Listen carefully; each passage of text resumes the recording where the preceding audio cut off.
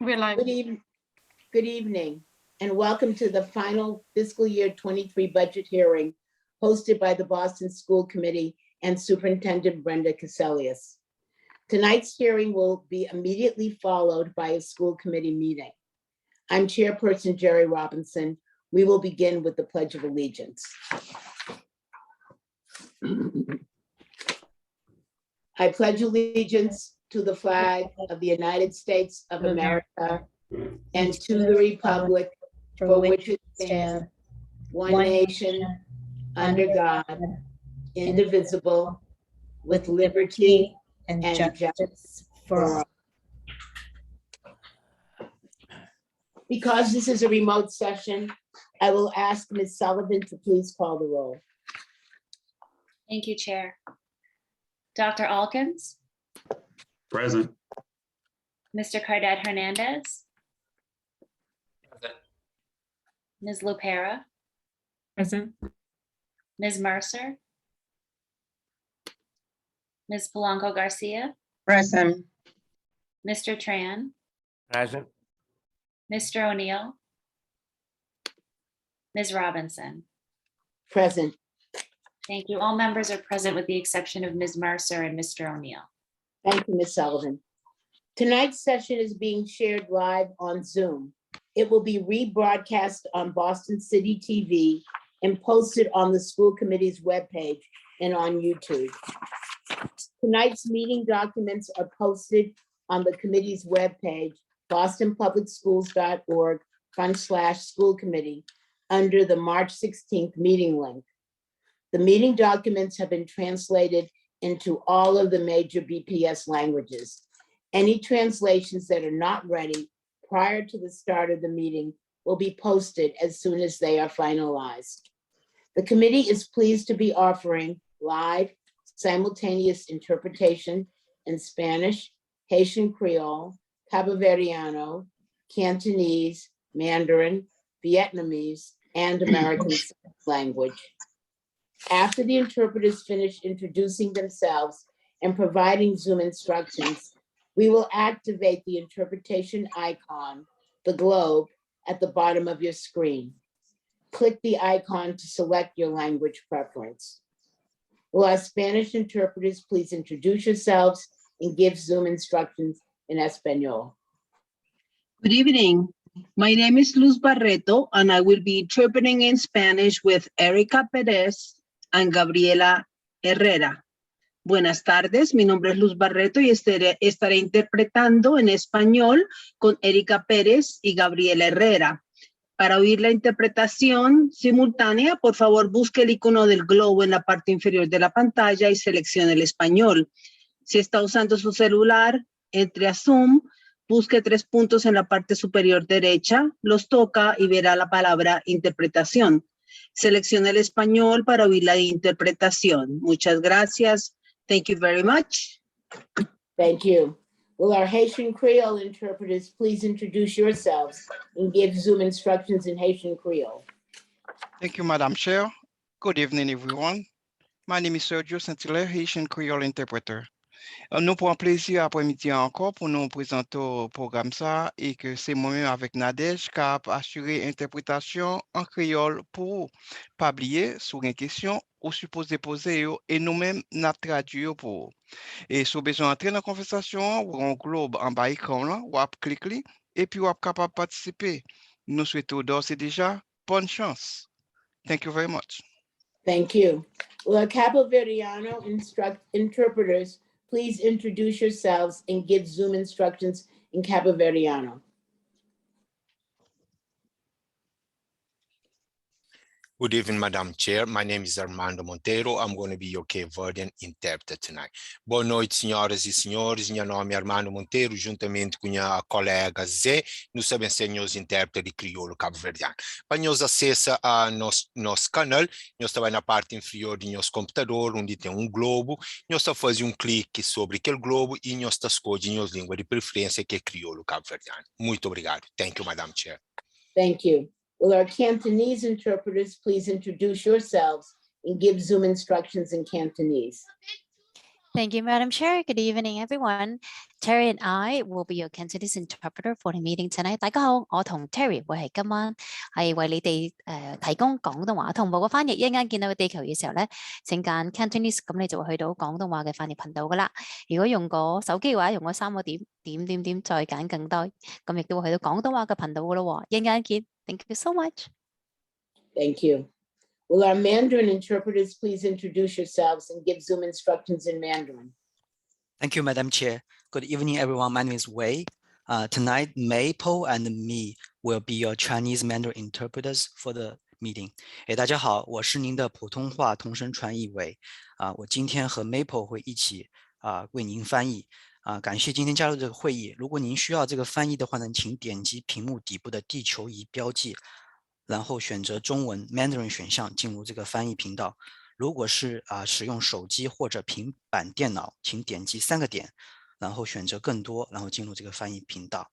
Okay, back to you, Madam Chair. Thank you. Will our Vietnamese interpreters please introduce yourselves and give Zoom instructions in Vietnamese? Good evening, everyone. My name is V. Duyên and I will be your Vietnamese interpreter for tonight's meeting. Kính chào quý vị, tôi tên là Vi. Chị Duyên với tôi sẽ là thông dịch viên của quý vị ngày hôm nay. Xin quý vị nhìn vào màn hình và tìm quả cầu. Khi tìm thấy quả cầu thì tìm tiếng Việt để có thể nghe được thông dịch viên dịch lại cho quý vị hiểu. Cảm ơn rất nhiều. Thank you. Thank you. Our American Sign Language interpreters are Michelle Martinez and Kylie Kirkpatrick. Thank you. Thank you all for assisting us this evening. Thank you to all of the BPS staff behind the scenes who also provide support for our virtual meetings to run smoothly. We will now activate the interpretation icon at the bottom of your screen. I'd like to remind everyone to speak at a slower pace to assist our interpreters. Thank you to everyone who signed up for public comment.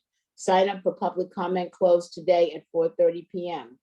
Please make sure that you are signed into Zoom under the same name you used to sign up for public comment. You can use the Zoom tools to rename yourself so that committee staff will be able to recognize you when it comes time to call on you.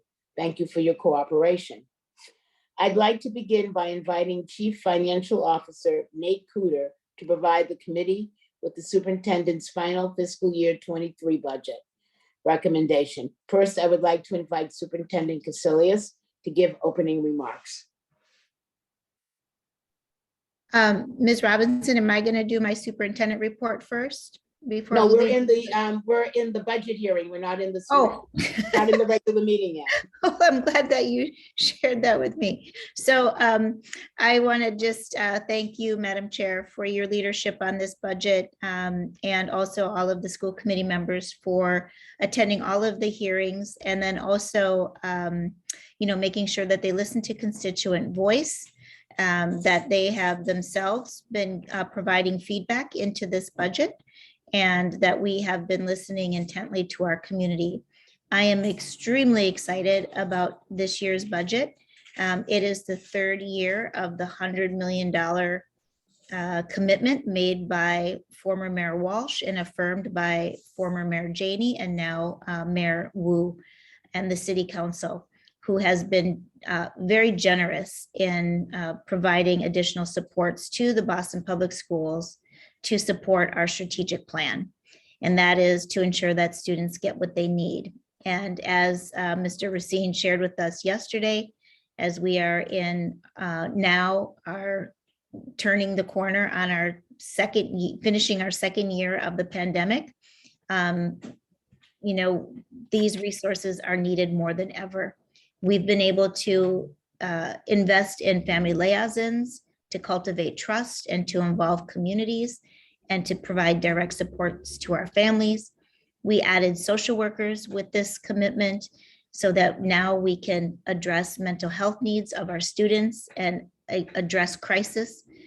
And we also have been able to add arts positions and PE positions to our schools, and interventionist, reading intervention positions and support positions for our transformation schools.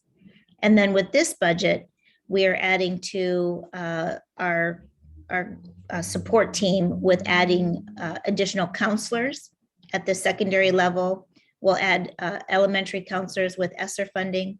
We are adding psychologists to be at the national ratio of 1 to 500. And we are adding in additional funding for libraries and athletics, the kinds of things that help kids stay connected, feel supported, and help them to achieve at higher levels. Another key critical piece that we are adding in this budget is our high school redesign and supporting the passage of the Mass Core graduation requirements for every single high school. As you all know, this was tough to get over the finish line to have this policy passed to ensure that all kids had an equitable and excellent education in our high schools and that the diploma meant something. And to do so and to provide common consensus with our high school leaders, we needed to set aside the funding to actually do it, which we did. And this school committee, along with our finance team and the school superintendent team, was able to do an academic collab process, meaning reviewing of all of the academic needs at our high schools in order to ensure that we were able to implement this well and really land the plane for our next year's ninth graders so that they are going to have a college and career ready diploma. I'm very, very proud of this budget. I want to thank the finance team for their diligence in this budget, for listening to the community, and also to our school superintendents for their work with our school leaders and their school equity roundtables in their communities, and the educators who all had a say in this budget moving forward. So thank you again for having the hearings, for your commitment to our students, and for this really unique opportunity to provide the kind of support so that no child is falling between the cracks in Boston Public Schools, and that we're able to deliver on a quality guarantee for our families and most importantly for our students. So with that, I'm going to turn it over to Mr. Cooter, and he will bring us through some of the changes based on some of the feedback that we've gotten, and outline again our commitment to our community around our quality guarantee. Thank you, Superintendent, and good evening, School Committee. Thank you for inviting me to present this evening. I want to start with a small apology. They've apparently started to do some road construction outside my house at 5 o'clock tonight. And so if you hear some loud grinding, that is not the gears of my brain working. That is literally somebody, I think, digging up the street outside my house. Tonight, I am proud to present to you the superintendent's final recommended FY23 budget.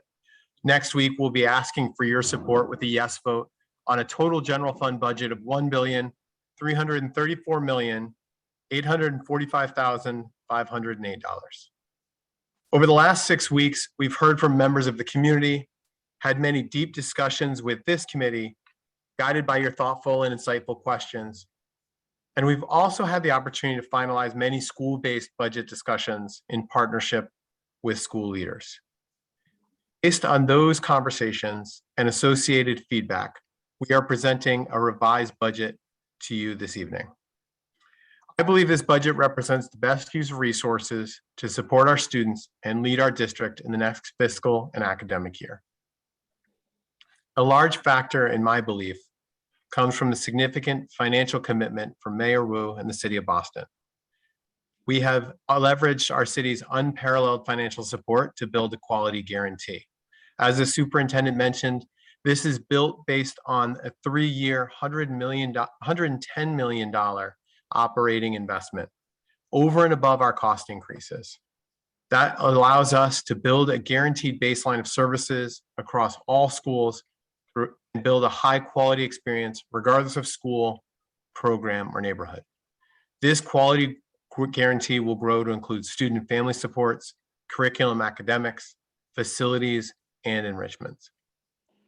Today, our final proposal for your review in the form of budget tables is posted online and was shared earlier with you committee members. The accompanying memo summarizes the changes reflected in this proposal versus the original budget proposal on February 2nd of this year, which I will also share with the community tonight. The first category of changes is in school budgets.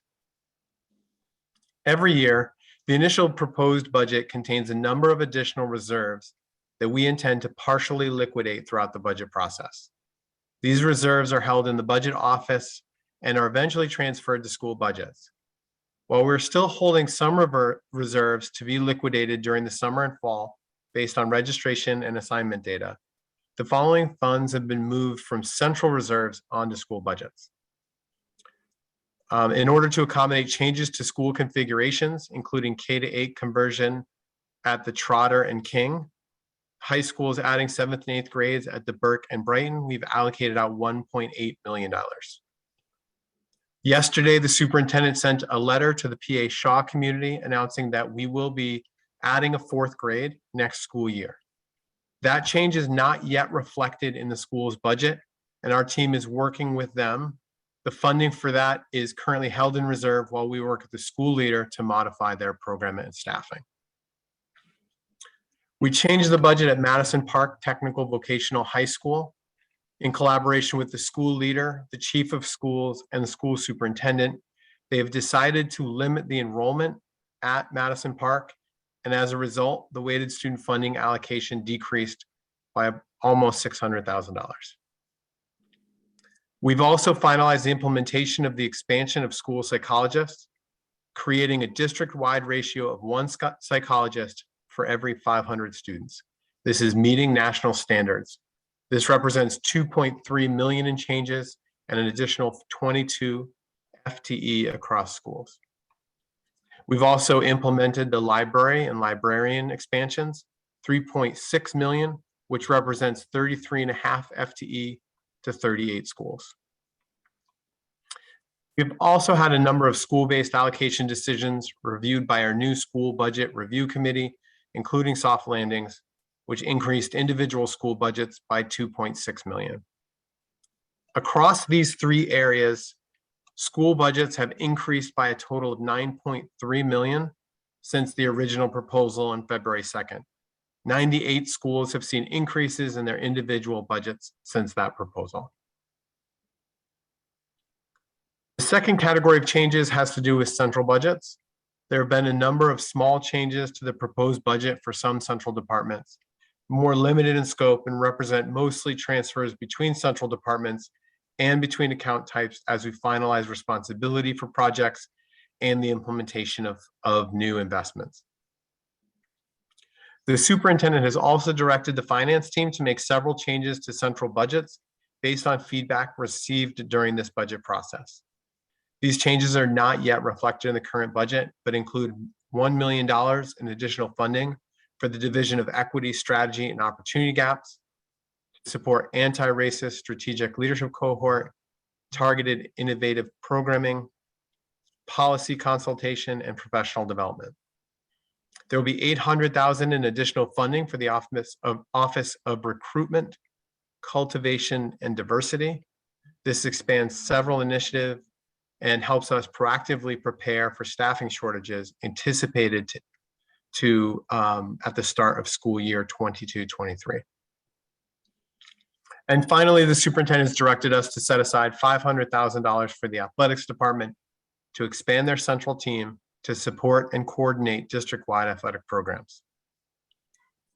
I'd be remiss if I didn't end tonight by thanking the dedicated staff who helped develop this budget, including our school leaders, school site councils, my finance team, the department heads. Without their hard work and unrelenting focus on students, we would not be able to put together a budget proposal as strong as this one. I am honored to submit it on their behalf. So with that, I will turn it back over to Chair Robinson for your questions. Thank you, Mr. Cooter. And thank you and your team for all of your incredibly hard work over this budget year. I'll now open it up to the committee for questions and comments. I'd like to remind my colleagues about our agreed upon norm that each will have 5 minutes. That's 1 to 2 questions. And I'd like to remind VPS staff to also be brief in your responses. If you have additional questions, I will come back and do a second round. If you have a question, please raise your virtual hand.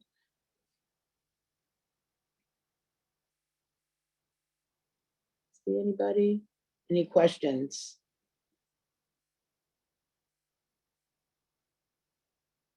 No questions? I don't see hands. I have one question. Can you explain the capping of the enrollment at Madison Park? Yes, Chair, happy to go into that. As I think you're aware, Madison Park has been growing for several years, which is a very exciting development for the school. In our original projections, we had projected continued growth based on the historical growth of their incoming classes. And in talking with the school leadership and our school's leadership overall, they felt like the best thing to do was to stabilize enrollment at its current level in the short term. So it's a reduction in what we had originally projected for the school, but not a reduction in enrollment from what they're at this year. It's just sort of keeping them at roughly the current enrollment level for the next year. Okay, thank you. Mr. Cardet Hernandez? Yeah, I just want to, congratulate the Shaw community. I think it speaks, this change in our decision obviously speaks volumes to their advocacy and the incredible work of the teachers and the parents and the students who have come together to share their concerns. I'm curious, sort of long-term plan, how we're thinking about this continued growth, and will we see that reflected in the budget?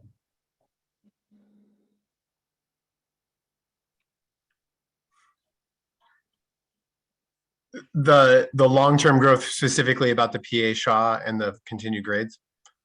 Yeah, I'm imagining that this grade configuration doesn't match the bigger vision that BPS has for grade alignment, so that there's sort of ease in enrollment periods for families.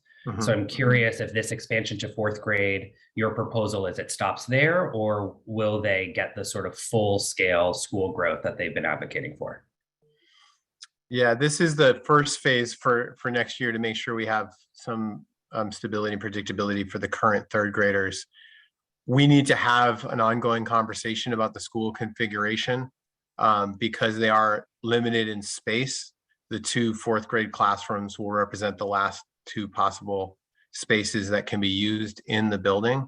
And so we'll need to look at alternatives, either a shift in the number of strands at the school or looking for a potential conversation around other changes to either feeder pattern or a partnership with another school community. Copy. Is there a timeline for when community members can expect that information around engagement?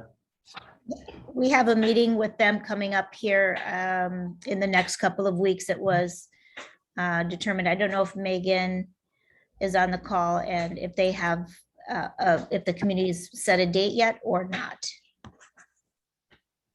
Good morning or good evening, excuse me. We are in conversations with our community engagement team and referenced in the letter that we would be planning a community conversation for April. So we don't have a confirmed date yet, but I expect maybe even by the end of this week, early next week, to be able to send that date out so we can have that community conversation. Thank you. Ms. LaPera. Thank you, Chairwoman Robinson. Just first want to start off with the appreciation of the staff in working on putting a proposal together for the budget and then hearing from our community and adapting as necessary. I think just building off of some of the questions related to the PA Shaw, but also just like thinking through how a decision in one school also has ripples for other school communities.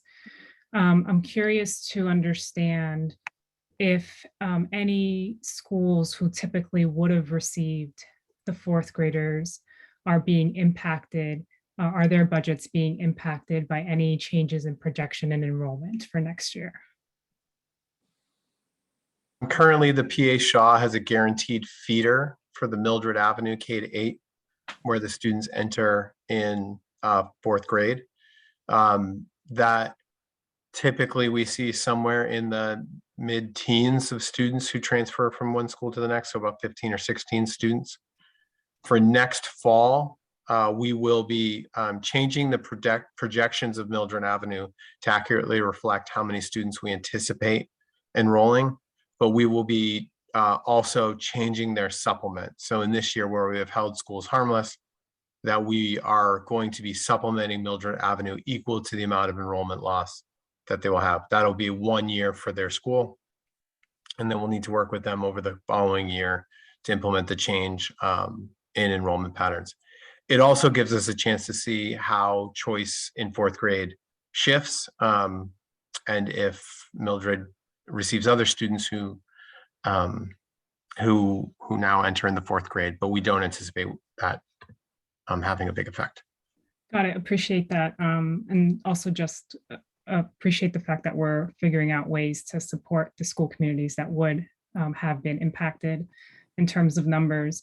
My follow-up to that is when we are engaging in future planning with the Shaw community, are we also including other communities that are geographically close that can also be impacted with any grade configurations, potential ideas of bringing communities together, and or even just like with the Mildred, as you just mentioned, are we just bringing the Shaw community together, or are we also bringing other folks who could be potentially impacted? Yeah, I think this is really where, one decision does have a ripple effect on the rest of the district, right? And so these cannot be decisions that are just made in a silo. You have to understand, the overall impact. So the first step is certainly engaging with the Shaw community, but it will absolutely be conversations with other school communities that may be impacted as well. So this is just the beginning of that. Great. And can we also, I'm happy to hear that. Can we also just think about looking at what our enrollment projections are? I'm thinking longer term around, one of the possibilities is that, or one of the, I think, desires of the PA Shaw community is that it becomes a single strand K through 6 school, right? Like that seems to be their desire. Whether that's feasible or not is not really what I want to get into. But I also want to think about what are the needs in that geography, thinking through K0, K1, K2 seats, right? Like entry point seats. And if there are any shifts, ensuring that there's still that need is being met with whatever other community schools are in the area. So it's just something that I'm thinking about. Doesn't necessarily tie in exactly to the budget pieces as it relates for this coming year, but it is a question that I have. And then the other piece is I just want to share appreciation for you all to think creatively on how we could meet the needs of our community, understanding that at this point it's a proposed 1-year solution, but I can imagine for those 3rd graders and those families, especially knowing what the past 2 years have been, this is a pretty significant win. And I think a win for not just their academic health, but their social emotional health. So thank you. Thank you. Dr. Alkins? Yes, this is also just more of a comment of appreciation for you all, because also the other letter that we saw that went out was for Boston Day and Evening Academy as well. And, their concerns about the use of the Timilty building. And of course, this brings us back to the conversation about the efficiency of our facilities.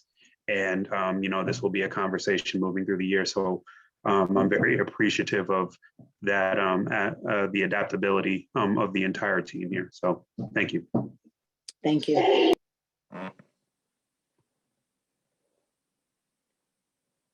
Mr. Cardet Hernandez? All right, I'm having a little bit of a technical issue, so I'm looking back and forth between some of the updated documents we just got and trying to play catch up for this conversation. So I'm curious, in the amendments to the budget proposal, you know, we have had conversations around enrollment decline for the system. Curious if any of your thinking around the budget has changed given some of the incoming data we're getting around enrollment trends and projected decline, and just how that's factoring into where the budget has landed at this moment in time. We're getting new information about, you know, registrations and having comparison points between registrations last year and registrations this year.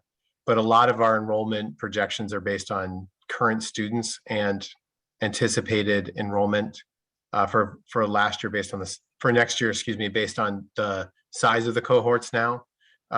So we had already projected an enrollment decline for last year. Our strategy was to hold harmless as we start to have the difficult conversations around where we need to go as a district. And so we will continue to monitor capacity. And maybe if there's not enough students who have registered or assigned to entry grades in particular, we may make further adjustments this spring, but we do that in only sort of limited circumstances. But I would say that I think our original enrollment projections have already factored in many of the things that would have predicted enrollment decline already. Are you using current enrollment data trends to change any of your projections, or we're just using last year's hard numbers with a sort of assumption that there would be no decline the following year? No, the enrollment projection takes a whole host of data into account. But I will say the biggest, so we look at two things: the total size of an individual cohort, and then what we refer to as the cohort change rate, which is how a third grade changes as it moves up to fourth grade. And so those are the two factors. The cohort change rates that we use get updated based on new information year to year. And then the total cohorts are based on actual enrollment. The registration and assignment numbers are not as predictive or informative as people would have guessed. And so they don't often shape our enrollment projections. We don't often do revisions at this point in the year based on registration and assignment, unless there are large swings in what we anticipate from what we anticipated. Sorry, not to belabor the point, I'm just now more confused. So to clarify, the current budget projection data around enrollment is based on what? It's based on current enrollment as of October 1, and then our historical information around cohort change rates, and then conversations with school leaders about other factors about growth or capping. There's a whole host of conversations that we have about individual school projections to make sure they're accurate. So and it's based on grade level, program level information that we have, and school level information, a combination across the different schools. Copy. So it projects a continued decline, or it projects an equal enrollment to the previous school year? This year, we are projecting an enrollment decline. Okay.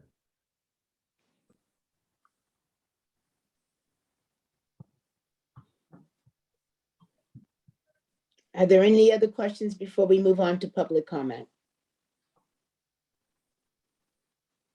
I have one more. Okay. Is there anything, and I might just be missing it in some of these updates, is there anything we're doing within this budget that is aimed at directly increasing enrollment? Well, I mean, I do think that I've heard the superintendent talk about this a lot, and I think it bears repeating.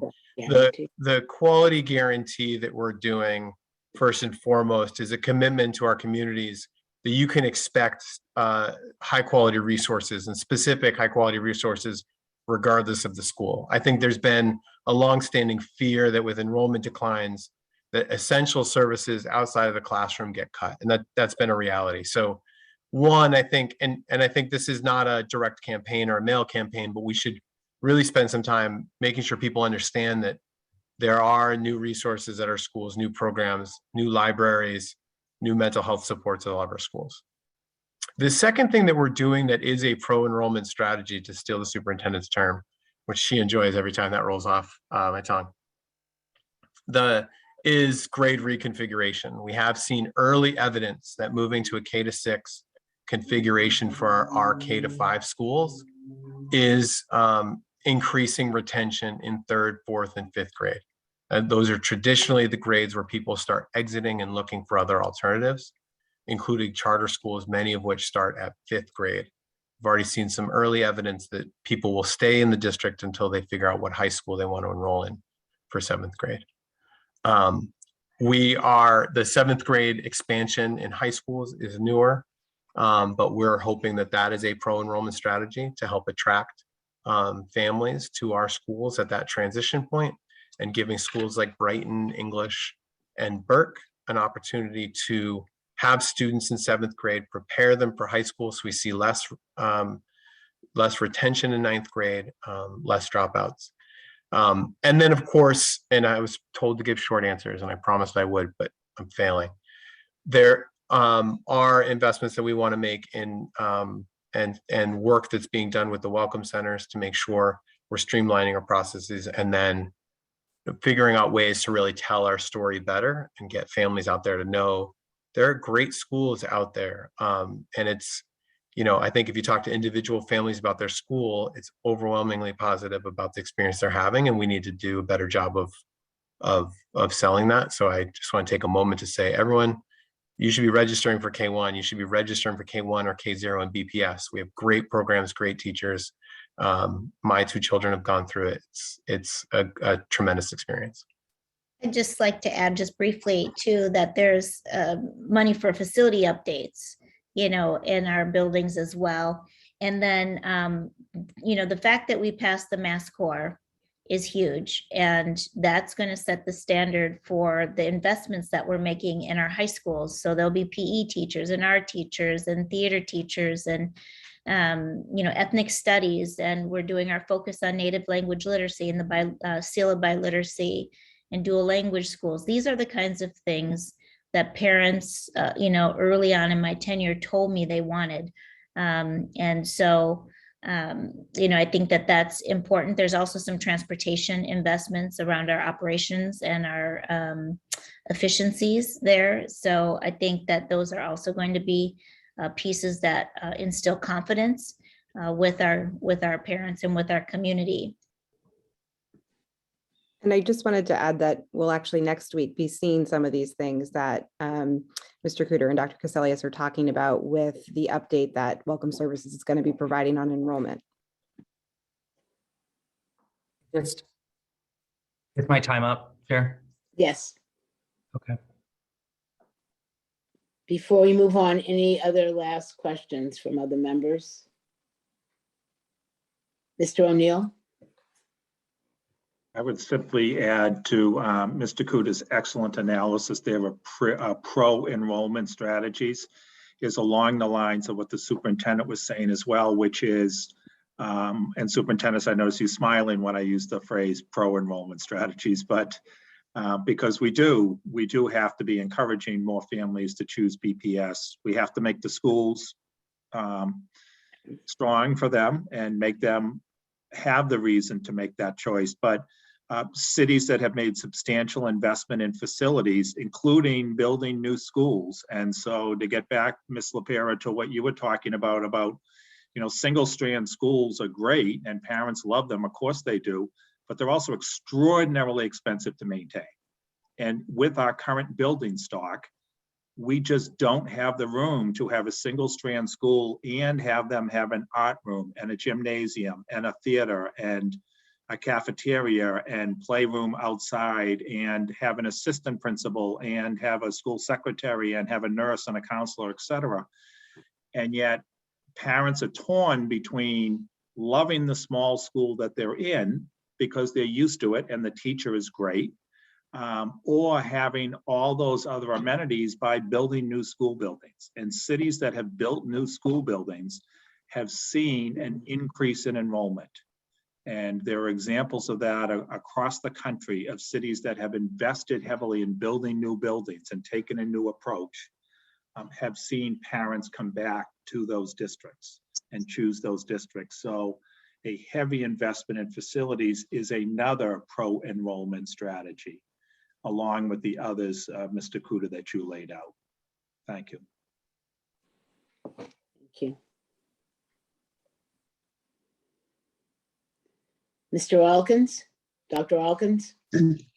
Sure. So even within the quality guarantee, which I think is the best strategy to sort of bring families back into the district, in terms of transparency and how we're communicating that to families, we also have to be realistic about, you know, when every school in the district is going to be able to offer this quality guarantee. And so how is that being communicated in terms of a timeline? I know it's hard to project, but, you know, is there any kind of sense of how that communication is taking place or will take place in the future?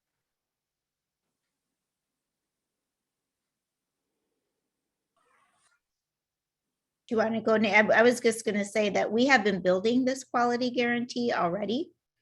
So families should be seeing this. The family liaisons are in our schools, the nurses are in our schools, the social workers are in our schools, the counselors and psychologists will be in our schools. The athletic programs are going to be expanding in our high schools, and then also our middle school programs and some early fundamental programs in elementary that they'll begin to see are going to start rolling out here in the next year or two. I think, you know, they'll start seeing and should start seeing the transportation improvements that are going to be made as part of this as well. One thing we haven't started on that parents have said that they want is before and after school care.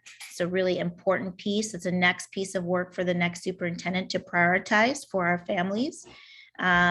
You know, and they'll start to see all of the implementation of the high school redesign starting next year with our 9th graders.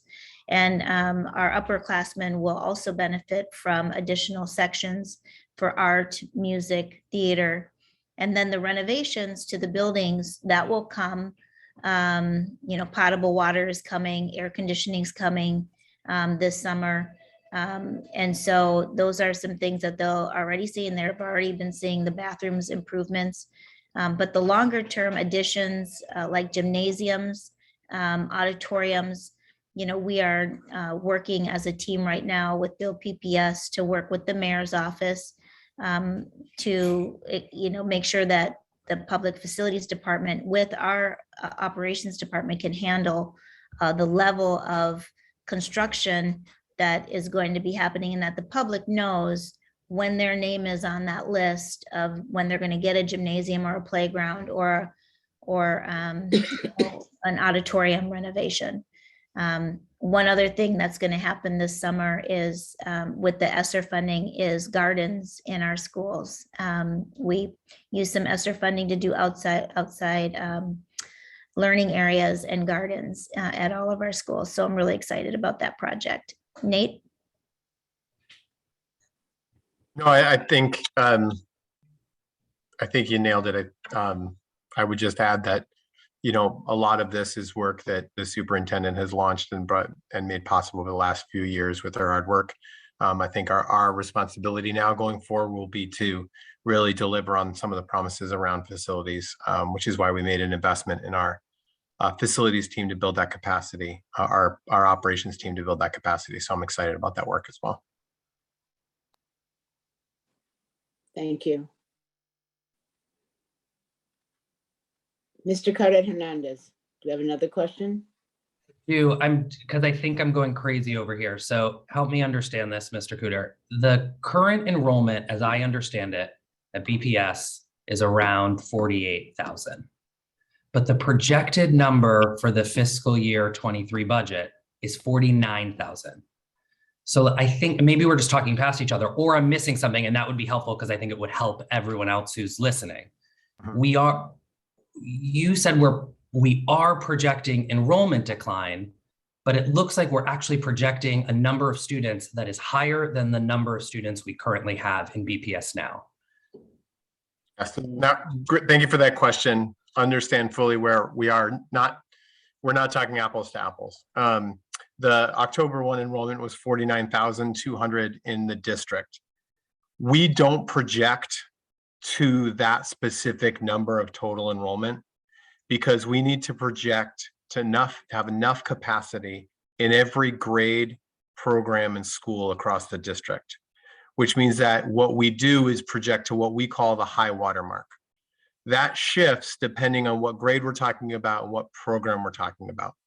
For example, special education early childhood seats grow throughout the year as students become old enough to enter the program. So we need to project to have enough capacity for those students in the spring when their program increases. We know that general education enrollment, particularly at the high school level, decreases throughout the year. So we project for an October 1 enrollment, knowing that it will be lower throughout the year. When you accumulate all of the grade level projections, program level projections, you have a number that ends up higher than any given slice of actual enrollment, because we need to be ready in each of those different settings to serve the maximum number of kids we anticipate having for that year. The reason for that is driven by our hard class size maxes in our union contract. So we don't have the flexibility to shift around resources and class sizes if we have unanticipated increases throughout the year. So in other words, you're not gonna see a total projected enrollment that looks like any single enrollment snapshot throughout the year. The thing I'll just add to that, if it helps to clarify, if you look at our weighted student funding template for the district, you can then look at what we had projected for the current year compared to what we're projecting for next year and see that decrease using the same methodology. Copy. I've never seen it done that way before. It feels like the goal is to have an enrollment projection that as a budget exercise that would be as close to your target as possible. We can keep this conversation going offline, but it's as we have this like increase in pieces of the budget on a school level, but also as a district where we're holding schools harmless, and yet we continue to be further away from our enrollment projection at any given point in a given year. If you look at the total projected number from a budget planning perspective is actually pretty useless. What we look at is grade level and program level capacity that we're going to need throughout the year. And so if you look at the accuracy of our projections, I think you'll find it really close when you look at what is a useful projection from a planning perspective. We've done a lot of research and had a lot of conversations with other districts who do enrollment projections well. I will just say there are few districts who have as many programs as we have, as many small schools as we have, and are having a full choice system. And so it becomes really difficult to project with great accuracy capacity that you need when kids are moving throughout the district as much. And we run into a great amount of trouble if we don't have enough capacity, because you're hiring teachers in October, and we know the quality of teachers you hire in October. And so we need to make sure that we have enough capacity to serve the students. So we are always going to be slightly above so that we don't exceed class size maxes, leading to massive grievances from the union, or undercut class size and lead to not enough teachers in the district to serve the students who show up and ready to learn in the fall. Thank you. Thank you. Again, any final questions before we move on? Okay. Thank you, Mr. Cooter, Mr. Bloom. We'll now move on to public comment. Ms. Sullivan? Thank you, Chair. The public comment period is an opportunity for parents, students, and other concerned parties to make brief presentations to the school committee on pertinent school issues. Questions on specific school matters are not answered at this time, but are referred to the superintendent for later response. Questions on specific policy matters are not answered at this time, but may be the subject of later discussion by the committee. We have 25 speakers for this budget hearing. Each person will have 2 minutes to speak, and I will remind you when you have 30 seconds remaining. Those who require interpretation services will receive an additional 2 minutes. Speakers may not reassign their time to others. Large groups addressing the same topic are encouraged to consolidate their remarks or choose a spokesperson to provide testimony. Written testimony is appreciated and encouraged. Please state your name, affiliation, and what neighborhood you are from before you begin.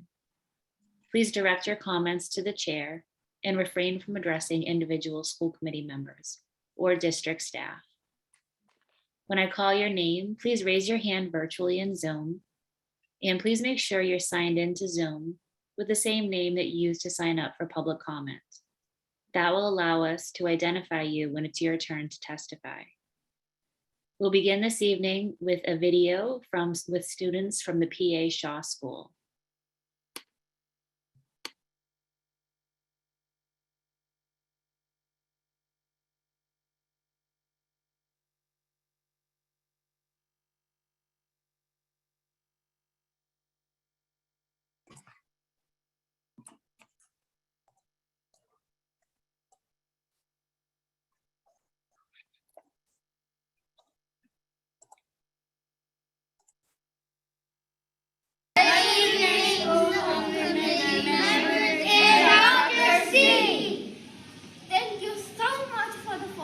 This is really exciting for us. Me and my community and I are very happy because of you guys, so thank you. We are very appreciative of the 4th grade.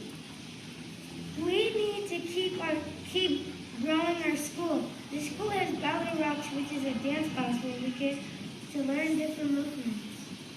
Furthermore, we are some of the youngest students ever to fight for our own school. It would hurt my learning to have to change schools because I love this school and I don't want to leave my friends behind. It would take away some of the learning I've been doing at the PA Shaw School. Please, we are a community. We are a family. We love this school. Plus, we were supposed to get a 5th grade anyway, so I think we deserve to keep going our school. Before this, could you have imagined all of these kids speaking up for their education like this? Imagine how badly we want this. So can you please help our school grow and not shrink? I know you can hear us. I know you can help. So give us a 5th, 6th grade. Thank you for listening.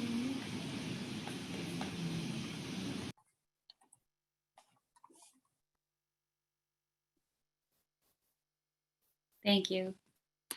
Move on to our speakers. Please raise your hand virtually. Boston City Councilor Ricardo Arroyo, Armani Cruz Anjudar, Maite Polino, and Giovanni Christopher. Please raise your hands virtually in Zoom. We'll begin with Councilor Arroyo. Thank you so much. I just want to say, first and foremost, thank you to the PA Shaw school community who I have been in contact with over the last couple months. The teachers, students, and parents there have really organized really well for their school, and I'm glad and thankful to the school committee and BPS for recognizing sort of their needs and making sure they have a 4th grade class. So thank you all for that. I hear you speaking about pro-enrollment policies, and I will say that one of the things that got flagged often in this conversation was that the lack of clarity as to the future of this school and whether or not it will get its 5th and 6th grade class actually was leading parents away from BPS, and that the more we actually create clarity that children will be able to live or work more so within the school communities that they are learning in and that they are thriving in and that they want to be in, the more likely we are to retain those students and also to bring new ones into the fold. And so I'm hoping that we find a way to get them in line with what Build BPS currently has, which is a 5th and 6th grade model. But I'm grateful to you all for that 4th grade that they now have that should give some clarity and peace of mind for those students, for those teachers that were incredibly worried that they were going to have to give up the school community that they have grown comfortable with. It's been a difficult time during this pandemic. I don't have to tell you guys that. You all have been right in the forefront of that.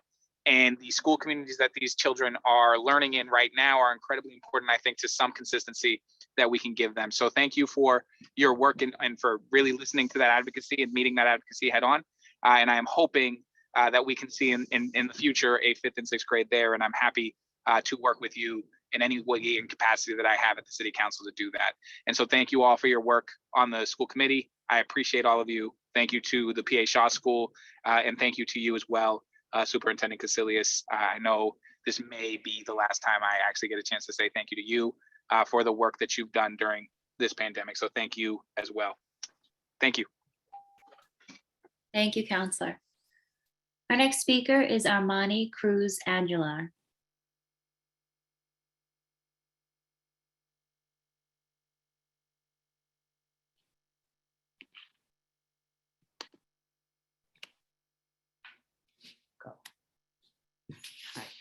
Hi, my name is Armani. I am 6 and at the 1st grade PA Shaw. I really like school and I really like this school. At home, I speak Spanish with my family. At the PA Shaw, I am learning English and how to read, write, and spell words. At home, I teach my mom how to speak English. We are happy to get a 4th grade. Please give us a 5th and a 6th grade too. This school is phenomenal for me. I want to keep learning here. Thank you. Thank you. Our next speaker is Maite Polino. Quickly.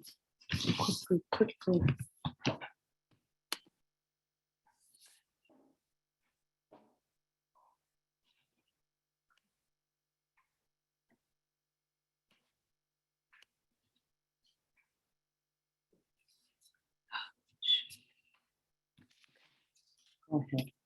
My name is Maite, and I am in the 1st grade at the PA Shaw. I have been at the school since I was 4 years old. I am bilingual. I speak Spanish and English. I started learning to read when I was in K2. Now in 1st grade, I am reading more challenging books like Sophia Martinez and Katie Wu. I'm also learning lots of new words in 1st grade. The PA Shaw is phenomenal. My ESL teacher is fantastic. My PE teacher is sensational. My art teacher is superb. My library teacher is marvelous. My classroom teacher is outstanding. You helped us to keep learning by giving us a 4th grade. We now need a 5th and 6th grade. Thank you. Thank you. Josiah Noble is not signed into the meeting, so our next speaker will be Webbins Phils.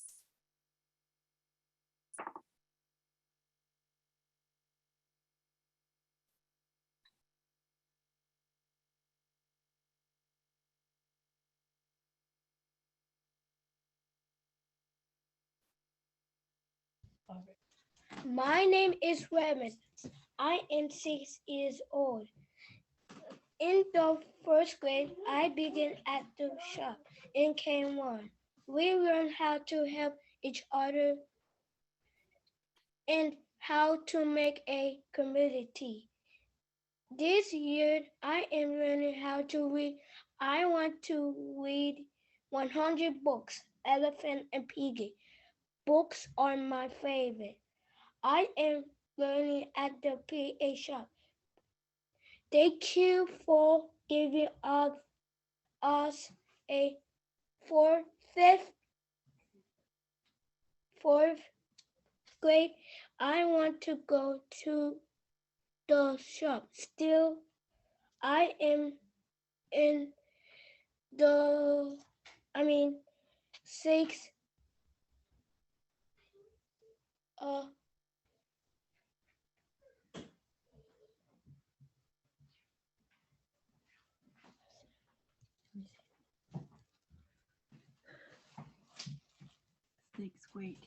sixth grade. Thank you. Thank you. Our next speaker is Giovanni Christopher, followed by Sandora White, Carl Kirkland, Zachary White Corbett, Malik Carr, and Eric Rodriguez. If you could please raise your hands in Zoom. Giovanni.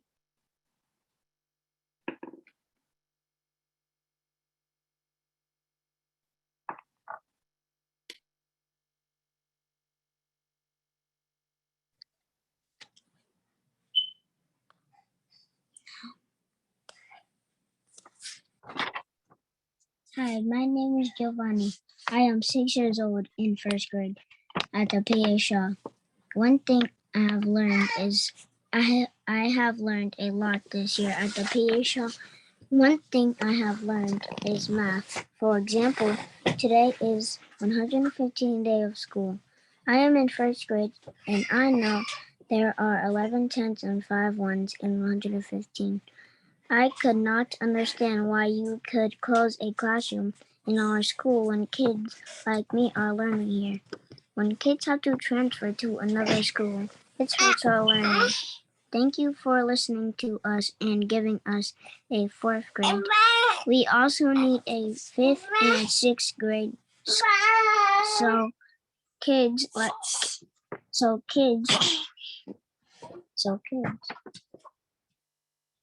like me can't stay at the shop and learn more and more. Thank you.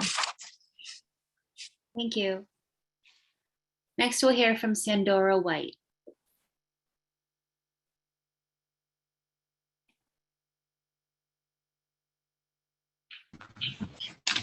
Hi, my name is Sandora, and I'm a third grader at the PA Shaw. Thank you for letting us have a fourth grade. It means so much to me because the learning here is great. For example, I've learned math from Miss Bounty. I love this school so much. We can't wait to work with you for a fifth and sixth grade at the PA Shaw. Thank you. Thank you. Our next speaker is Carl Kirkland.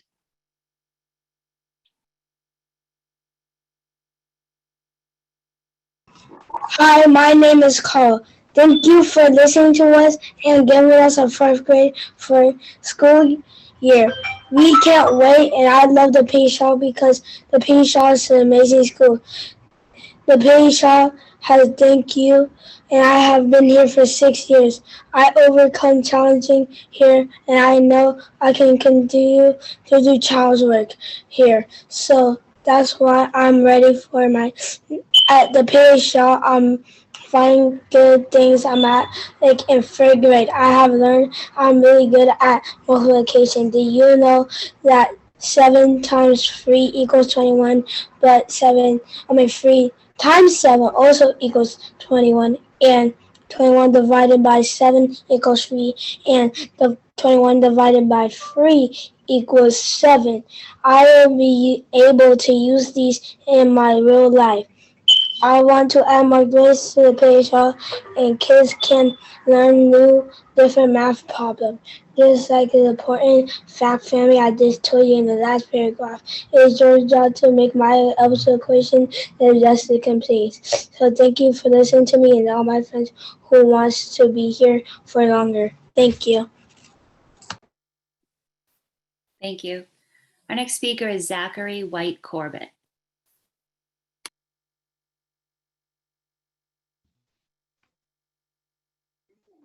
Hello, my name is Zachary. I'm speaking on the behalf of the PA Shaw. Thank you for the fourth grade. You have my full gratitude. The reason we also want a fifth and sixth grade is we were supposed to get it 6 years ago. We will speak as many times until we give us a 5th and 6th grade. And I have many friends over the years.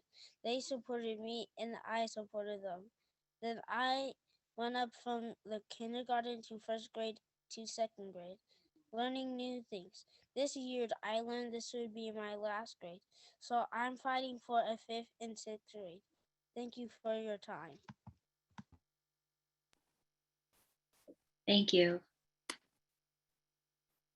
Our next speaker is Malik Carr, followed by Eric Rodriguez, Zaria Elves, Amaj Mays, and Fabrice Dume. Malik? Hi, thank you for having me here. My name is Malik Carr, and I'm currently attending Boston Day and Evening, but I'm involved in digital ready studying BCT, Building Construction Technology. And first I came here studying architecture in the summer, and digital ready is an all-paid college pathway that helps earn college credits and live on a college campus so it can prepare students, especially underrepresented students, for industries and transitioning into institutions and colleges. And our first semester in the program, we all took classes of architecture, robotics, and computer science, which is all new to me and all new for a lot of students in my position. So I never thought I'll see myself in college because of my money situation and a whole lot of my influences. People would tell me just get a job at like the airport, but that never fit with me. And hold on, my fault. So I got into the program. Hold on, I'm sorry. So I got into the program and later seen that there's many people like me, and I really wasn't alone. I really thought there wasn't no place for me. But when I came here, there was a lot of people thinking the same way. So me coming here, I felt confidence in my ability to uplift people because I felt that same way, and nobody should feel that way because if you have a mindset, you should be able to show that. And Digital Ready is a great fit for young folks because we all need a support and a foundation to take our lives way more serious and to think outside of our environment.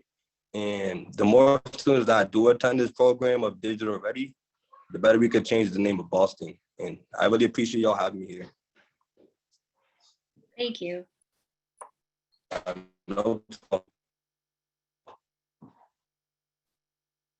Thank you, Malik. Our next speaker is Eric Rodriguez.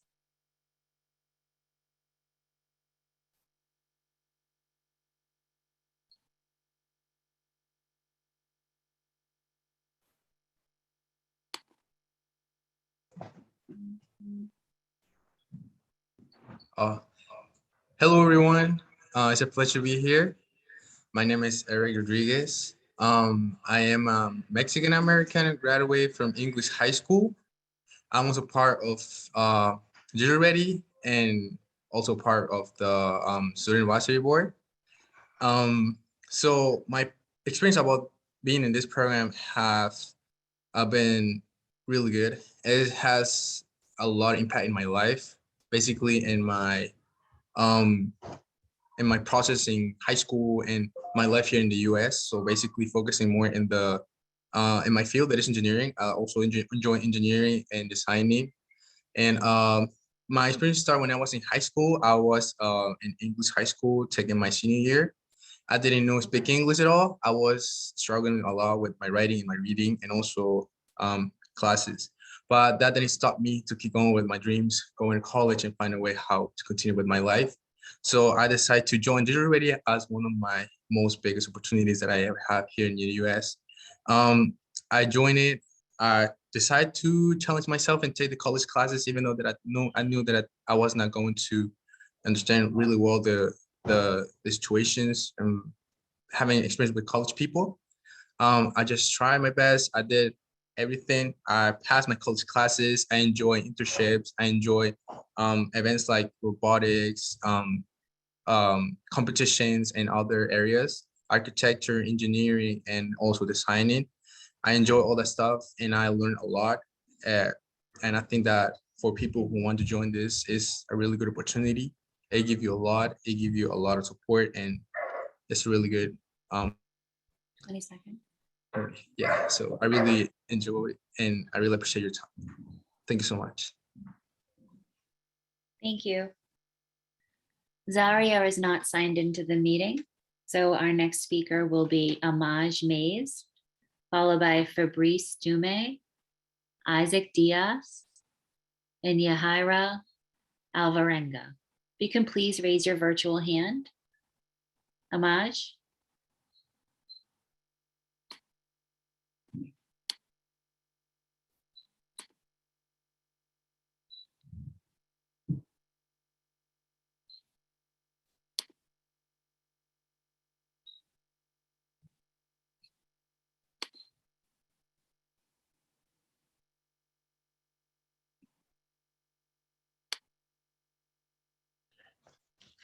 Good evening. Good evening. Thank you for having me here. My name is Amaj. I'm a graduate of Excel High School from the year 2020 and a member of the Student Advisory Board for Digital Ready. I'm a Black Native American, Trinidadian, and Nigerian, and I'm interested in pursuing a career in computer science and engineering because I love cars, building them.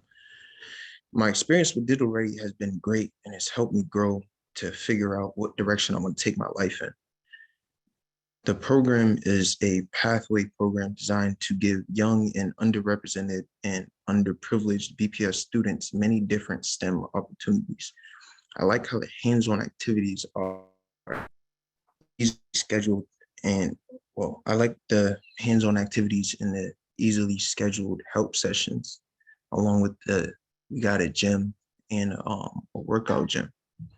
My favorite part, the classes, has been the projects that we've created with our 3D printers and writing code for an LED strip that we got to keep for our rooms. Like we got to make it like do different cool things with it. And also I had an internship at a company, one of our partners called Fabric. And that was really good. It taught me a couple things. We get a lot of support for our classes through lab times for each class throughout the day. And we also have a student coach. She speaks multiple different languages and helps us schedule any extra help we may need with the teacher or one-on-one. She even she's like doubles as a guidance counselor as well. And we have like, thank you for having me here. Thank you for your time. Thank you. Fabrice is not signed into the meeting, so our next speaker will be Isaac Diaz.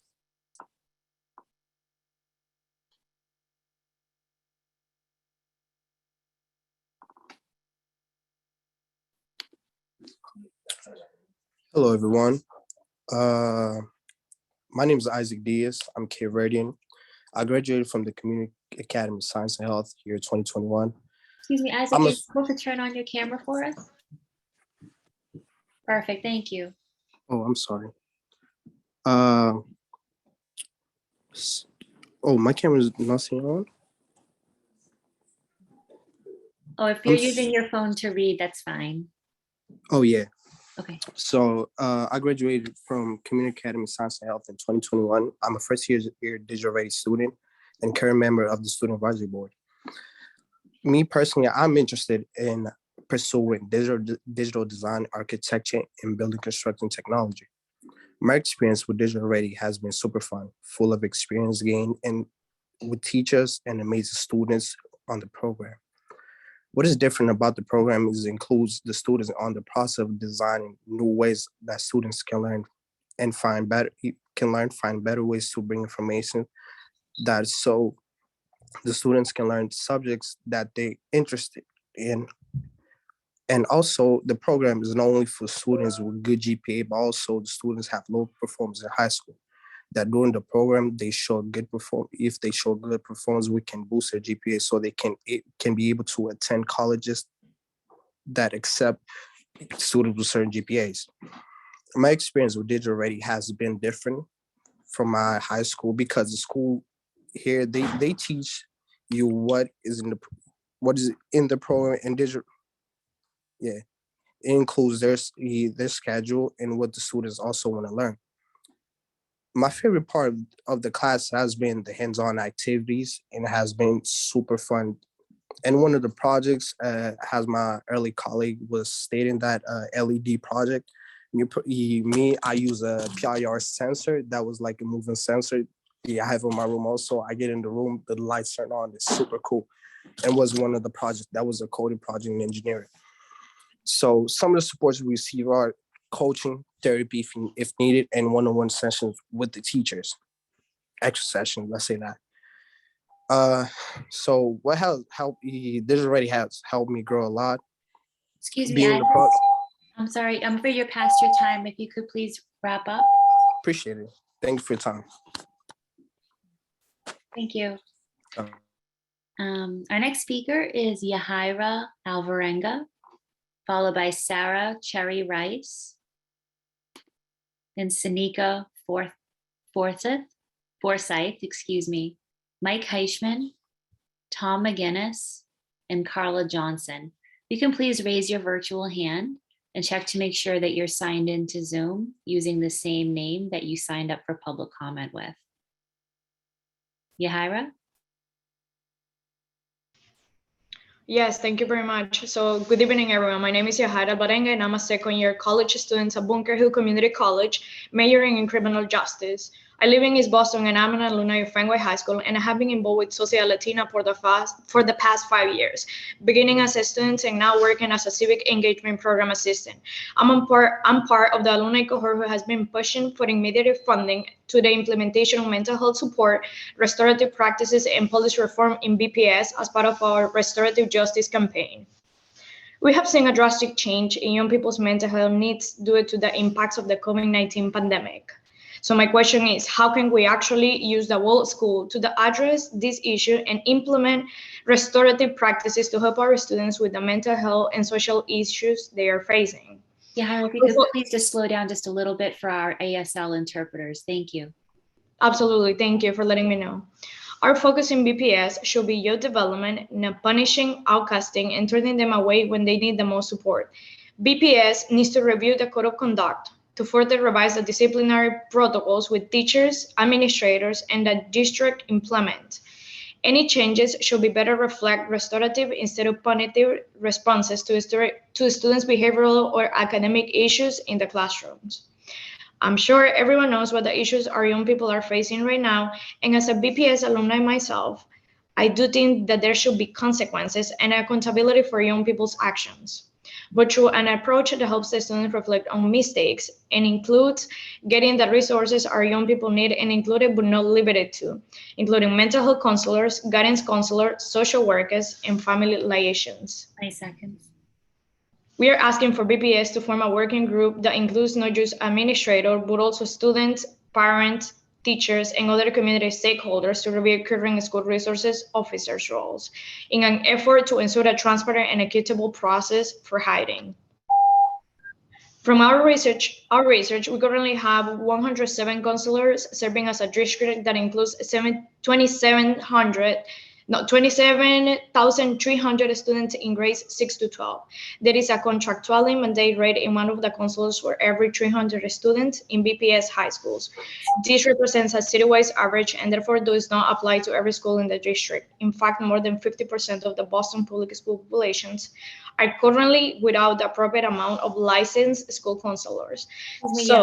I'm afraid you're past your time. Could you please send in your written testimony for the members' review? Absolutely. Thank you very much. Perfect. Thank you. Our next speaker is Sarah Cherry Rice.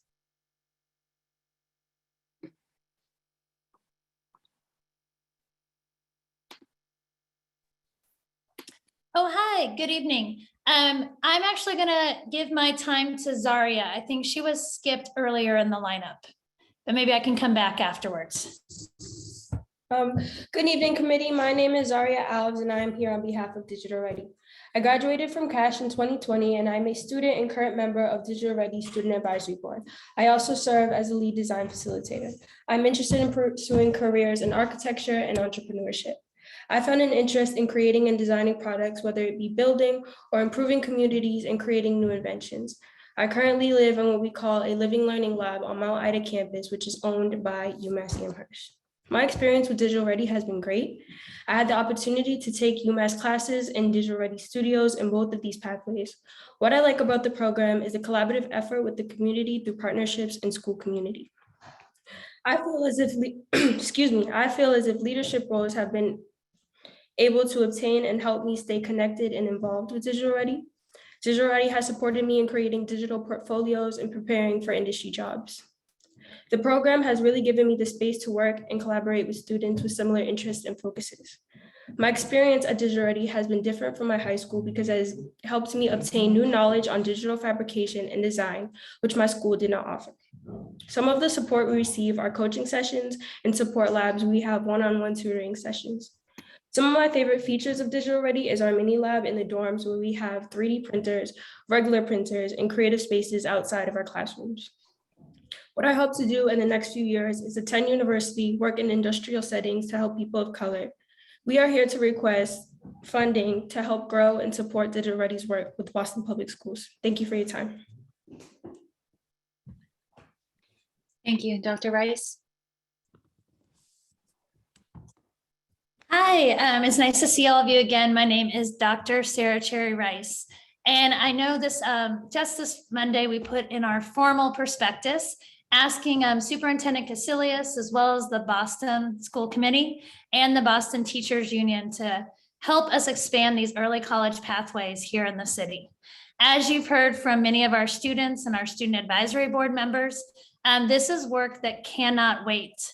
I know that the timing is not perfect, given that we are searching for a new superintendent, but I hope that we can break free of this mindset that there's going to be one person that is going to come in and save the city of Boston.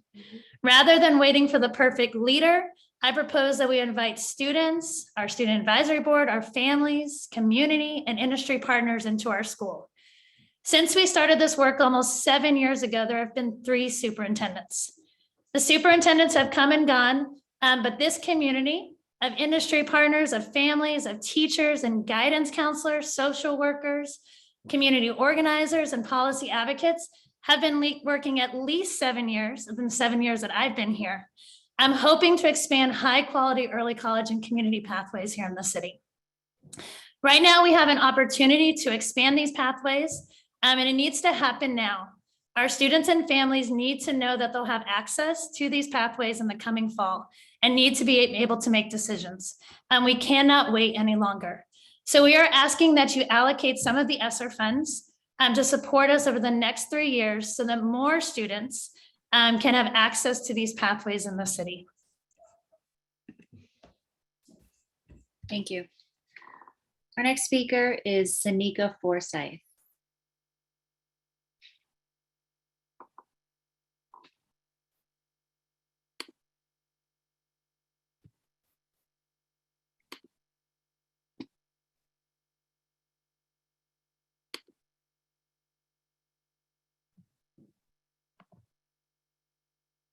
Hello.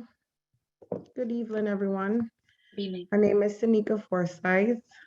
I am a parent of a student at the PA Shaw.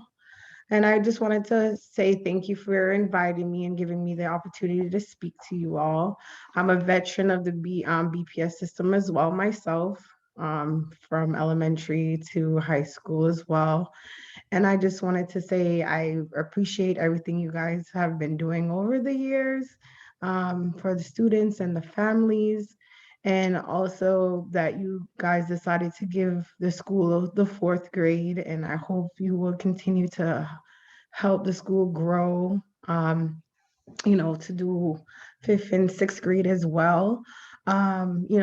I just wanted to speak on behalf of, the parents as well. And, we're all a community, and I would like to see, the school expand just like how the others have, being up to 6th grade.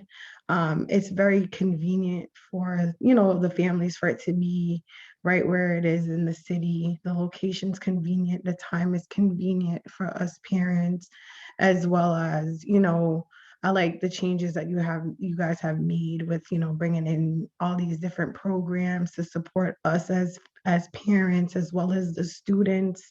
I'm just very grateful for that and appreciative that you guys have been listening to us and, just giving us that time and that opportunity to speak on the behalf of different things that need to be changed. And I just hope that you guys continue to do so and, expand the school so the kids don't have to, move around from school to school. They can spend a longer period in, the school that they are in, to be around those, familiar faces as far as staff and teachers and nurses and what have you. I just want to say thank you again for your time, and you guys are doing great. Thank you. Our next speaker is Mike Heichman, followed by Tom McGinnis, Carla Johnson, Reverend Kevin Peterson, Sharon Hinton, Edith Bazile, and Ruby Reyes. If you can please raise your hands virtually in Zoom. Mr. Heichman. Mike Heichman, Dorchester, Beja. The school committee often says that it supports excellence for all. Does this proposed budget provide for every child in every school with the resource that it needs to be successful? Yes, there are some improvements in this proposal. However, this proposed budget provides insufficient funds to accomplish your objectives. The common good proposals by the Boston Teachers Union demonstrate that it supports excellence for all. Since the beginning of January, the school department has canceled 4 negotiating sessions with the BTU. Why? You are disrespecting the union and all of their members. For years, you have promised the community build BPS. Instead of building new schools, you have closed them. Too many children's lives and their families have been disrupted. How many new and modern school facilities will be built in this proposed budget? The school department says insufficient funds. The lack of libraries and librarians is disgraceful. Insufficient funds. How many school psychologists, guidance counselors, and social workers would this budget hire? Not enough. Insufficient funds. Each school needs at least one family liaison. Insufficient funds. We need smaller class sizes. Insufficient funds. We need more funds for ethnic studies. Insufficient funds. How many community hub schools with each one with a coordinator with this budget create? Insufficient funds. Why has the school department repeatedly said no to the BTU's common good proposals? Enough of insufficient funds. We must move rapidly so that every school has the resources necessary so that every child will have a quality education. Congratulations to the Shaw community. This is the kind of mobilization that we need to have throughout the school system. Thank you very much. Thank you, Mr. Heichman. Our next speaker is Tom McGinnis.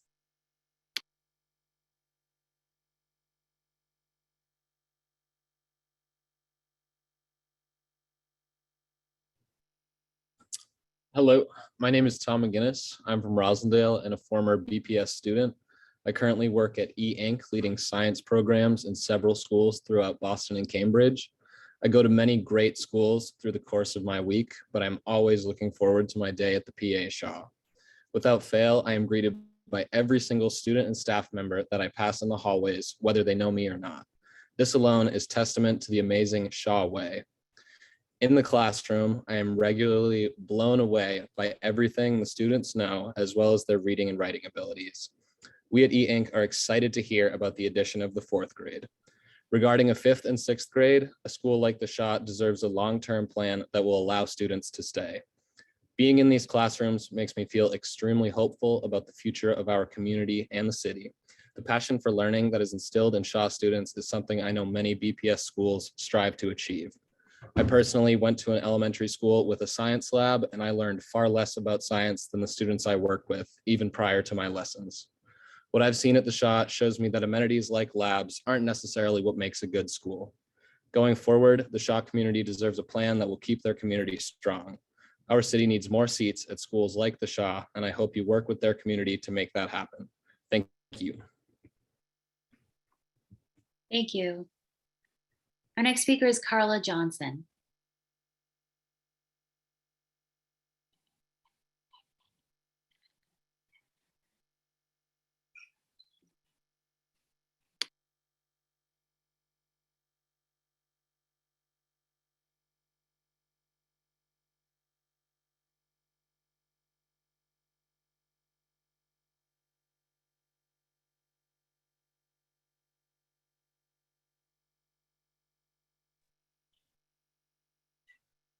Hello. There have been a few developments since I wrote this statement, but I'm going to read it as written. My name is Carla Johnson, and I'm a lifelong Bostonian and graduate of Boston Public Schools. I've been a coeducator at the PA Shaw since it reopened in 2014. Since it reopened in 2014, and I have worked in the district with our youngest students for more than 20 years. At the Shaw, I serve as an affinity group leader for our Black educators and as a member of the ILT. We've had a lot of broken promises at the PA Shaw. Our families were told that they would have a K-5 school, and then when our first group of students reached third grade, our families were informed that this would be the end of their elementary school experience with us. This was devastating.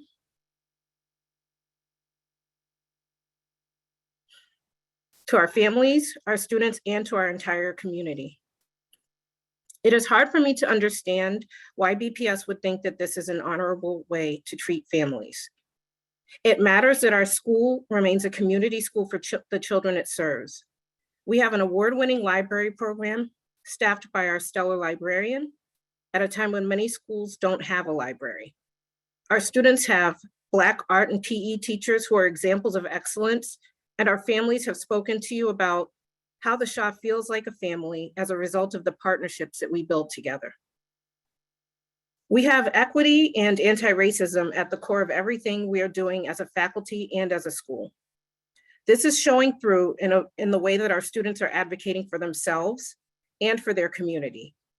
At every school committee meeting for weeks, including tonight, you've heard the beautiful and powerful testimonies of our young students. This is what self-advocacy looks like, and at the PA Shaw, it starts early. Our students have been demonstrating our core values of respect, excellence, perseverance, and integrity as they ask to stay at the Shaw until the 6th grade. I'm asking the Boston School Committee not to approve a school budget that makes it impossible for our current 3rd grade students to stay at the Shaw. Beyond this, BPS needs to bring our school into alignment with the district vision for elementary schools as we were promised when we reopened. Excuse me, Ms. Johnson. I'm afraid you're past your time. If you could please wrap up. Students deserve to be listened to. Our families deserve to be listened to. Thank you. Thank you. Our next speaker is Reverend Kevin Peterson.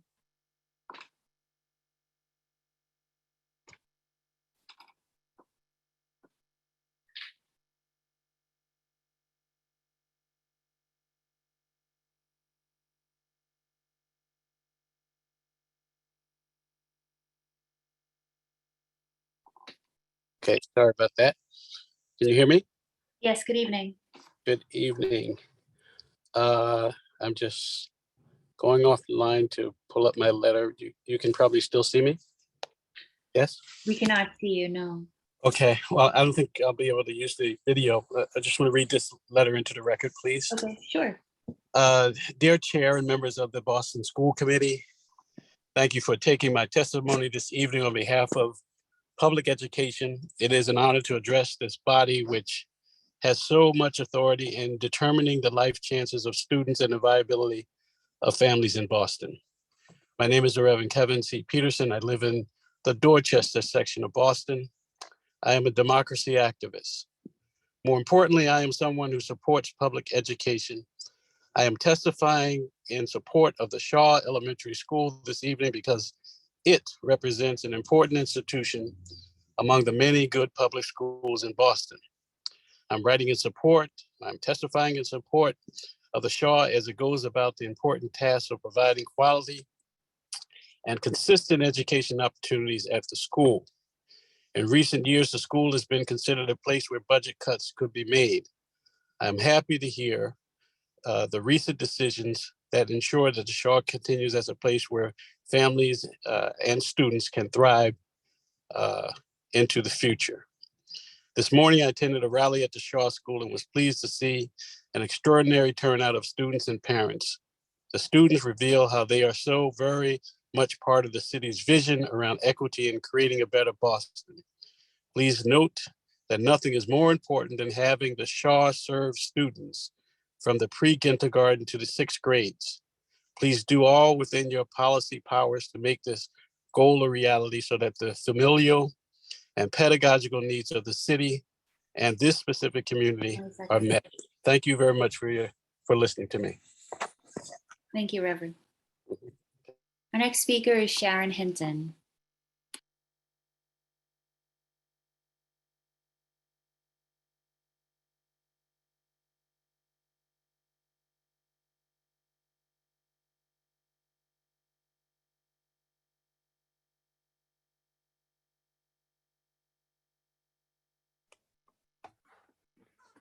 Good evening, Boston School Committee members. My name is Sharon Hinton. I'm a homeowner, parent, resident of Hyde Park, and the executive director of Black Teachers Matter Incorporated. I too was at the PA Shaw this morning, so I congratulate those parents, teachers, community members that showed up.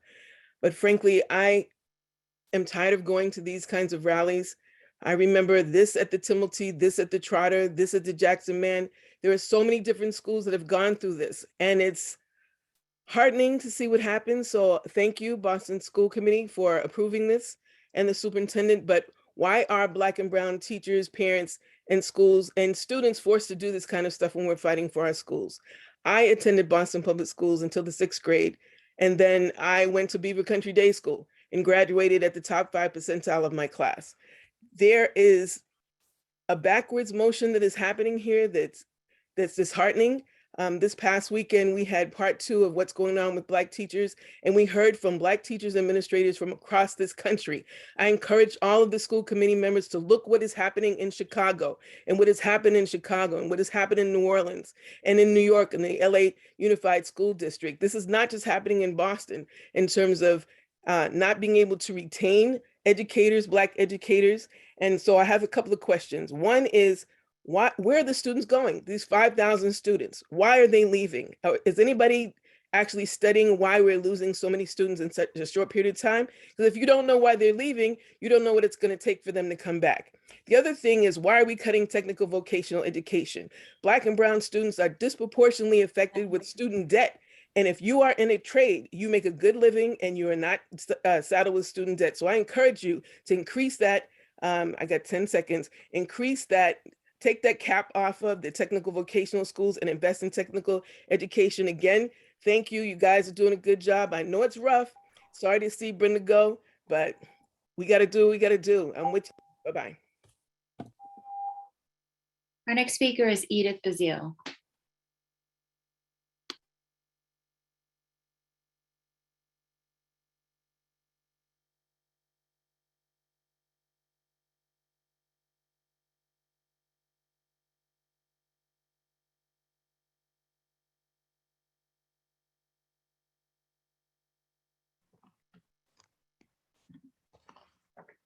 Well, hello, Dr. C. It's good to see you. Parents select and send their children to the PA Shaw because it is a second home for learning, growing, and developing with the guidance of incredible teachers and a dynamic school leader.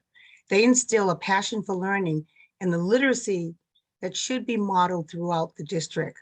Month after month, the students have showcased their oratory, literacy, and writing skills as clear evidence that this school should be expanded to 6th grade.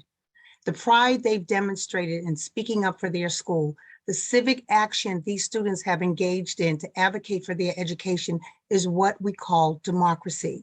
These students inspired an entire community to beat Boston traffic and come together for a rally at 8:30 this morning. Madam Chair, These eager students, dedicated teachers, committed parents, and involved community have showcased what every school committee yearns for: an engaged student body, parents committed to a homeschool partnership, hardworking educators who get results, and a community that rallies behind their school. Isn't this the success that every school committee seeks? Now, unlike Mr. Cooter, what he stated, there is space for a sixth grade. I worked at the school when it was a K-5 setting, and there were 2 sub-separate classrooms to accommodate a K through 6 that now has inclusion. The Philbrick is a K0, K1 through 5 school, and it's smaller. Madam Chair, this is about racial equity and acknowledging the success of a little school that has done hugely miraculous things. Expand the PA Shaw to grade 6. That would be the only right thing to do. Thank you. Thank you. Our final speaker is Ruby Reyes.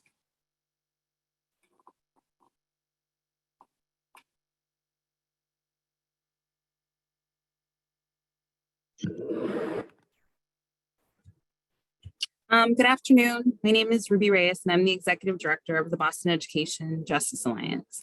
With the impending departure of Dr. Cassellius and Mayor Wu's announcement that a replacement will be put in place in the fall, we know that this school committee has little power in this decision-making. However, this is a critical time when families and school communities of BPS need your leadership and transparency. You can do something with the window of time you have to create some stability by fighting for an equitable budget that is reflective of the needs of students, families, and educators who are still in crisis. In terms of transparency and 3 years into a pandemic, HVAC systems could have been a game changer in safety. A second year of ESSER funding should have produced a list of schools that will be receiving new HVAC systems with HEPA filters. As someone who was on the ESSER task force for these funds, I don't know if our recommendations are being implemented with equity. The budget needs to reflect equity and transparency in school budgets, as well as building decisions that support Black and Latino communities that have been disproportionately impacted by the pandemic. The most recent decision to add a 4th grade to the PA Shaw School was a huge step towards equity. However, the Shaw also needs a 5th and 6th grade to be in alignment with the district's own K6, 7, 12 model. The Shaw is just one of the many examples of empty promises in school buildings that are intricately linked to school budgets, enrollment, and academic planning. The Horace Mann School for the Deaf and Hard of Hearing still needs a building. The McKinleys in Madison Park are completely missing from Bill BPS. The Department of Elementary and Secondary Education have begun their auditing process of the district. This is the first step of box checking and moving a district into receivership. Your leadership as a school committee is needed now more than ever, not just in making budget decisions that are equitable, that incorporate buildings, but your leadership and advocacy is needed to ensure that what little decision-making families have is not taken away by the state through receivership. Thank you. Thank you. Chair Robinson, that concludes our speakers for this budget hearing.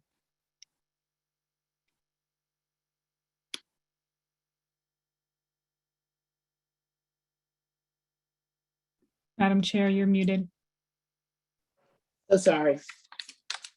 Thank you, Ms. Sullivan. I want to thank everyone who spoke this evening. Your input is critical as we consider the superintendent's budget recommendation for the next fiscal year. I want to remind everyone that all budget documents are available online at bostonpublicschools.org/budget. You can email your comments to budget@bostonpublicschools.org as well as to the school committee. There's nothing further. I'll entertain a motion to adjourn this budget hearing so we can move into our regular meeting.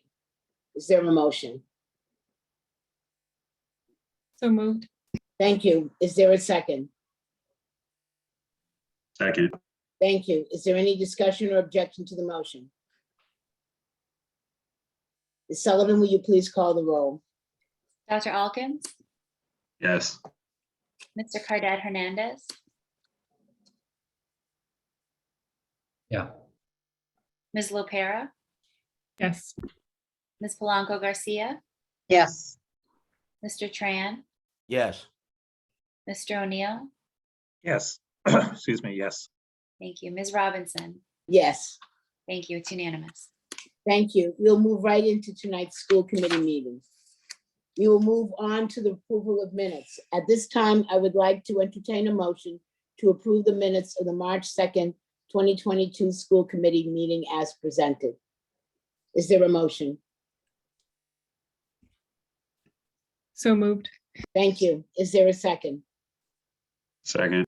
Thank you. Is there any discussion or objection to the motion? Hearing none, Ms. Sullivan, will you please call the roll? Dr. Alkins? Yes. Mr. Cardet Hernandez? Ms. Lopera? Yes. Ms. Polanco Garcia? Yes. Mr. Tran? Yes. Mr. O'Neill? Yes. Yes. Ms. Robinson? Yes, The minutes are approved unanimously. thank you, Ms. Sullivan. We'll now move on to the superintendent's report. I present to you our superintendent, Dr. Brenda Cassellius.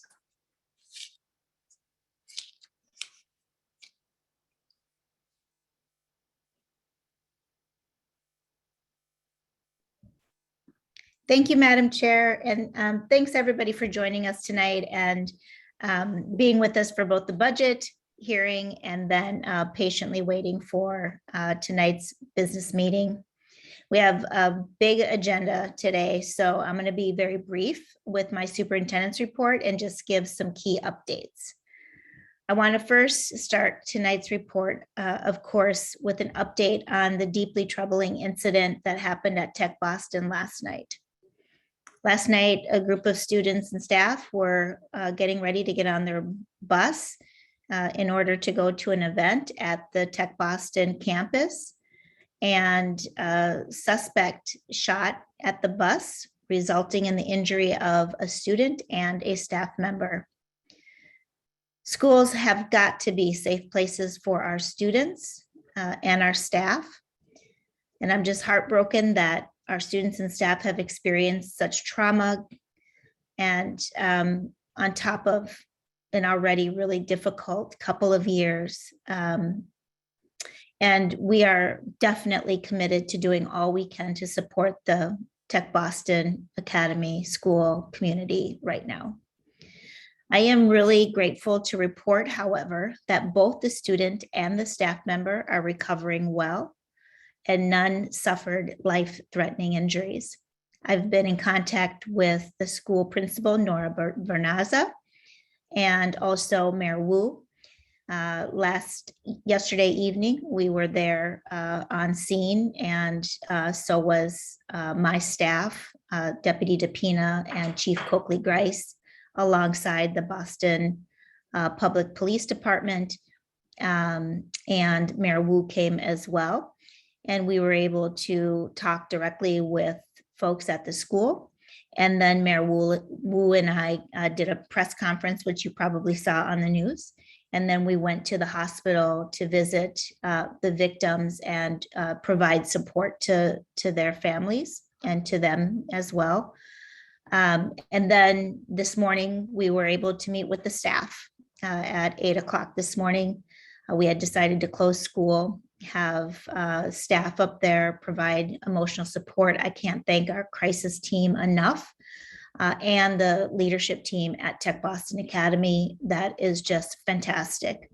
They already have 7 clinicians at the school, so they're already prepared in a strong, loving community.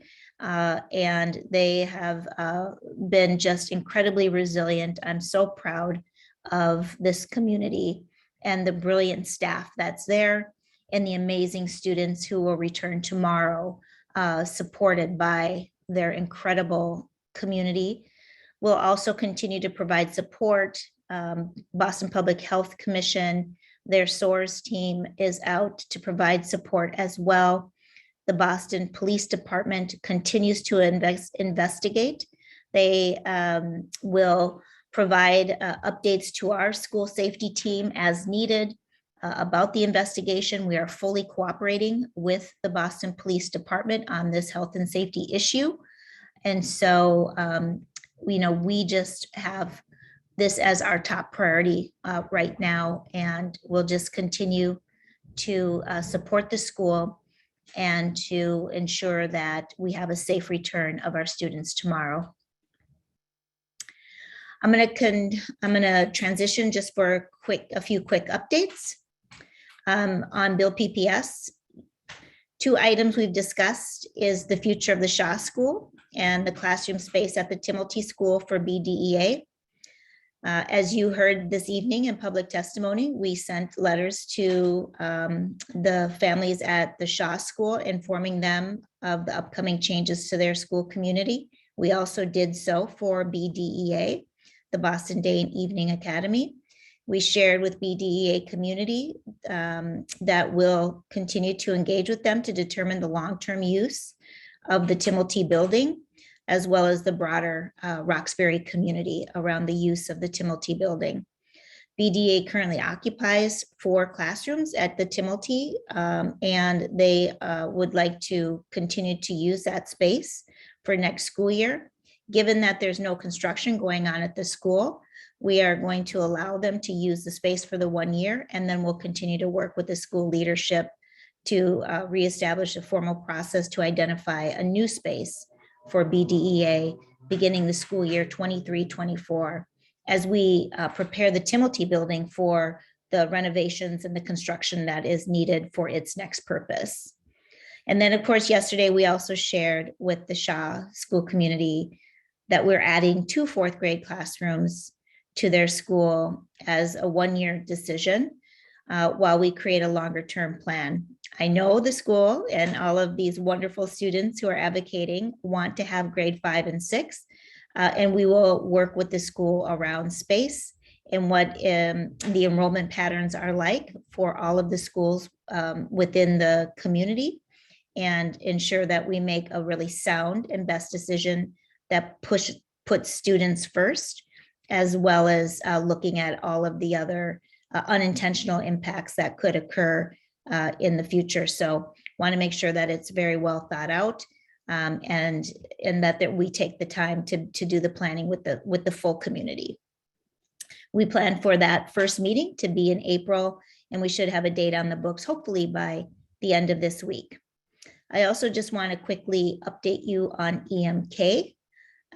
We were going to finalize the lease of the Roxbury Prep property in Roxbury, and we're hoping to have that lease finalized in the next few weeks. Also, as you recall, at our January 26th meeting, I announced the formation of intervention teams for 3 of our schools: Charlestown High School, Madison Park High School, and McKinley School. The teams were formed to address achievement gaps among students and to develop recommendations on improving teaching and learning and operations in the schools, as well as vocational programming at Madison Park to make it a full vocational high school. The teams have 3 appointments each from BPS and 3 from Boston Teachers Union, as well as 1 joint appointment. The intervention teams will review data on student opportunities, look at previous reports on any of the schools, and set outcomes that they would like the students to meet. And they'll work with staff and families as well on the engagement and the full community of these schools. Happy to report that last week we announced that we have the teams in place, and they're ready to get to work. They'll report back to me in the next coming months with their recommendations on action plans to address ongoing challenges in each school, and recommendations to improve and remove barriers to student success, as well as create greater opportunity for those schools. I'm grateful to our partners at the BTU for working with us to develop the membership of these intervention teams and for their ongoing partnership. Just a quick update on exam schools that we're in the process of notifying families if their child meets the eligibility requirement of having a minimum grade of B in their grade point average on grade level work in both English language arts, mathematics, science, and social studies. That's part of the applicant pool. As you recall, this year we are unable to use a test, but that will be returned next year in the exam school policy. We anticipate all families will be notified by mid-March. Exam school invitations will be mailed to families at the end of April or the beginning of May.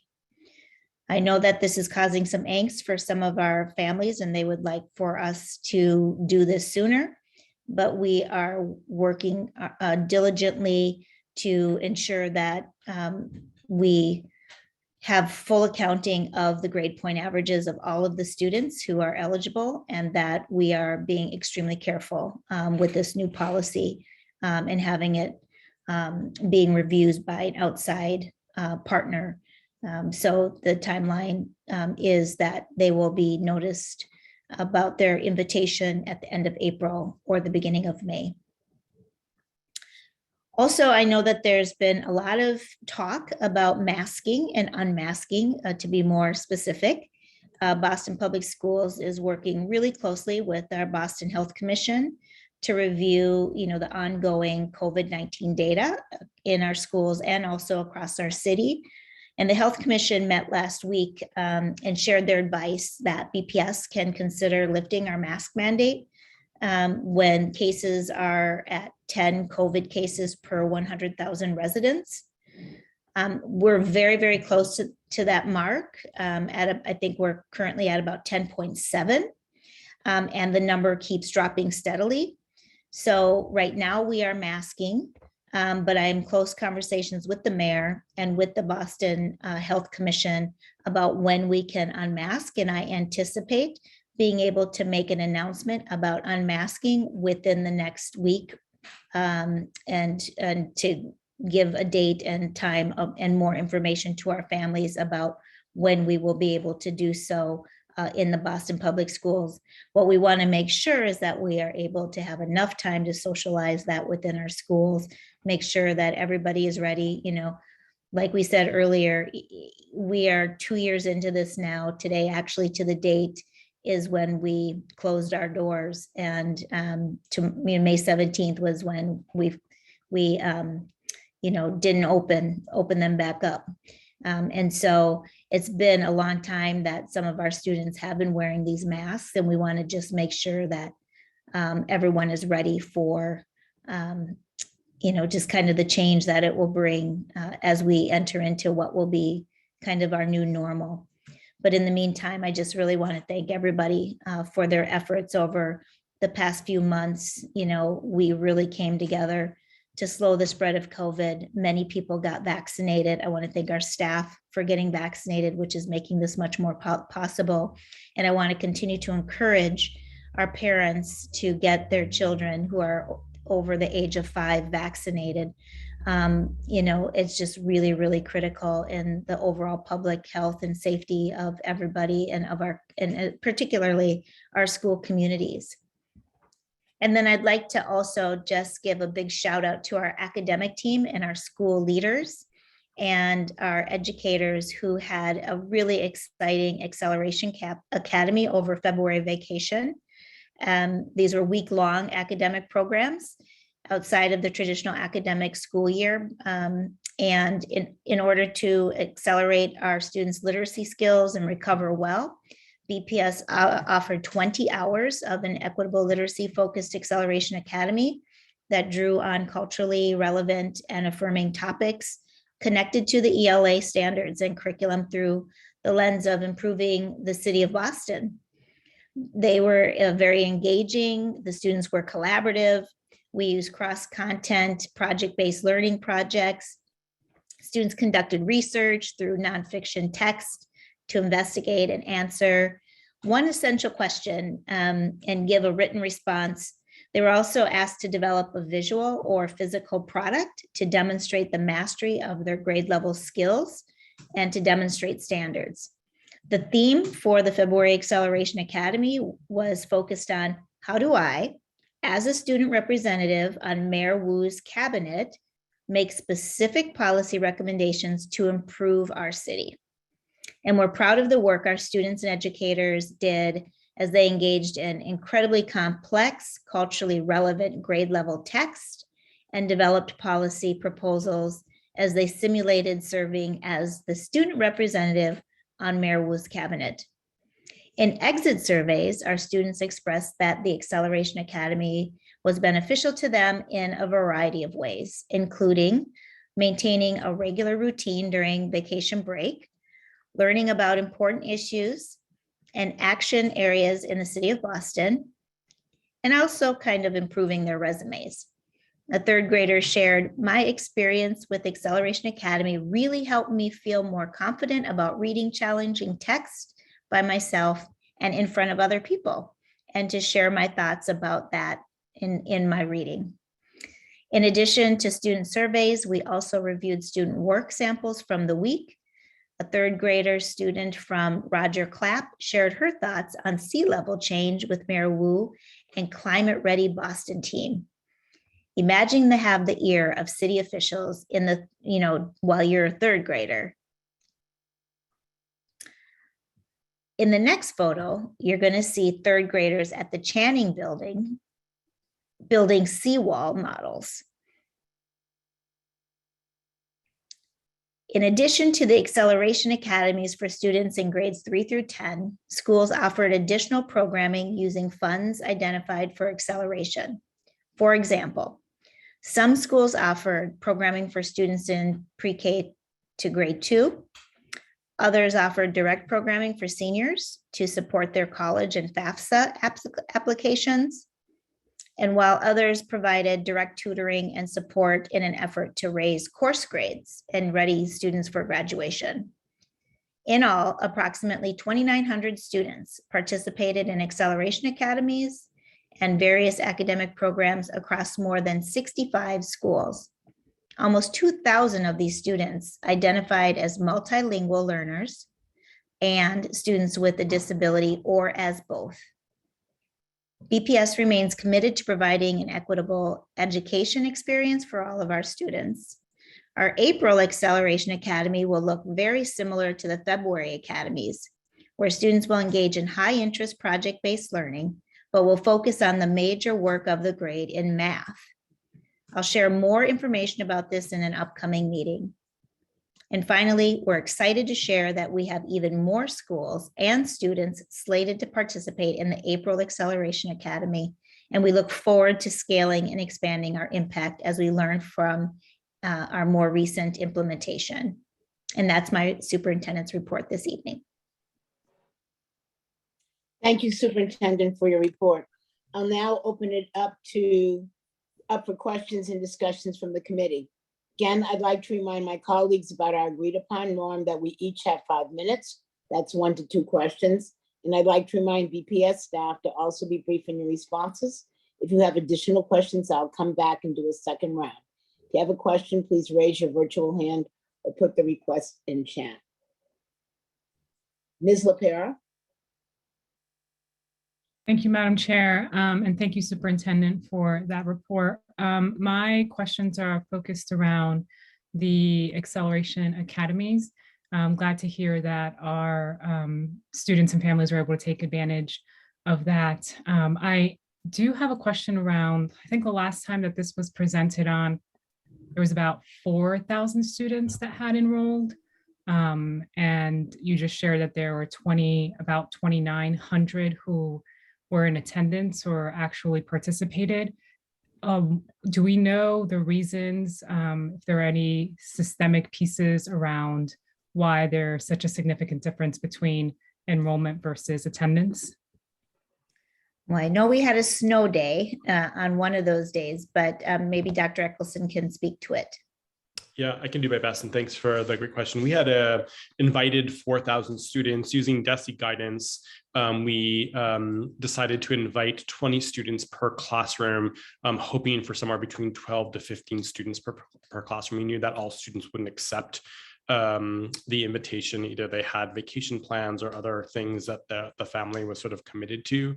But we haven't followed up with those families who chose not to participate to find out why. And I think that's certainly something we could do in the future. We are, I think, planning to serve something around 72 schools, I think, have applied to participate in the April Acceleration Academy. And so we'll try to inform some of those lessons from February toward April. Perfect. That was going to be my follow-up, was just thinking through what are the lessons learned from this go round as we prepare for April, and then as we're also working towards the summer. So I know that we didn't necessarily touch on this on the superintendent's report, but as like out of school time experience or vacation education experiences, I'm just wondering when we'll have more information for families in terms of actual enrollment or application processes as it relates to summer vacation. I think Denise Snyder is on. I think they're planning on making some more updates in the next couple of superintendent reports on summer school. Yep, absolutely. Thank you, Superintendent. Our original date was supposed to be the end of this week. We are looking at potentially Tuesday or Wednesday of next week. We have a couple of issues to resolve with the vendor around format, and we had a lot of late requests from some schools who want to host things in their buildings, which means connecting with facilities and finding out, can we actually host in those buildings with new requests, given all of the maintenance projects that have to be done. So it's taken us a couple of days, but we are looking for the middle of next week to be able to launch fifth quarter summer programs. Perfect. Appreciate that update. And just thinking of how we communicate with our families and perhaps using the upcoming April Vacation Acceleration Academies as an opportunity to share with those families who are already engaged, and obviously many more. But as a parent, I know I'm hyper aware of thinking through what are the summer plans, and not everyone is as lucky or privileged to already have that set in stone for their children. And just want to make sure we don't miss that opportunity for this coming year. Thank you. Thank you. Dr. Alkins? Thank you for the report. My question is related to the COVID-19 health and safety mask mandates. I just want to know if there, and maybe this is a two-part question, of is there any thought around keeping perhaps a mask mandate for our pre-K populations, those under 5 who are not eligible to be vaccinated? And then and the other part of that question, and maybe Ms. Mercer can weigh in on this, is what are the student populations sort of saying with regard to either the removal of the mask mandate or keeping it? So, we do consider all options are on the table around unmasking. So we're talking with BPHC around the science of that and what is and is not best. Obviously, the kids who are under 5 are often the ones who have the hardest time masking, So, we are considering all of that. Students are a little bit all over the place. Some want to unmask, some want to stay masked, and they'll have the option to stay masked if they want to stay masked. It's not that you have to take it off if you don't want to. And we want to be extremely respectful of students who choose to still keep their masks on. And so I think that, we want to have enough time to build that in and talk with students about masking and unmasking and what that means. We don't want to say, oh, isn't it great to see your smiles today? And then there's kids in the school who have masks on and maybe feel like they're not part of the community. So, we're going to try to be extremely careful about that when we do make the decision around unmasking. I know that President Tang also did a survey of teachers and educators and how they were feeling about masking and unmasking. And just as we've seen through this entire pandemic, you have some who are thinking they want to stay masked, and there are others, and it's fairly split down the middle. And so I don't think there's going to be a win on this answer, this decision either way we go. Thank you. Ms. Polanco Garcia.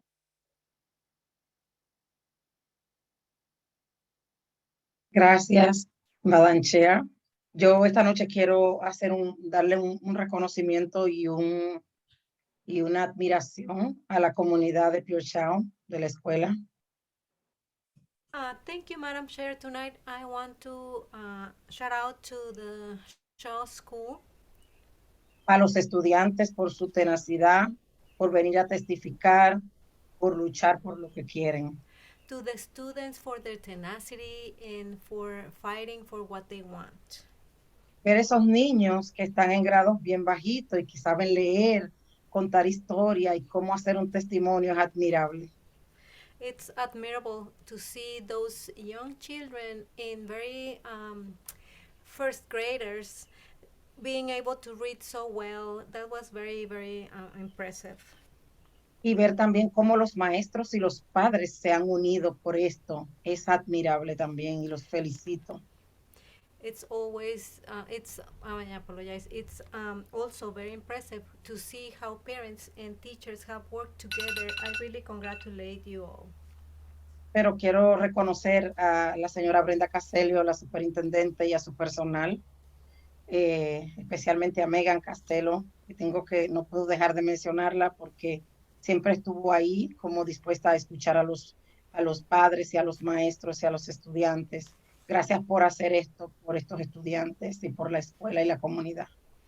I want to acknowledge all the hard work of Megan Costello and her team who have worked very, very hard for the students and for their community. Esto es un ejemplo de que lo que pasó en esta escuela es un ejemplo del poder que tienen los padres y los maestros cuando nos unimos. Al final, lo que queremos es una educación de calidad para nuestros niños. What happened in the school, it's a great example of the power that educators and parents have working together because we all share the best interest for our students. Gracias, especialmente a todos los miembros del comité, a la señora Robinson y repito a la superintendente también. Thank you all the members of the Boston School Committee, Ms. Robinson, and the superintendent as well. Thank you. Thank you. Are there any other questions? No. I have two quick ones. Superintendent, we've not talked recently about what the COVID numbers are in the schools, testing, all of those kinds of things. Where do we stand as we get ready to move forward to the next phase of recovery and masking? So we're reviewing that with the Boston Health Commission now. Our numbers have gone way down. I don't have the numbers for today. I could look at the dashboard quickly. We do still have to report those to DESE, but they've gone significantly down. We were up so high in January, and then it just dipped quite rapidly. But I will get that for you, and maybe one of my staff can look at the dashboard really quick and get that for you. I just don't have it for today. Yeah, the other part of that too is, do we have any update on the vaccination rates of the 5 to 18-year-olds at this point? Unfortunately, that hasn't budged much in the city of Boston, even though we've provided additional vaccination clinics. They're stubbornly still low, particularly in some student groups that have disproportionately been affected by the pandemic. And so we're still seeing really low rates on vaccination. Megan Costello, I see, turned on her light, so she might have these details. And I know Deputy DePina is also on and may have the data as well. Thanks, Dr. Casilius. Yeah, we do have the COVID dashboard, which is accessible to the public and updated every Thursday. And we've seen a significant decline in the numbers, similar, I think, to what we're seeing in the city of Boston. In January, over 1,000 cases per week, 1,100, 1,200 some weeks. So really pretty high. And, here just, a couple months later, we are last week at 39 cases for the whole district. So significant improvement. And in terms of student vaccination, this is something we posted over 110 clinics at our schools and really have tried to work in close partnership with community organizations to not only get access to vaccines, but really do the education on the vaccines and why our students and staff and families, should get vaccinated. We have seen varying success at those, hundreds of people to 7 at a time, right? But every shot in the arm matters, and we will continue to host those clinics. We are working with the Boston Public Health Commission and our own health services team to try to understand if we can get accurate data per school so that we really can target specific student populations or specific school communities. And then we're obviously also using the city data, which tells us what communities, what neighborhoods and zip codes have higher vaccination rates. And so following that as well. Great, thank you. My only other question is with regard to the Acceleration Academies.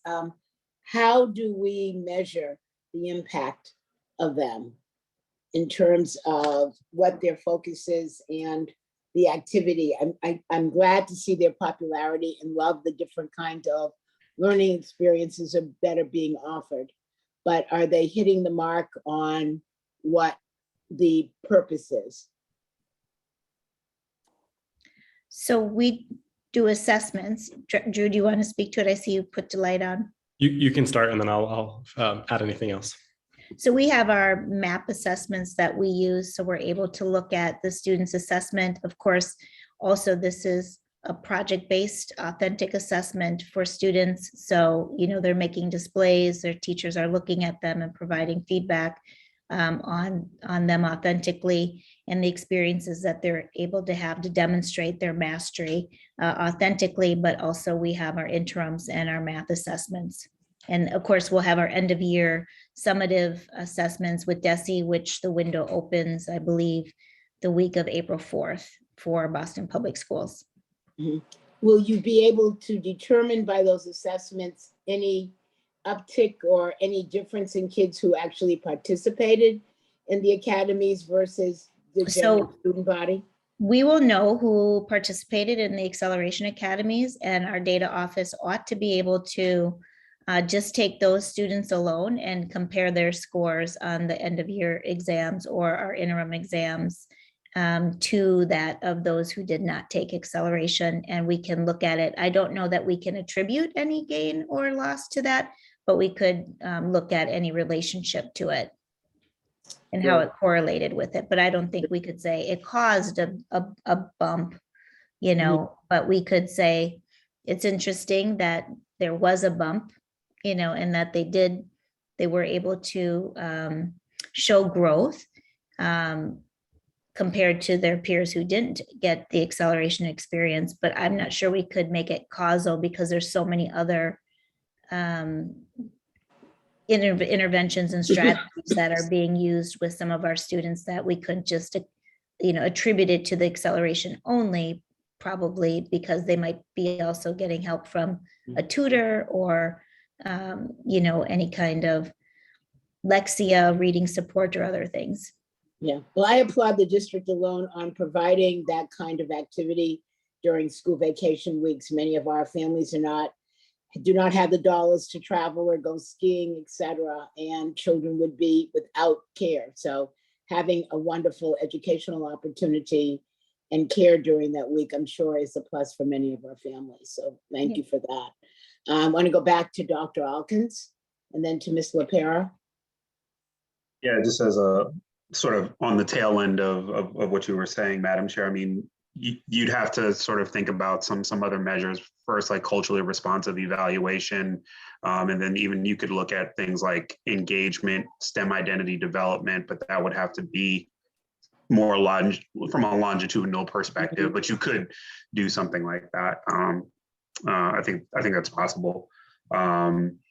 My question actually is sort of going back first. I certainly want to say my thoughts are with those two members of our community that were affected by the Tech Boston incident, and I do hope that there is a healthy and speedy recovery.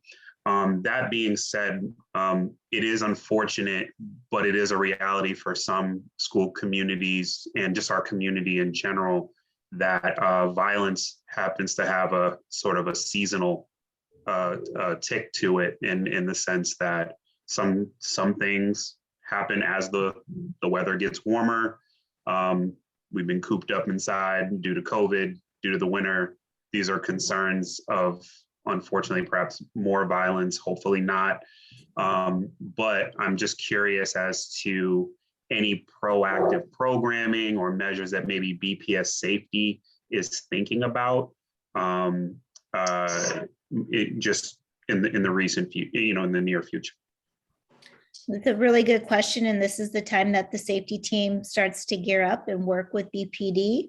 I know Sam put his light on, so I'm going to call on him because he has been doing this planning. I just was briefed the other day about what their collaboration with the city and BPD. We sent out a recent clarification of roles recently on safety that has been a really good next step in this partnership as we moved from school police to our school safety officers and what they do. Also our prevention work that we're doing and the collaboration we're doing with the SOARS team and the community-based team.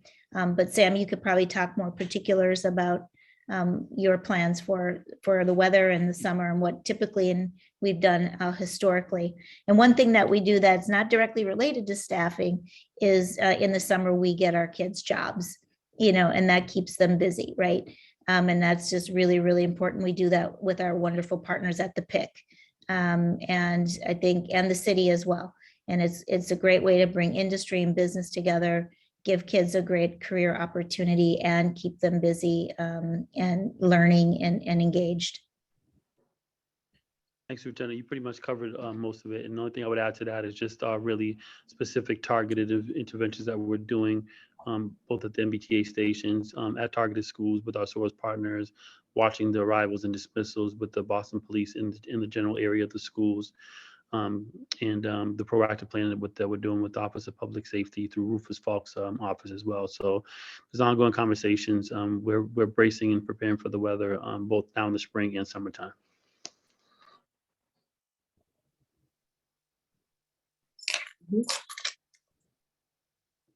Are there any? I think Loretta has her hand up. Oh, go ahead, Loretta. Thank you, Madam Chair. Going back to the piece around masking, I know that Boston Public Schools has partnerships with various community-based organizations providing universal pre-K within their programming. And I believe they fall under different guidelines around EEC COVID guidelines and restrictions. And so I'm wondering, what is the communication between the city, Boston Public Schools, and our community partners as it relates to thinking about potential changes within masking policies? Yeah, I honestly don't know, but I will double check, and thank you for bringing that up. I mean, Ms. Robinson might actually know more than me on the city side there. Yeah, I mean, I would say throughout the pandemic, the early childhood programs that are under EEC follow the EEC guidelines. So I would assume that they would also continue to do that, but I'm pretty sure, particularly in Boston, they are looking at what the Health Commission is also suggesting and may make changes accordingly. But I would say they would revert back, number one, to what EEC is requiring. Got it. I think it might be helpful for our government officials to just get aligned on the messaging, because some folks have kids who are like in the Boston schools, and then one who is a part of a community-based program. And so think it would just be helpful for families to really understand what is what. Yeah. Thank you. I would agree. Again, any last comments? Can't see hands. Okay. Okay, so I think we are finished. If there's no further conversation, discussion, I'll now entertain a motion to receive the superintendent's report. So moved. Thank you. Is there a second? Second. Thank you. Is there any discussion or objection to the motion? Hearing none, Ms. Sullivan, will you please call the roll? Dr. Alkins, Yes. Mr. Cardet Hernandez, Ms. Lopera, Yes. Ms. Polanco Garcia, Yes. Mr. Tran, Yes. Mr. O'Neill, Yes. Ms. Robinson. Yes, It's unanimous. Thank you. thank you. We'll now move on to general public comment. Ms. Sullivan? Thank you, Chair. We have 8 speakers for general public comment. Each person will have 3 minutes to speak, and I will remind you when you have 30 seconds remaining. Please state your name, affiliation, and what neighborhood you're from before you begin. Also, please make sure you're signed into Zoom with the same name you used to sign up for public comment. That will allow us to identify you when it's your turn to testify. We'll begin with Sean Barrett, Sharon Hinton, Katie Kersey, Christina Heffler, and Sherry Kelleher. If you could all please raise your names virtually.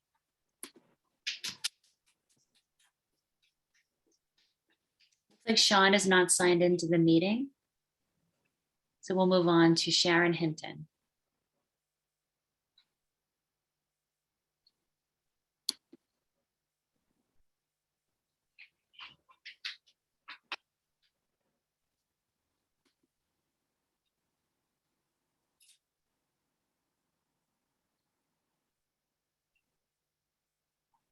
Thank you, Boston School Committee. This is my second time this evening.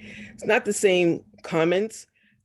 So my question, and I don't think I heard anything regarding the sexual predators, which have been making the news as well. There was one at Tech Boston. And so I'm concerned about, as a parent, the socially emotional stuff and also what is in place. I saw, according to the news, that Tech Boston was shut down.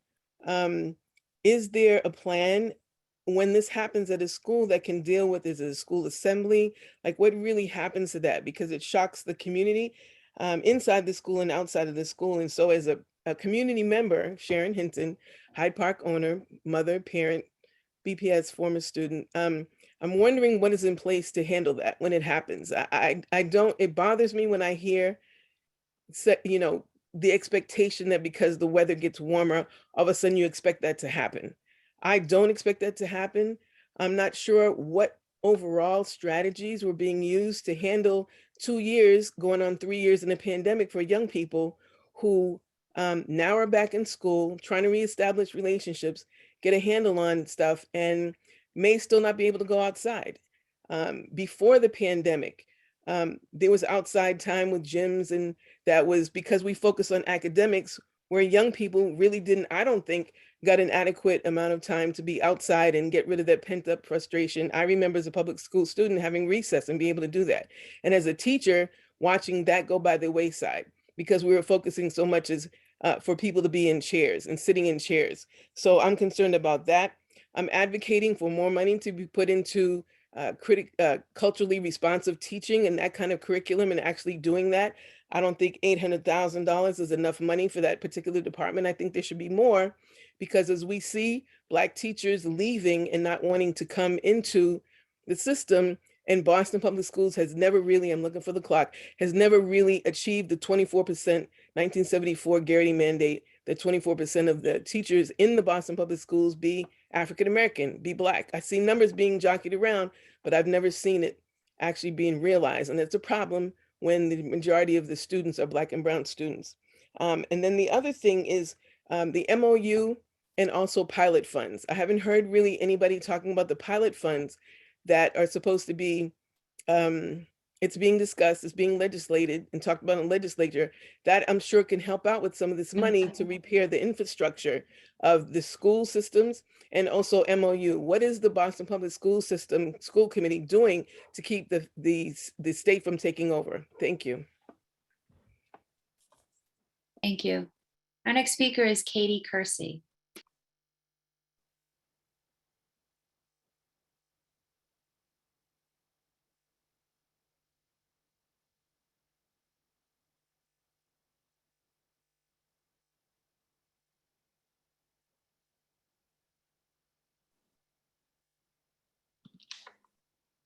Hello. Oh, my video is not cooperating. I'm sorry. My name is Katie Kersey. I live in West Roxbury, and I am a parent of a student in K2 at the Kilmer and K0 at the JF Kennedy. I'm speaking to you tonight to talk about COVID protocols in our schools, particularly about masking. My son, Jack, is 3, and he's unable to be vaccinated, and he has multiple health conditions that make him high risk if he were to contract COVID. He's on the autism spectrum, and he's been attending a substantially separate special ed program at the Kennedy for about a month now. He's thriving being in school. He's doing really well in the short time that he's been there. I'm afraid that if the mask mandate for BPS were dropped, his health would seriously be at risk. The other students and staff members of his building that are wearing masks are currently keeping him and his other classmates safe. I understand that Jack and his young classmates make a very small proportion of BPS students. However, our city residents who are under 5 years old are still unable to protect themselves with a vaccine against COVID. The rest of our city residents owe it to them to protect them. I understand that the Boston Public Health Commission recommended that we drop the masking mandate once our cases drop below 10 cases per 100,000 residents, and I know we're close to approaching that. I'm asking you tonight to please consider keeping the masking protocols in place until our youngest students have the opportunity to protect themselves with a vaccine. Dr. Caselius, I heard you say in your report that you want to make sure everyone is ready to stop masking. Our youngest students are not ready to stop masking, and they're not ready for everyone else in their buildings to stop masking also. You also mentioned that our vaccination rates of our 5 to 18-year-olds are still frustratingly low. This also points to the fact that we're not ready to stop masking. And while I have you, I am also a former BPS teacher and a former proud member of the Boston Teachers Union. Our teachers and school staff are our children's greatest asset, and the fact that the city has canceled 4 out of the 7 sessions to negotiate with the union is unacceptable. Our school staff deserve a fair contract, and they deserve a seat at the table with you to negotiate that. School staff nationwide are leaving the profession at staggering numbers. I am one of the teachers who left this profession this past summer. And if we do not show our current Boston Teachers Union members the respect of a fair contract and good faith bargaining, we can expect to lose many more staff members. Thank you for your time. Thank you. Our next speaker is Christina Heffler.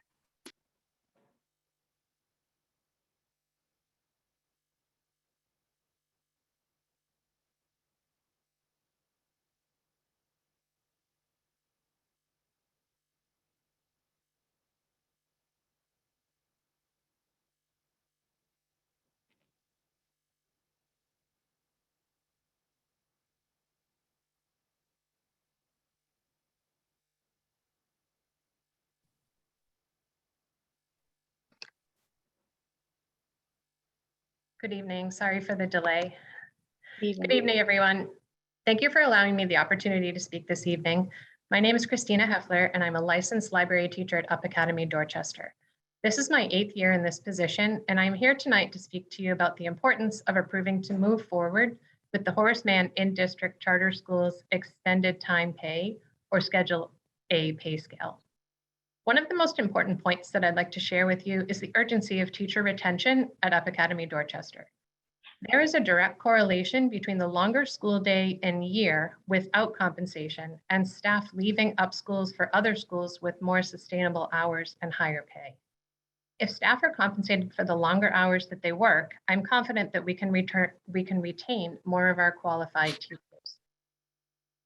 I would like to reiterate 2 important sections from the letter that was submitted on February 24th by BTU Vice President Eric Berg from Up Schools in Boston and the Dever School to you, the members of the school committee, and Dr. Caselius. These state, quote, The traditional BPS school has a 6-hour and 30-minute workday, with Schedule A schools having a 7-hour and 10-minute workday and earning $5,126 more per school year to compensate for the extra hours worked. End quote. This letter continues to state the following facts. Quote, this gap in pay equity has led to a school day that is unsustainable for both students and staff, lowering staff morale and leading to high staff turnover at schools as educators leave in search of more sustainable employment opportunities. The turnover is noticed by students and families who recognize the disproportionate number of new faces in their schools year to year. The constant churn undermines the sense of community and partnership that we are seeking to build with families and students. End quote. Teacher retention is crucial to our students. Our students need teachers that they can rely on and trust in order to build relationships and in turn create a strong school and family connection. In closing, I want to stress the urgency of this matter. Teachers may now already be looking for new positions as they weigh the options of longer versus shorter school hours, sustainability, salary, and feeling valued as professionals. Speaking personally as someone who has worked longer school days and longer school years for the last 8 years without equitable compensation for this additional time, I urge you today to help rectify this unethical salary situation and help to retain our teachers by approving to move up schools to the Schedule A pay scale. Thank you so much for your time. Thank you. Next, we'll hear from Sherry Kelleher, followed by Susie McGlone, Mary Lee Mara, and Edith Bazile. You can please raise your hands virtually in Zoom. Sherry Kelleher.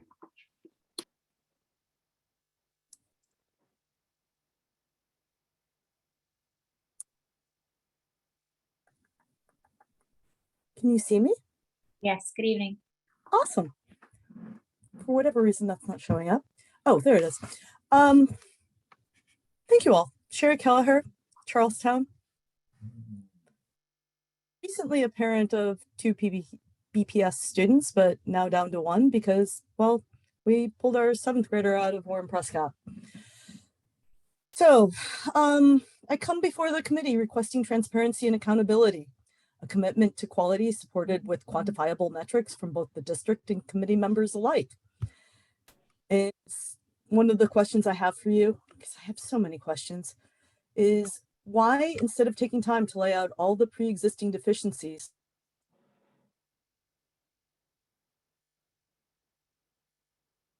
Ms. Kelleher, you're muted. you missed a great intro. Thank you all committee members. Can I get a reset of the clock if I was muted? Oh, it was just for a brief moment. Oh, okay. So where did I cut out? Deficiencies. All right. Further compounded by the pandemic under an interim superintendent, why are you rushing to fill the role post haste? Have you already decided who it will be despite the search committee? Additionally, the district has pushed school reconfiguration to K6, K8, 712, and 912. Where, as a parent, do I find the strengths versus weaknesses of these models to determine what might be best for my student?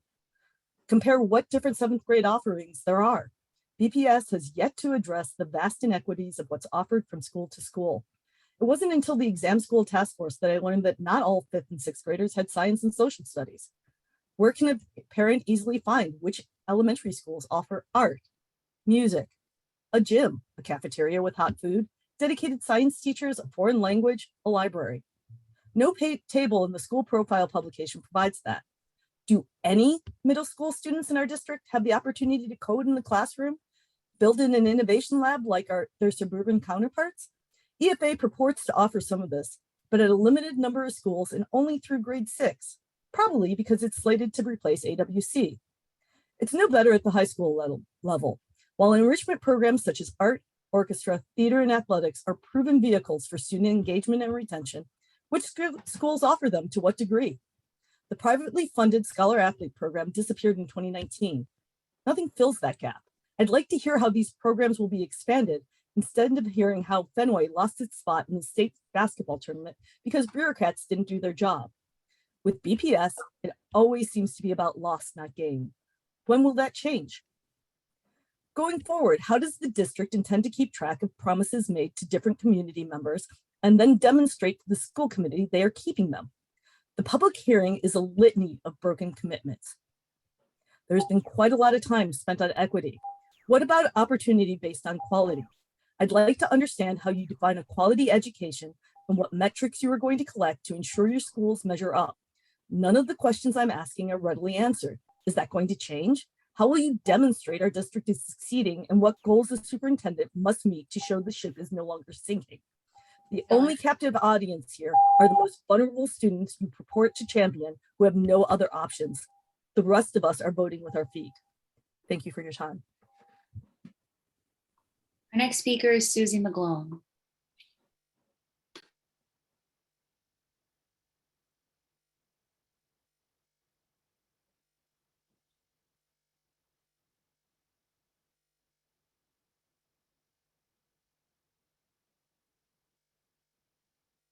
Okay, Ms. McGlone is not signed into the meeting.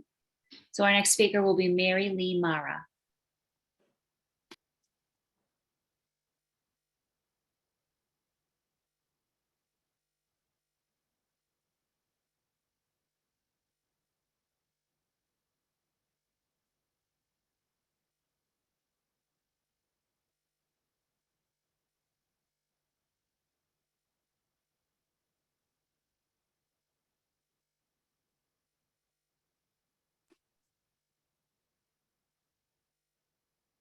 Hello. Good evening. Hello. Hello, good evening. I'll just start right out for you, as I know you're all pretty tired. The parents and students who gave public comments at your budget committee earlier is the strongest testament to the many gifts that Superintendent Caselius has brought to Boston. In fact, I can't say that I have ever heard such positive comments about the BPS from the community. And I've been here for my life. So as the community struggles with the disruption that yet another superintendent search will bring to the BPS, not to mention all the money that's involved in such a search, I'm not sure how parents will regain the trust they have placed in Superintendent Caselius. We are left wondering how candidate Wu spoke about equity, justice, transparency.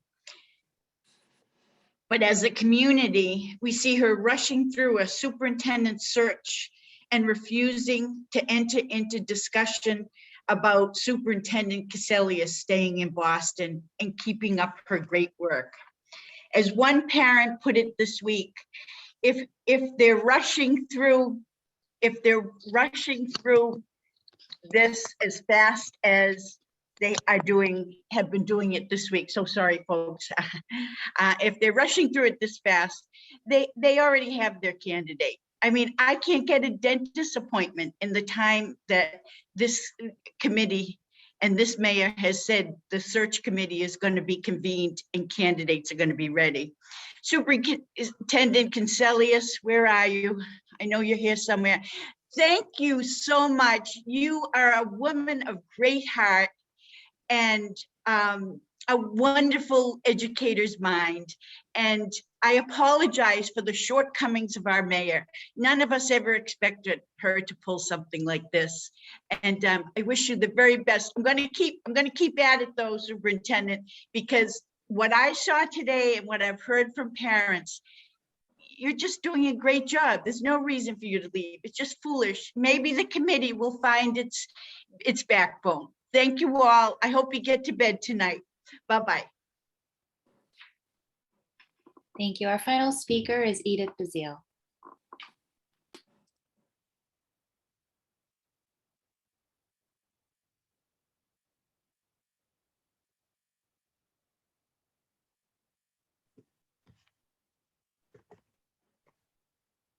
Thank you.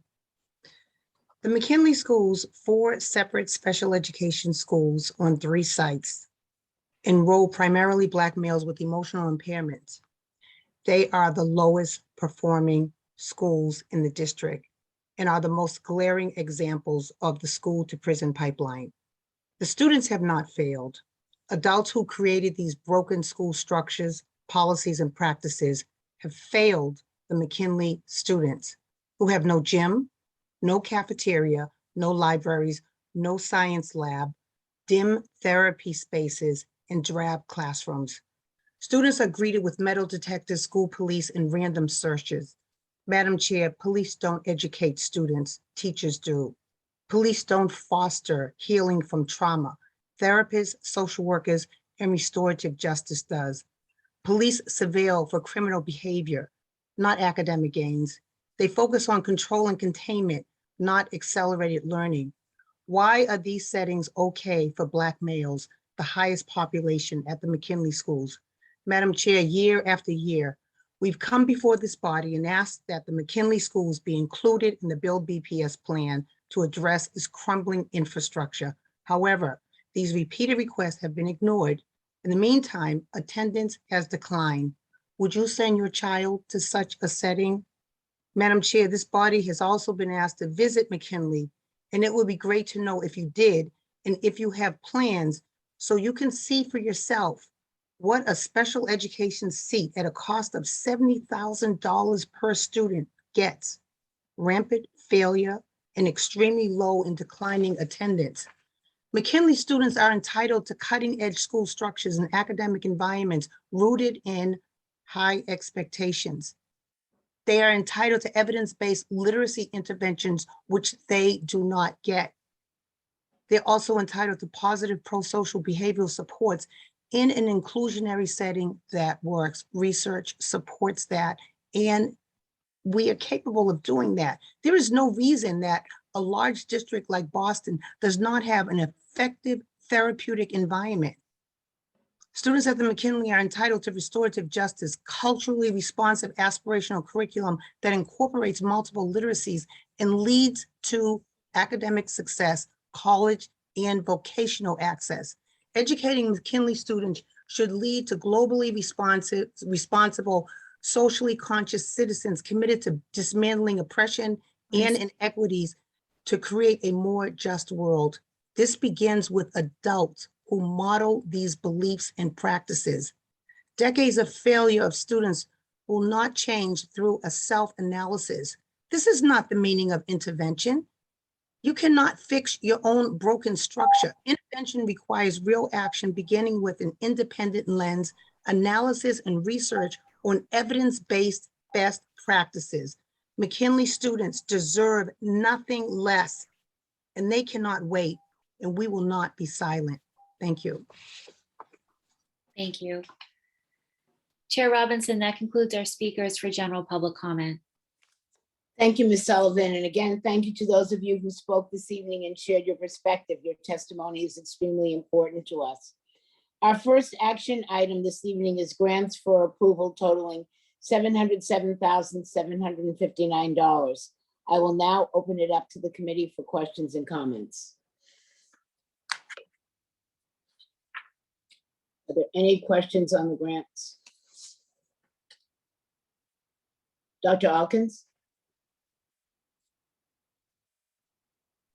Sure. Just looking at some of the grants that are there, the amounts that are being requested are, and in terms of the grant descriptions, is there a specific description of what the increase is going to go toward? Because I was kind of confused about that, whether or not the grant description was for the entire overall amount or just for the increase amounts for some of the grants. I think Dr. McCray is on the call and can explain that. Yes. Right now, I cannot tell you where the increase amounts are going to be, but they're added to the overall total of the grant. These are grants that DESE decided to increase. They were not requested. DESE gave us the extra money. Does that answer your question? Okay, thank you. Are there any other questions?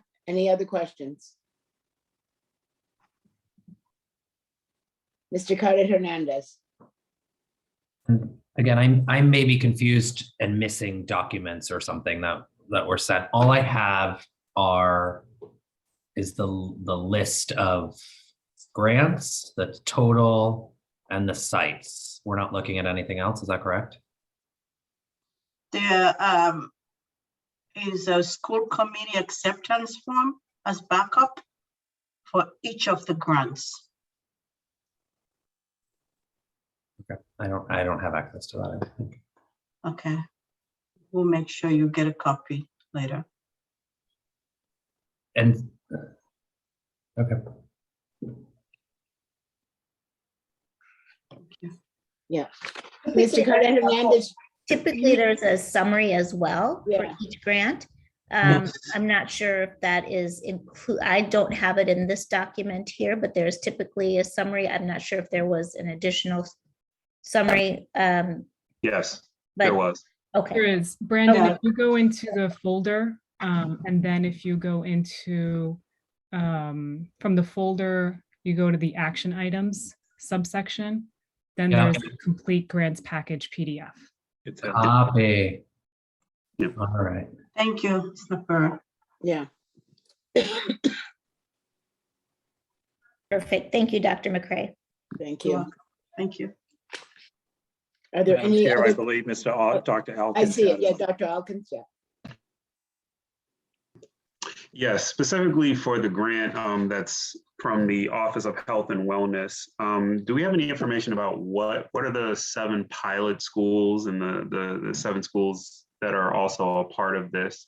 Just, it doesn't say that necessarily in the write-up. And then I'm curious about what practices or methodologies that are being used for dissemination around the success of the grants and best practices, particularly around social emotional learning, and how the rest of the district is going to benefit from like this information and best practices so that it can be replicated.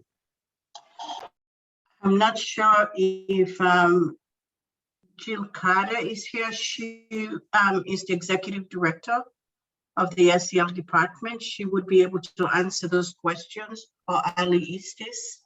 I'm not sure they're here tonight, but they manage this grant. Thank you. I'd be glad to follow up. Okay.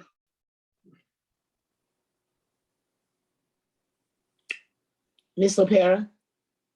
Thank you, Madam Chair. Not a question specifically to the grants, but more, this is triggered by the conversation that we had at our retreat related to the goals of the district and tying all of our decisions and our thinking around those goals. One of the pieces that Dr. Hardin also, Dr. Coleman would always talk about as well is really having these pieces around grants tied to impact. And so I think what would be helpful for me is as we're thinking about grants, what are we saying that this particular grant is working towards, right? So we have metrics that are listed in the documents, but how are we explicitly linking these particular strategies or opportunities towards the district-wide goals that we're all agreeing to? So I think that that would be really helpful to also continue to reinforce how we're focusing our work. Right. We could look to adding that line or a place where that information can be added to the description of the grant. Not sure Yes. who. I think at the bottom, I revised the backup form. At the bottom, it states, it asks them a question to specify how this grant aligns with the District 2025 strategic visions commitment. And it's at the bottom. So you would see that. And at the end of the year, I'm hoping that we'll pull together a grant outcomes report that each grant manager would be able to specify how the grants were used and thorough metrics for each grant. Perfect. That's exactly what I wanted to hear, and I'm seeing it now. Thank you for that. You're welcome. Any further questions? Chief Cooter, I see you put your light on. Do you have something to add, or did Dr. McCray cover it? Yeah, I think, yeah, Dr. McCray certainly covered it. I just wanted to highlight that we, Yvonne and I met with Dr. Coleman before he left the school board to get more details on what he would like to see in a grant outcome report. And our plan is to put one together, working closely with the grant program team to really understand impact on these dollars, because it's a really important point. I appreciate you raising it. When we have our draft together, happy to meet with you and get feedback on it as well, to make sure it really answers some of your questions, not just on how we intend to spend the money, but really what are the outcomes that we got at the end of it. So thank you for that question.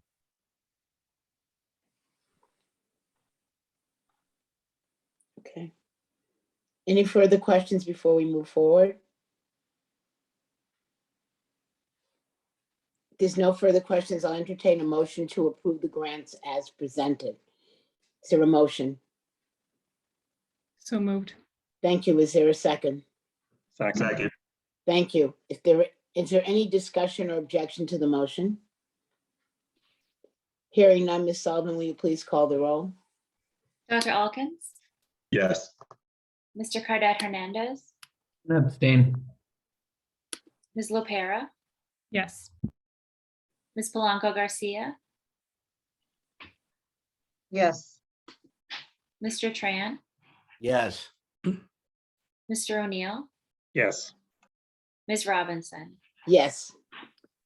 The grants are approved with 6 yeas and 1 abstention. Thank you.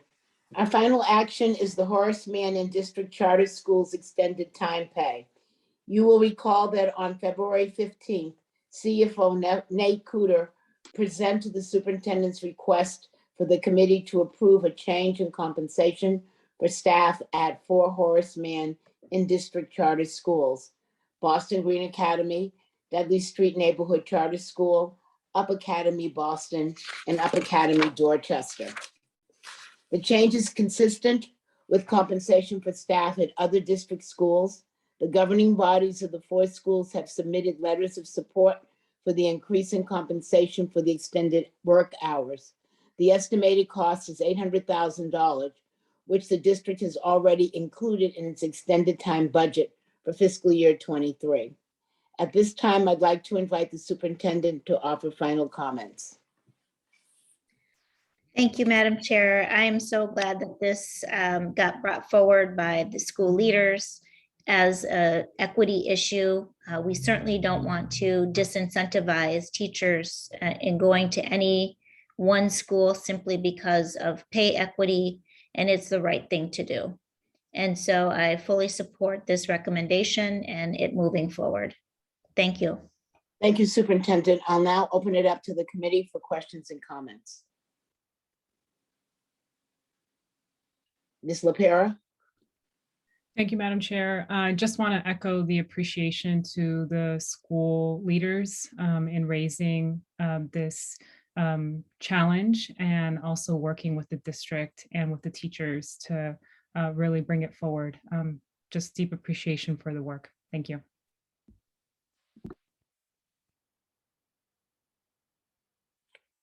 Dr. Alkins? Oh, sorry. Are there any additional questions? Okay. Thank you. We will take one vote on this slate of schools. So if there are no further questions, I will entertain a motion to approve the Horace Mann in-district charter schools extended time pay as presented. Is there a motion? So moved. Thank you. Is there a second? Second. Thank you. Is there any objection to the motion?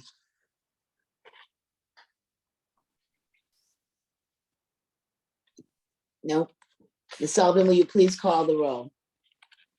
Dr. Alkins, Yes. Mr. Cardet Hernandez, Gonna abstain. Ms. Lopera, Yes. Ms. Polanco Garcia, Yes. Mr. Tran, Yes. Mr. O'Neill, Yes. Ms. Robinson. Yes, The motion is approved with 6 yeas and 1 abstention. thank you. Our first report this evening is a presentation on the Massachusetts School Building Authority Accelerated Repair Projects. I'll now invite Chief Financial Officer Nate Kuder to please present this report. First, I will invite Superintendent Brenda Casalius to give opening remarks. Thank you, Madam Chair. Every year we have to present our capital budget. It includes our MSBA projects for the Massachusetts School Building Authority and our accelerated repair projects. And we use the racial equity planning tool as we decide which projects to do and how we move those projects forward. This is a critically important piece as we continue to look at facilities, and the Massachusetts School Building Authority has been a good partner with these accelerated projects, typically boilers, windows, some of the bigger repairs within our buildings. And very particular, Chief Kuder and Chief Operating Officer Alvarez will speak to you this evening about the facilities proposals that we're making around our capital budget and our MSBA statement of interest. Thank you. Thank you, Superintendent, and good evening once again, School Committee. I'll be very brief. I just want to thank, there's a whole team of people who put together this information to be able to submit accelerated repairs to the MSBA. It includes, at the very least, Indy Alvarez's team and the operating team who collect all the information from facilities. And of course, I'm going to turn it over to David Bloom, the Deputy Chief Financial Officer, who many of you know is often the brains behind many of the things that I present to school committee. With that, I'll turn it over to David and look forward to your questions. Thank you, Nate, and thank you, school committee, for the opportunity to present this to you tonight. I want to start by just seconding Nate's shout out of the operating team.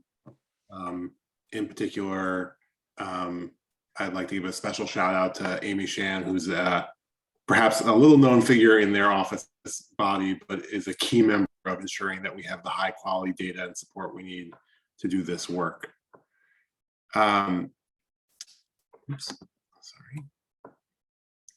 So we know, and we've heard a lot of conversation about what our families deserve as part of this quality guarantee, as part of what the superintendent has committed to ensuring that is there for all of our students. And a key part of that is excellent buildings.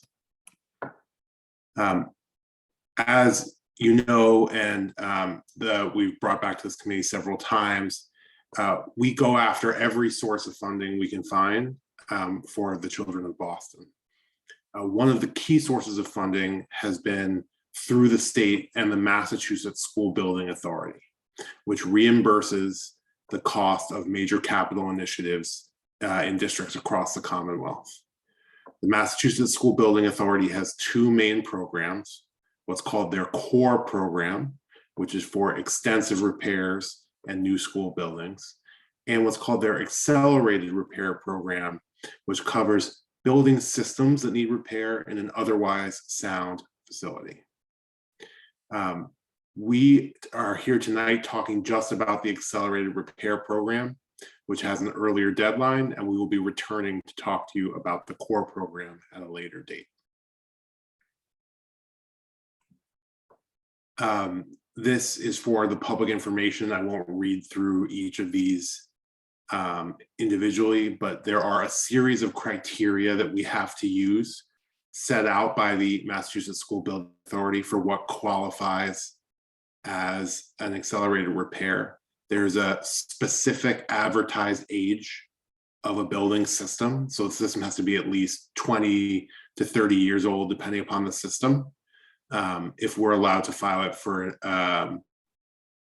accelerated repair.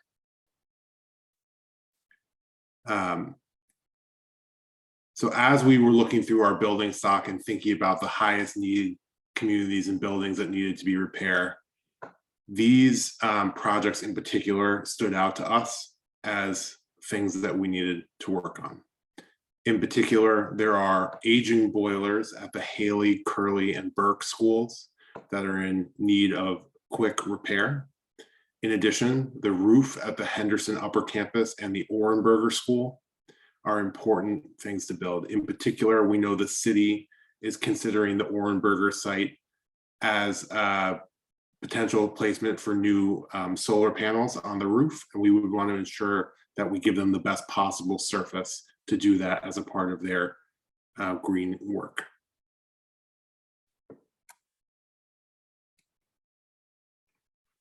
How this process works, so these proposals need to go to the city council, which they went, I believe, either this morning or yesterday, and to the school committee for approval, for us to just submit a request called a statement of interest to the Massachusetts School Building Authority. That the accelerated repairs are due by the end of March, hence why we are here tonight before you. We have another month before the core program is due, so we will be returning.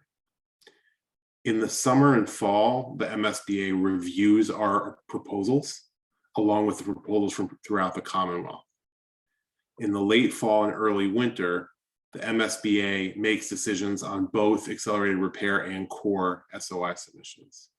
I will just state we need to work with this body and with our partners in City Hall, and we're already planning this, to advocate for the MSBA on why these projects are critically important and urgent. That Boston is not just another Massachusetts district, but is the largest district in the Commonwealth and serving the largest number of our most marginalized students in the Commonwealth, and it's deserving of disproportionate funding. The MSBA has been wonderful partners for us over the years, and we're hoping with new members on the school committee and a new mayor, we can continue to build on that partnership.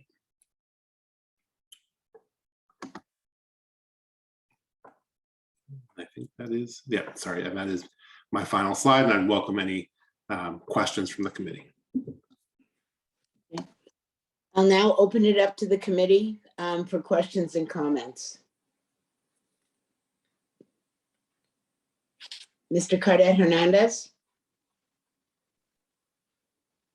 Yeah, I'm just curious, is there a full list of schools who are eligible for these projects? And if so, where can folks find that information?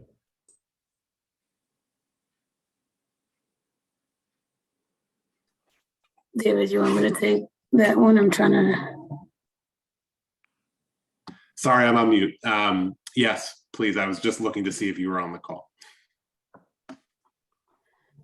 We currently are working with our facilities team, and we have created a building list and a dashboard that we are looking forward to sharing with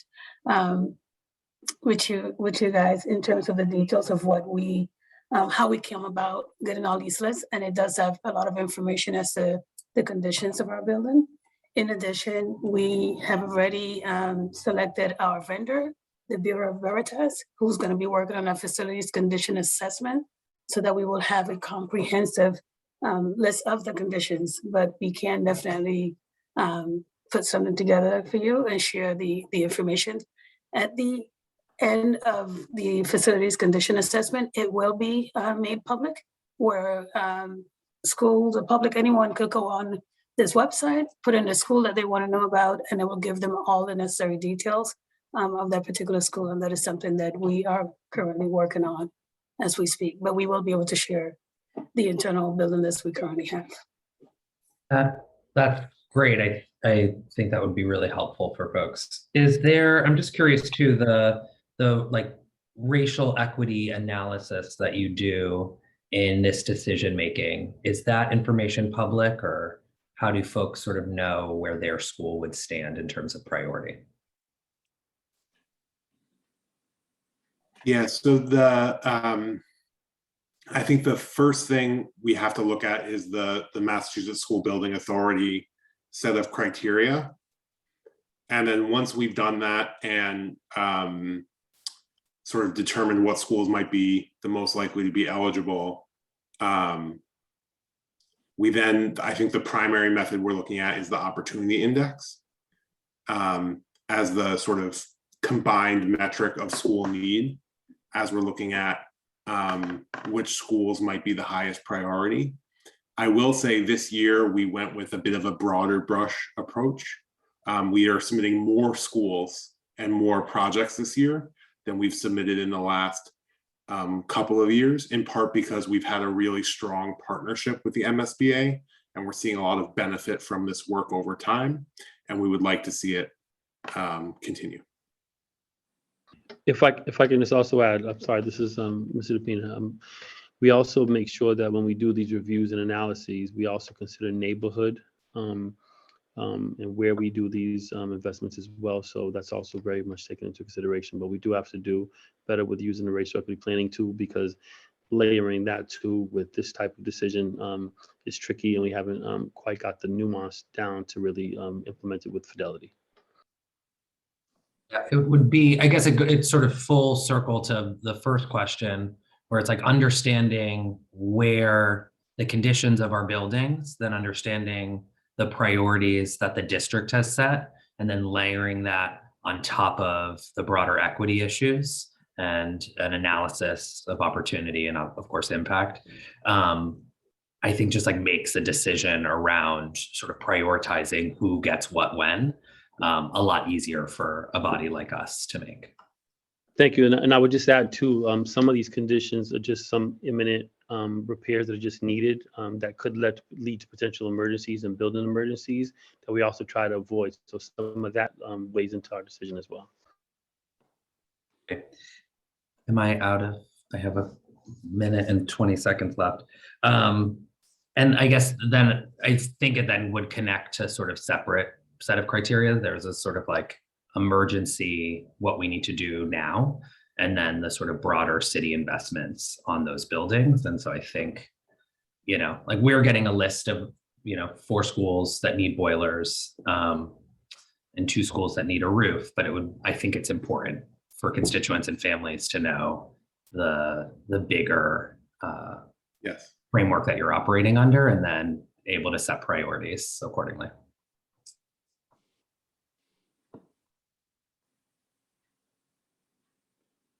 Thank you. Move on to Dr. Alkins. Thank you. Thank you for this presentation. So take me back a little bit. What was the process? So I hear that some of it is due to emergency. What was the process for sort of soliciting perhaps proposals from different school committees, different school communities, I'm sorry, for renovations? So could any school community just put forth a proposal for renovations in that sense? It's a really great question, and it gives me an opportunity to clarify sort of 2 different parts of our process that are overlapping. And it's a little bit of an unfortunate nature of the timing of the school building authority's process that we have to bring this to you in a partial manner. So I will turn it over to Chief Alvarez and her team to talk more about the incredibly robust system they use for schools to solicit proposals. And they have a large number of proposals from schools that have been submitted for capital projects. But this will just give me an opportunity to quickly talk about our capital budget process and where we are in that timing. So unlike the operating budget process, where we give information to you in February and you vote in March, our capital budget is actually just a portion of the city's broader capital budget. And that process doesn't fully launch until April. And so in that capital budget, we will be talking about a full and wider swath of projects and repairs that we are proposing for the next year. The operations team and the facilities team has, as a part of their work, a new request tool that I'm not going to try and describe because I'll do it incorrectly, and I'll just leave it to the chief to do that better. But they then review all of those proposals, think about what should be a capital project versus what's actually more of a just general repair that gets done through that budget, and work through that process. Chief, I don't know if there's anything you want to add. Before I start, David, can you stop sharing screen? That was one of the chat requests. Sharing? Yeah. So just for a quick report, there's a number of information that we are working on in the operations team, primarily the facilities team, where they have recently implemented a work order system. And the work order system is, yes, your general day-to-day complaints, but the executive director of facilities is working with the team to include another section where all schools are able to implement into the same system the requests that they have. We have recently, and the executive director happens to be he's an engineer, was really good, but we also just recently hired an architect and a number of other project managers who are working with us to make sure that we are following the protocol. I do believe I heard someone, and I'm sorry if I didn't get the question the right way, asking about the building list and the process that we took to create this building list. Did I get that question right? I want to make sure I'm not going into, okay. The team have worked together for the last several months in making sure that the building list and creating it, we are using the school, the opportunity index, the capital asset, useful life information. We prioritize, sorry, I have two puppies that are acting up. We prioritize assessment and cost of estimates from the BPS facilities team, and everyone in the facilities team actually was looking at that information. And the upcoming capital projects and summary environmental audit condition reports are all information that was put into this one database, and it's a dashboard that I honestly, I'm like, can't wait to share it with you all so you can see the information that we've put together to help us make an informed decision on the conditions of our buildings and who needs to, how do we prioritize those lists. But in addition, as I mentioned earlier, the facilities condition assessment is a tool that's going to be running the next thing. Chairwoman Jerry Robinson, I've heard her on several occasions asking for this, and we finally have it in place. The Bureau's Veritas will be starting on the first week of April to start. You're going to start seeing them going around to every single one of our buildings to make this assessment. And this will be public information. It will be available to anyone to see every information that we have. We work very closely with the CFO's office and the PFD office to make sure that everything that we're putting together is in coordination with all the other work that is being conducted throughout the city as well. Thank you for that. And just is that dashboard and those modifications, are those made in alignment with the city's climate implementation plan? I know there's work on a new one, but is there any alignment there? Yes, we are working in terms of partnership and collaboration with the city and the chief of operations from the city. So we're trying to make sure we're not doing anything in silo. We're making sure that we are bringing our partners from the city to do this work as well. Thank you. Ms. Polanco Garcia.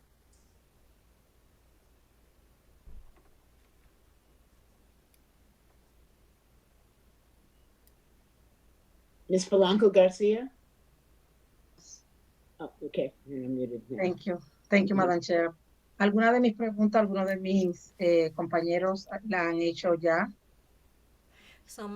Thank you, Madam Chair. Some of the questions that I wanted to ask were asked already by my partners.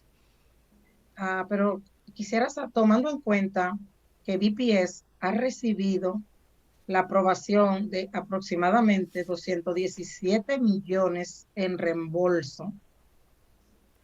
Keeping in mind that BPS has received an approval of approximately $217 million in reimbursements de la Autoridad de Edificios Escolares de Massachusetts desde el 2015. From the Massachusetts School Building Authority since 2015. Quisiera ver cuáles son esos edificios escolares que han sido reparados. I would like to see how many school buildings have been repaired.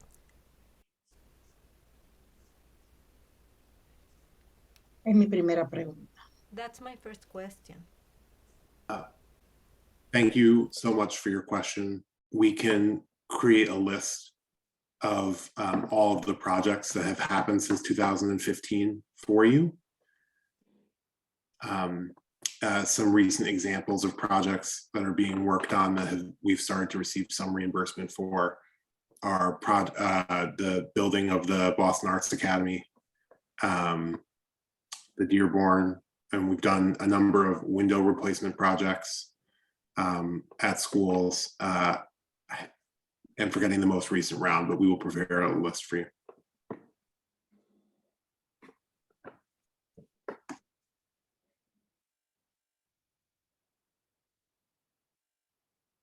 Thank you. Hay algunos edificios escolares que necesitan puertas, paredes, filtros adecuados, que son fundamentales. I noticed that there are some buildings, school buildings that are in very fundamental need of doors, walls, and filters. Están ahora mismo en franco deterioro. Which are right now in clear deterioration. Entonces, por lo que han explicado, hay algunos edificios que no cualifican para esas reparaciones. So what I've heard is that some of those buildings don't qualify for the repairs. Entonces, ¿qué planes tiene el distrito para estos edificios que están en un deterioro, en un terrible deterioro? What plans has the educational district for those buildings that have that clear deterioration? Thank you so much for the question. It's a really important one for this process. In about 3 weeks or so, maybe 4, we'll be coming back to you with our recommendation for a project we would like to submit to the MSBA for their core projects. That is one way where we get a major building project done for a school that we think is in need of either fundamental renovation or a brand new building. The second way we're going to do those sorts of projects are through the city's capital investment project.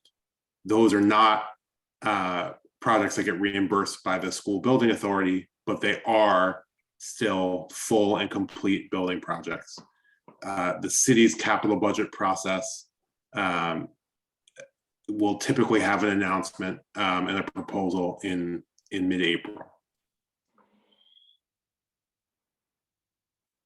Can I just add to, because understanding Ms. Blanca Garcia's request, in terms of like the basic repairs of doors and like the day-to-day things that you have observed in the school, the facilities team is actively working and putting a list together of all of the projects that we're working on.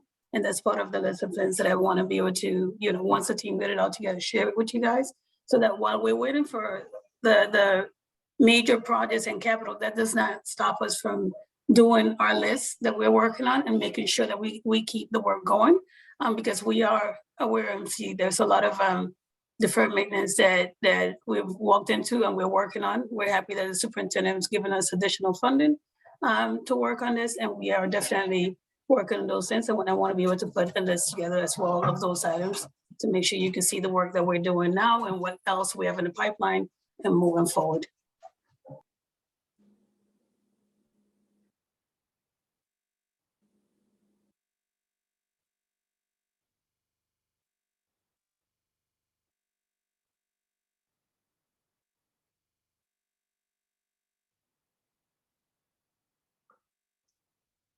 Okay. Thank you. Ms. LaPera? Thank you, Madam Chair. Appreciate this information. As you all know, really talking about facilities is something that I think is incredibly important for us in our district. I know you shared a little bit about the process for the creation of this list, and that was really helpful.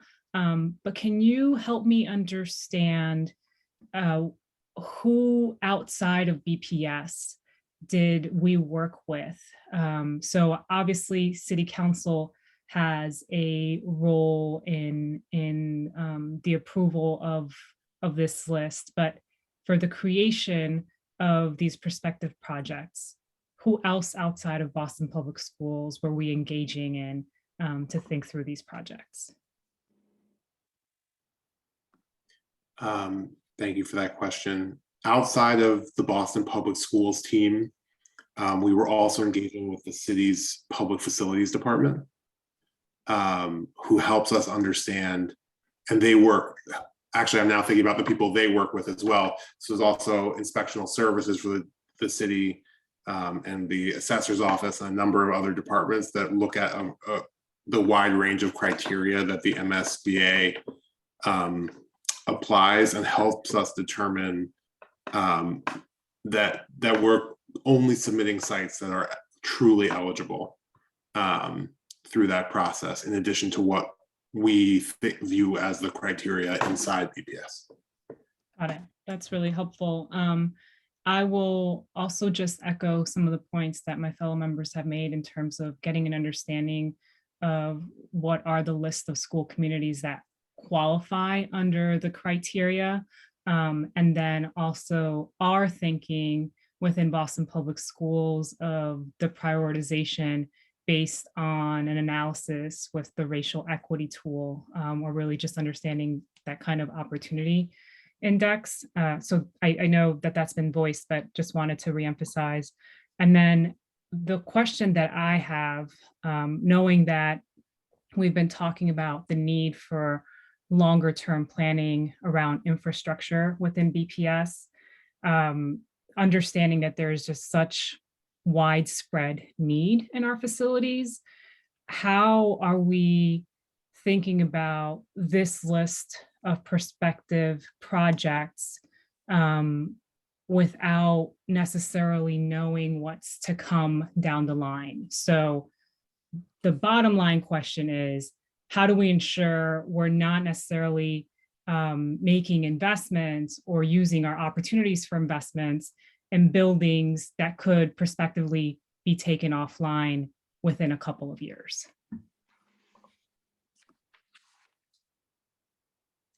I really appreciate that question, and it's a difficult one to answer, knowing as well that we still have students in these buildings now that may be in need of critical repair. I think we try to look at the size of the building, the number of students it serves, its enrollment, as well as all these other factors. The Massachusetts School Building Authority requires a 20-year commitment to the building as a school, as a part of the program. So the other thing you'll notice in this list is they are disproportionately our larger buildings. And that's sort of for two reasons. One, larger buildings are more expensive projects. And so on a project by project basis, we get the bigger reimbursement from the state if we use that mechanism for the bigger projects and our city mechanisms for the smaller ones. But also then when we're making a commitment to keeping a school open for 20 years, and it's the English high school where we've just done the 712 redesign, and we know that school is going to be open for 20 years, that facility, right? We know we can make that continued commitment. Okay, that's interesting. I didn't realize that there was a commitment of maintaining a certain school building open for a period of time. I think that's really important information, because while the English high school community were saying that there's expansion there, I wouldn't necessarily say that that's a great facility for our students. And a new roof or windows wouldn't necessarily change that. And so, yeah, I think it would be incredibly helpful to just get a better understanding of what are the school communities that qualify, or the school buildings that qualify. And we do have to just have some conversations around what is our long-term vision and plan. when does this need to be, when does this come up for a vote for, by the school committee? It's a vote next week, and it's due to the MSBA on Friday, March 25th. Okay, thank you. Thank you. Mr. O'Neill?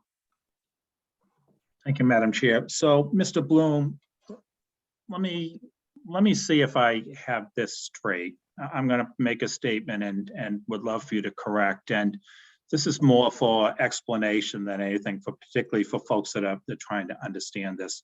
So there are 4 ways that we spend money on our facilities. The first is BPS maintenance budget, which is part of the budget. And as Ms. Alvarez said, in fact, we had deferred maintenance for a number of years during tough times.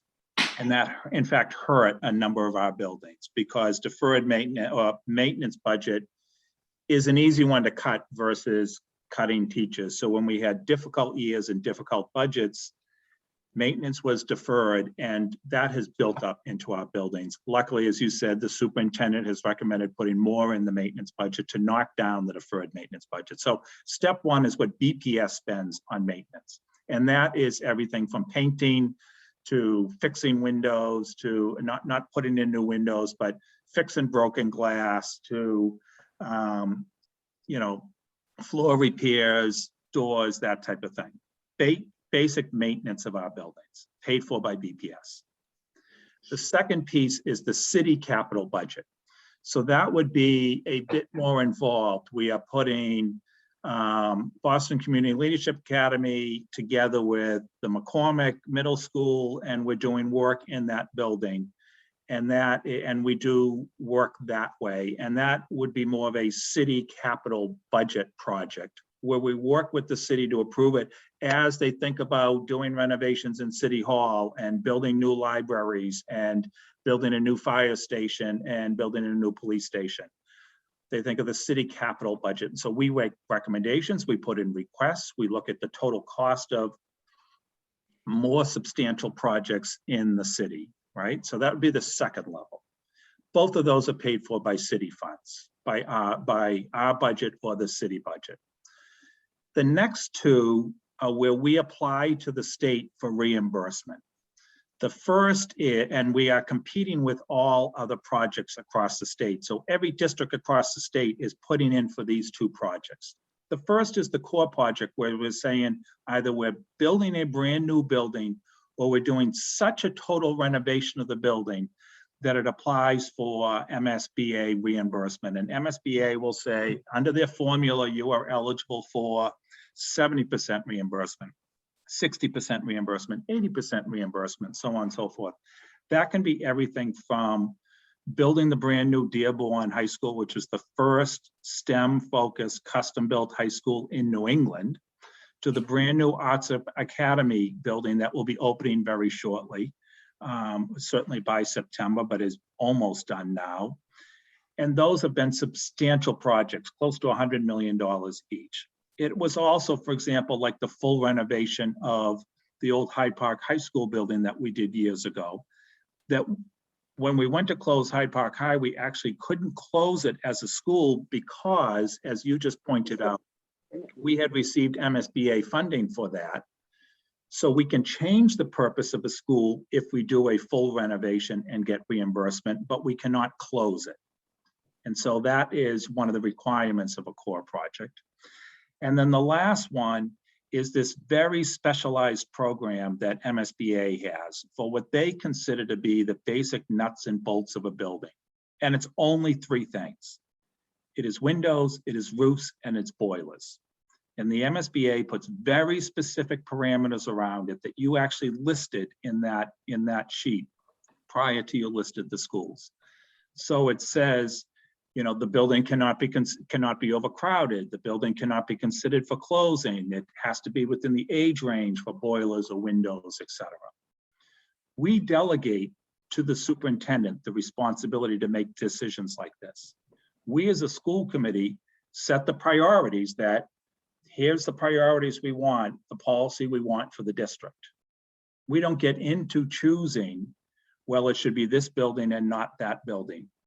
we evaluate the superintendent on whether she's meeting the policies that we set, including using the racial equity tool and making appropriate decisions and making sure we're fair across the entire city.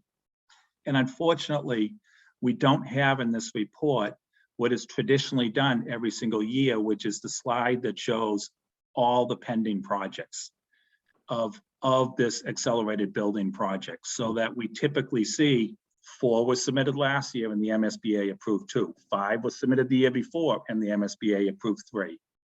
And that, I think, would be really helpful for all of us to see, as well as for the public to see, so we could see that there's an ongoing thing. This is putting a bunch of names in front of the MSBA. They may not approve them all. They may approve 2, they may approve 3. But we clearly want to put as many in as we can, right? That we know hit the criteria, because why wouldn't we, right? This is state money coming back to us that will not be spent otherwise. Am I kind of correct in my assessment of the 4 different ways that we spend money on our buildings?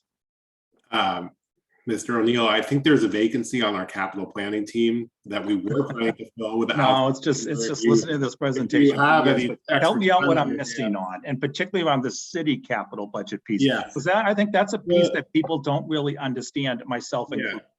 And the only thing I would add is the one sort of unusual thing we get is occasionally we will get a special grant to do a facility work. So we got this EPA grant to help us work on, returning all of our schools back to water fountains, well, it's probably not what they actually are. I got it wrong. I'm sorry, Chief.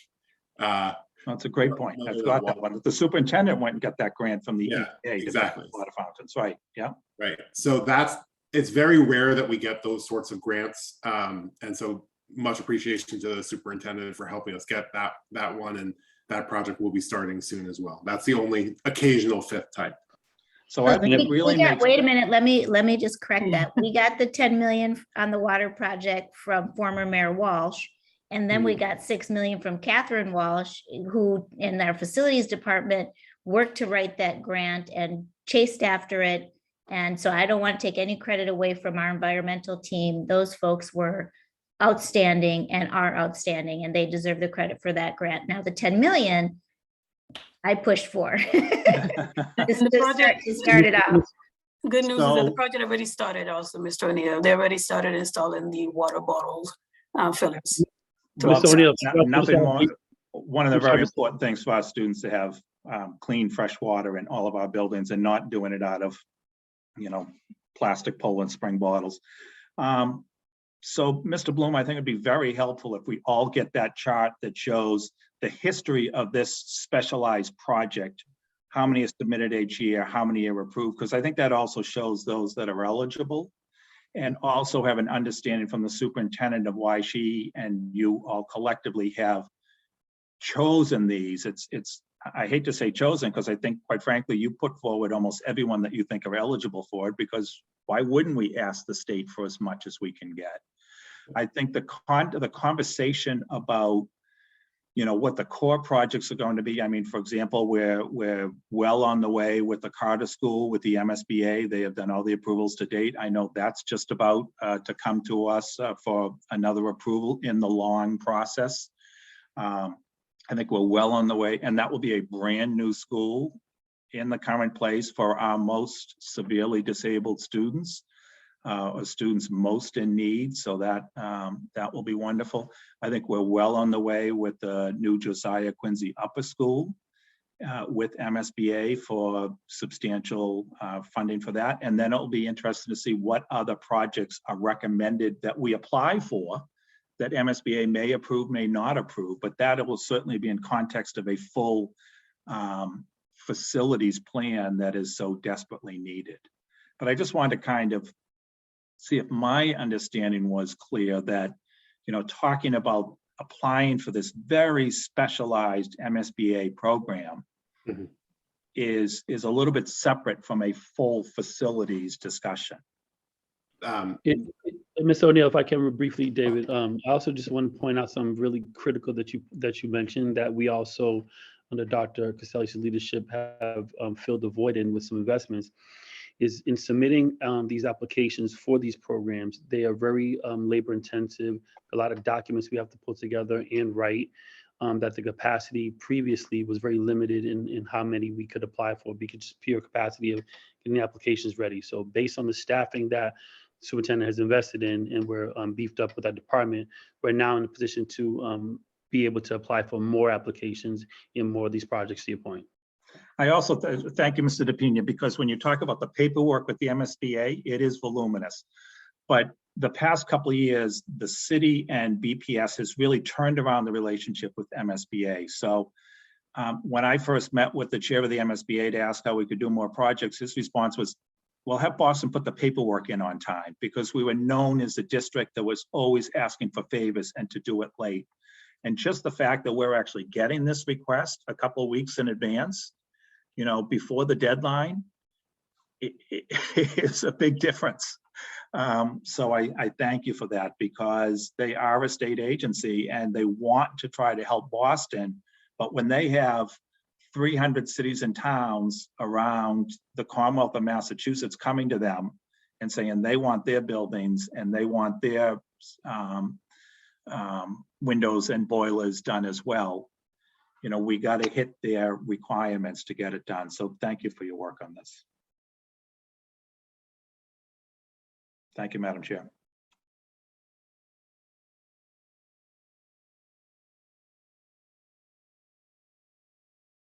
Madam Chair, you're muted.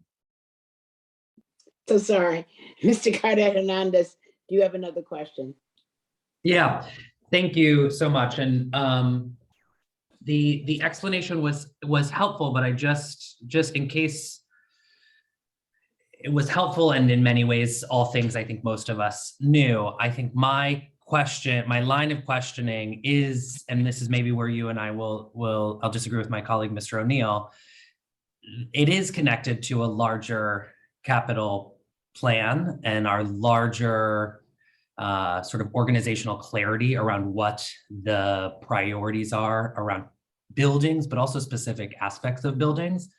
Not just because this is disconnected from other funding streams, but because I think it allows clarity around the state of our buildings and for folks to know where the city is prioritizing resources, but also where they're prioritizing these various asks. So I think it's all interconnected, and I think it would be dangerous to sort of separate them out just because the funding streams are different. Like, it's part of a master plan around how we think about our buildings and where we prioritize sort of next steps and opportunities for improvement.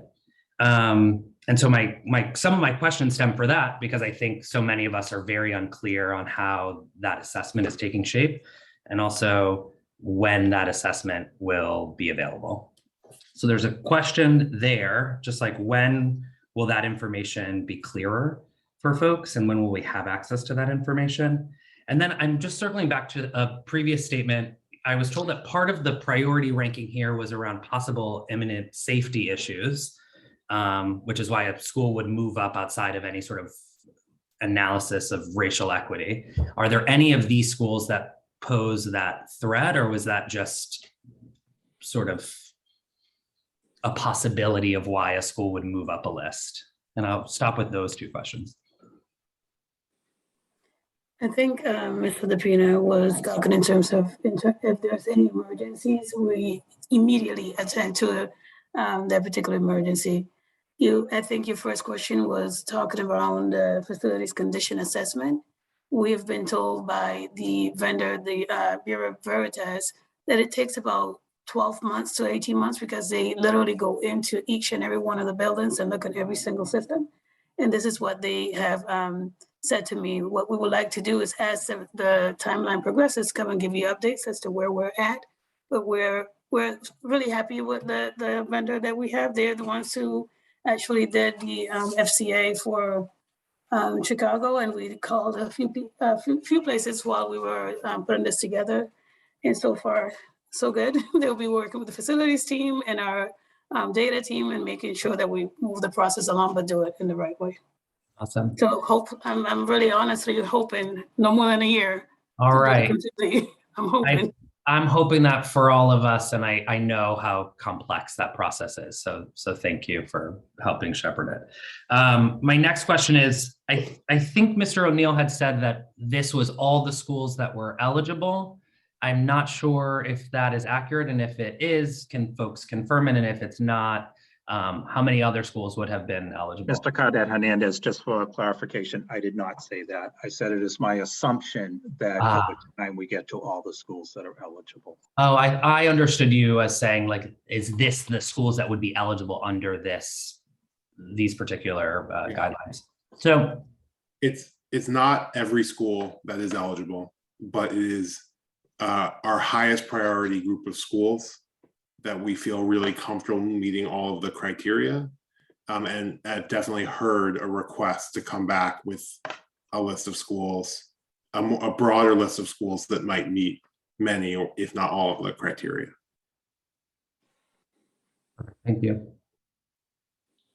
Thank you. Ms. LaPera? Thank you, Madam Chair. Just one question or request. As I'm thinking about the condition around keeping buildings online after they have received investment, I think it would be helpful for us to review what school buildings have received this type of investment in the past 15 years, especially as we're thinking about a facilities master plan, because regardless of what ideas we may have about some facilities, we may already be locked into some commitments based on prior investments. So it would be just helpful to get a list of that and to keep that in mind as we're thinking about our master plan. We can certainly work on that for you. Thank you. Thank you. I just want to reiterate that this is a much smaller piece of the overall facilities plan that we have to do. This is, the accelerated projects piece, the involvement of MSBA. They've typically done 1 or 2 schools. We have 125 schools that need work and have significant deferred maintenance. It's hard because of the requirement of this that you're not going to close a school. We know that we have to eventually start closing schools or merging them or something to deal with our enrollment decline. And so we have to start really thinking about this comprehensive plan for the district. Obviously, we've been in a pandemic for 2 years. Kids are recovering. We don't want a lot of transition. We've done a lot of soft landings, but that's going to at some point have to end. And we're going to have a reality check. And we are going to have tough conversations with our community. This is like a chessboard.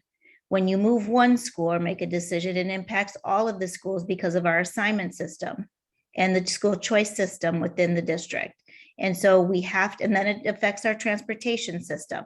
So there is so many complicated pieces, and the city has to engage with us in that conversation, because it is pointless to make this kind of angst in a district outside of a master facility plan, where we know that we've done the community engagement that's going to be needed, where we've been make the tough decisions we have to make without having a serious commitment from the city with funding.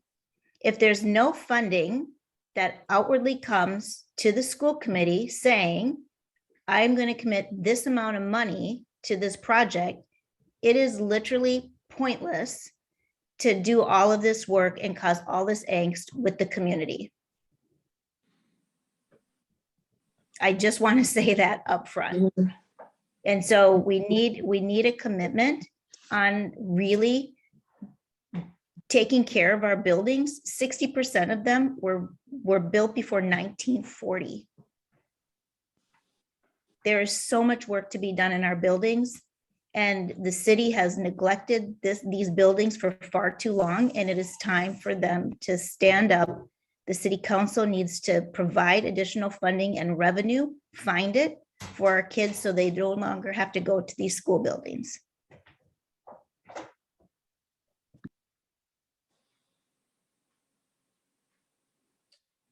Thank you, Superintendent. Agreed.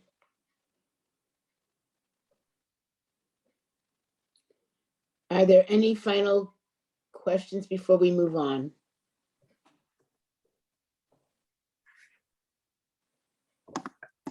Okay. Hearing none, we look forward to taking action on this. Excuse me, Dr. Alkins, did you have another question?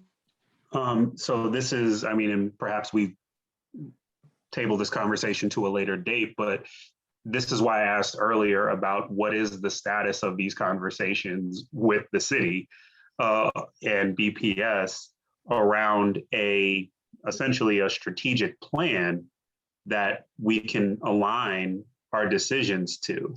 That sort of gives us some context. And then, of course, I think all these pieces that we're mentioning regarding racial equity analysis, all these pieces fall into place once we have some sense of commitment from the city. We're going to be doing these things regardless, but I just want to know where we are in these conversations. We have had conversations with, remember, we've had 3 mayors and 3 different school committee configurations in the past 3 years. That makes it really hard to get traction on any kind of big build type of program that we need in Boston Public Schools, because you have to have the commitment of the mayors, you have to have the city council. We've had a full city council now, almost turnover as well. There's a lot of educating that needs to be done around the condition of our facilities. And so that work has to get done. The mayor has made a significant verbal commitment to tackling our facilities head on. I commend her for that.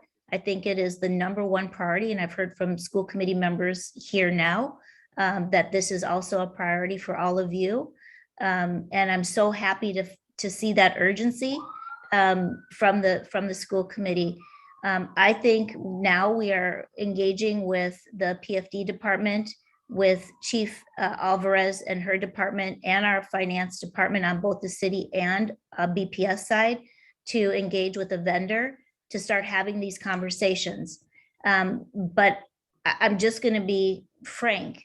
There has to be a commitment. You can do all this planning, you can engage all the community, and if you don't have a real upfront commitment to the funding, then that's all for naught, and parents continue to spin their wheels. If they see an outright, flat out commitment, you don't start the big dig in the tunnel without having the $24 billion to do it.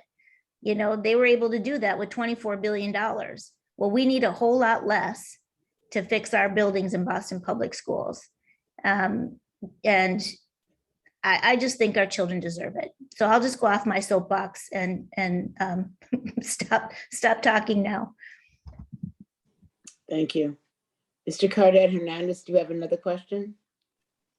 Yeah, I just wanted to say to the superintendent, thank you for that. You could stay on that soapbox, because I think I'll speak for myself, but it is moving and right, and we need to hear that level of honesty here. And I think it's why you are hearing some of us push so hard on that assessment of our buildings, because we need that answer to then be able to push for that bottom line commitment from the city to make the investment that's needed to realize the structural improvements for our school. So thank you for that. And I just want to be clear that it's not the Boston Public Schools Committee that makes these financial decisions. The capital budget sits with the city. Of course. And so it's not a failure of this body over multiple years. It is the fact that maybe nobody called it out enough. The fact that kids haven't had clean water in Boston until now is just completely unacceptable. And so I think that, it's just calling this out and setting our children as a priority and making sure that we just say, we're not going to tolerate it anymore. And we get enough people to demand that they get to have playgrounds, like the suburban kids, they get to have gymnasiums and libraries. These are just basic things that every other kid has, in the suburban areas or wealthier areas. It's just not fair.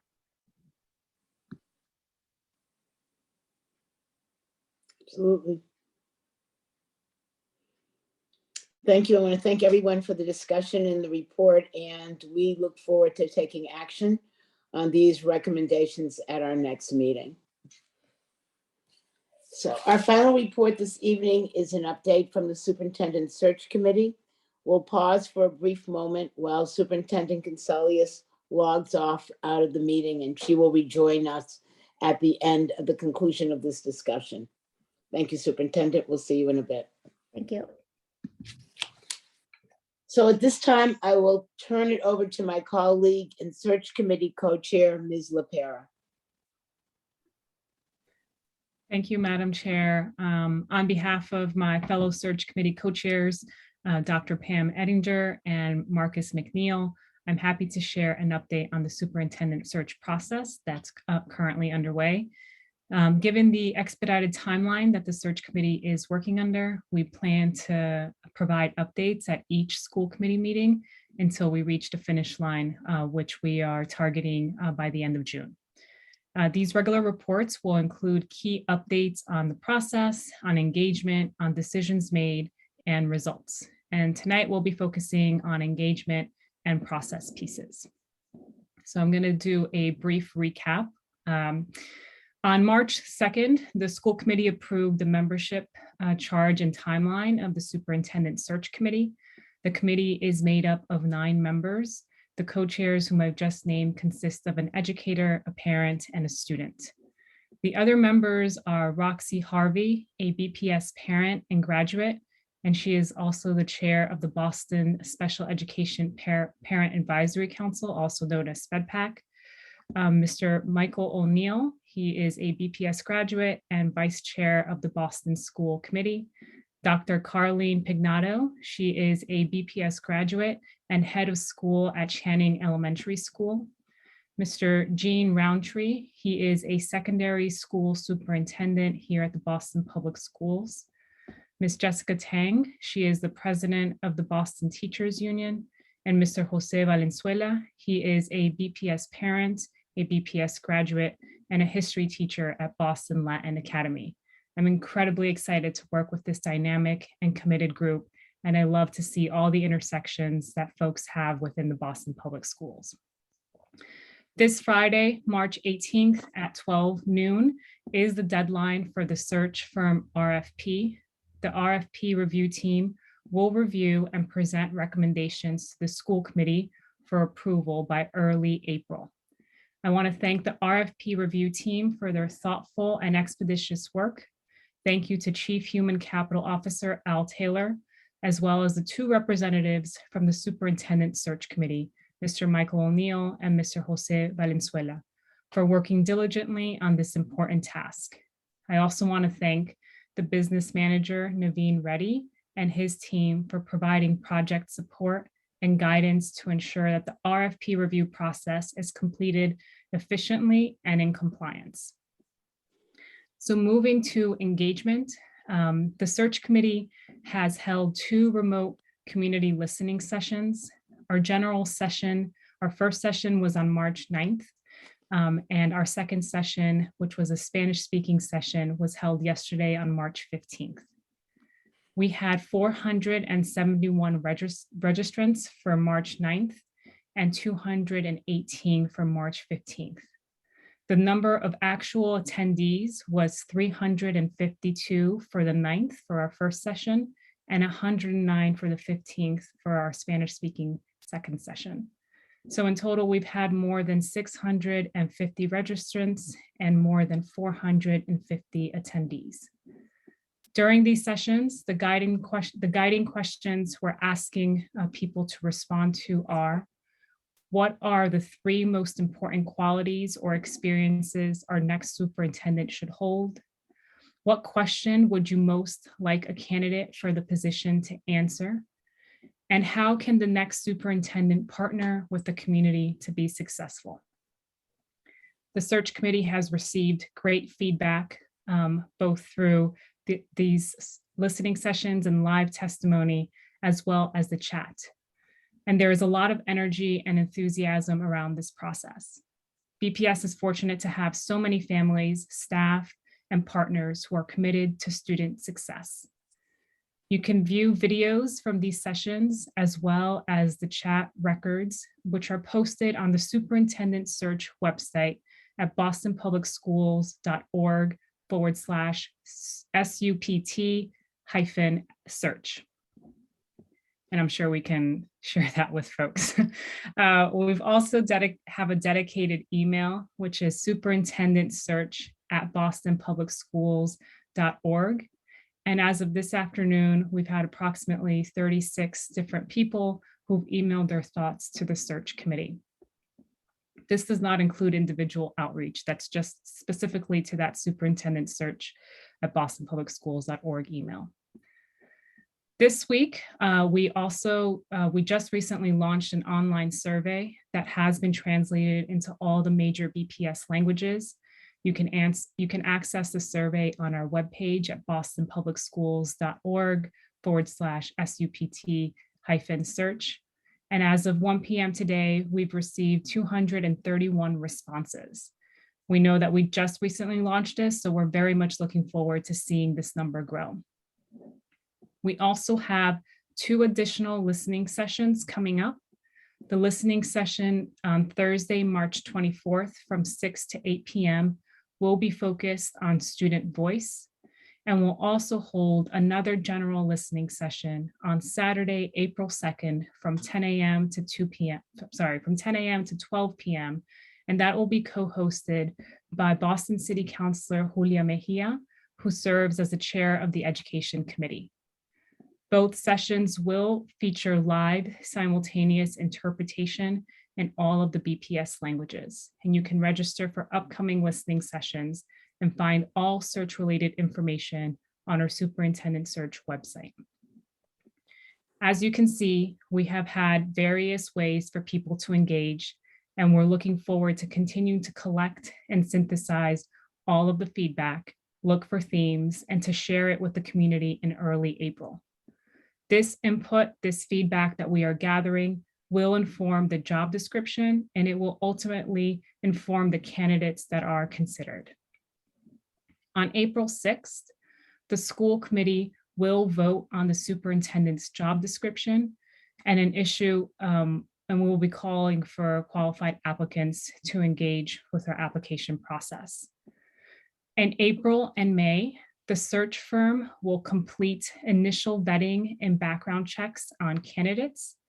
The search committee will review applications and select candidates to interview in executive sessions so as to preserve confidentiality of candidates. And following interview rounds, the search committee will select finalists for public presentation. It is our hope that in June, the school committee will announce final candidates and hold public interviews. The school committee will then vote on a candidate to offer the position of superintendent. So I know I've shared a lot. That brings us up to date. I want to remind folks that we're still fairly early in this process, and future reports here at school committee meetings will include updates on decisions made and results. I want to take a moment to thank my fellow search committee members for jumping into this process at full speed. It's going to be a lot of work in a short amount of time, but I know that together we will get there. I also want to thank the Boston Public Schools staff who've been working tirelessly and around the clock to support the listening sessions and to expand outreach to the community. I also want to thank my fellow school committee members who are engaging with the public, joining listening sessions, and helping to spread the word on how communities can be engaged. This is truly a collaborative effort. I will now turn it back to you, Chair, for questions and comments. Thank you. Thank you, Ms. LaPera. And again, now I will open it up to the committee for questions and comments. I just want to remind everybody of the hour. It's 9:10 now. And remember, at the conclusion of this meeting, we're going to go into executive session. So just reminding people of that we still have more work to do tonight, even though this is our last report on this part of the meeting. So I'm opening it up for questions. Same rules, 5 minutes each, 1 to 2 questions. We'll go no more than 2 rounds tonight so that we can move over, but there'll be plenty of time to get more questions to Ms. LaPera as this moves on. Thank you. The good thing, Madam Chair, is I won't be asking myself any questions. Very good. All right, thank you. All right, does anybody have questions?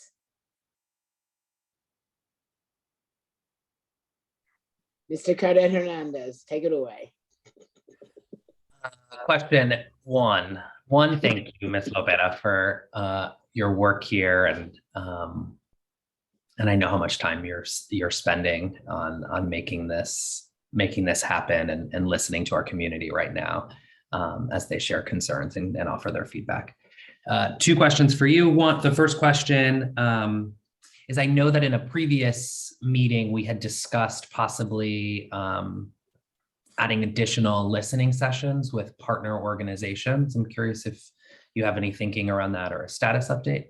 And then my second question is a much bigger one that you may not have an answer to, but I want to throw out there, maybe less as a question, more as a comment, but I am still pushing us to think through a plan B if we are unable to find a candidate that works or meet the timeline that was offered to us.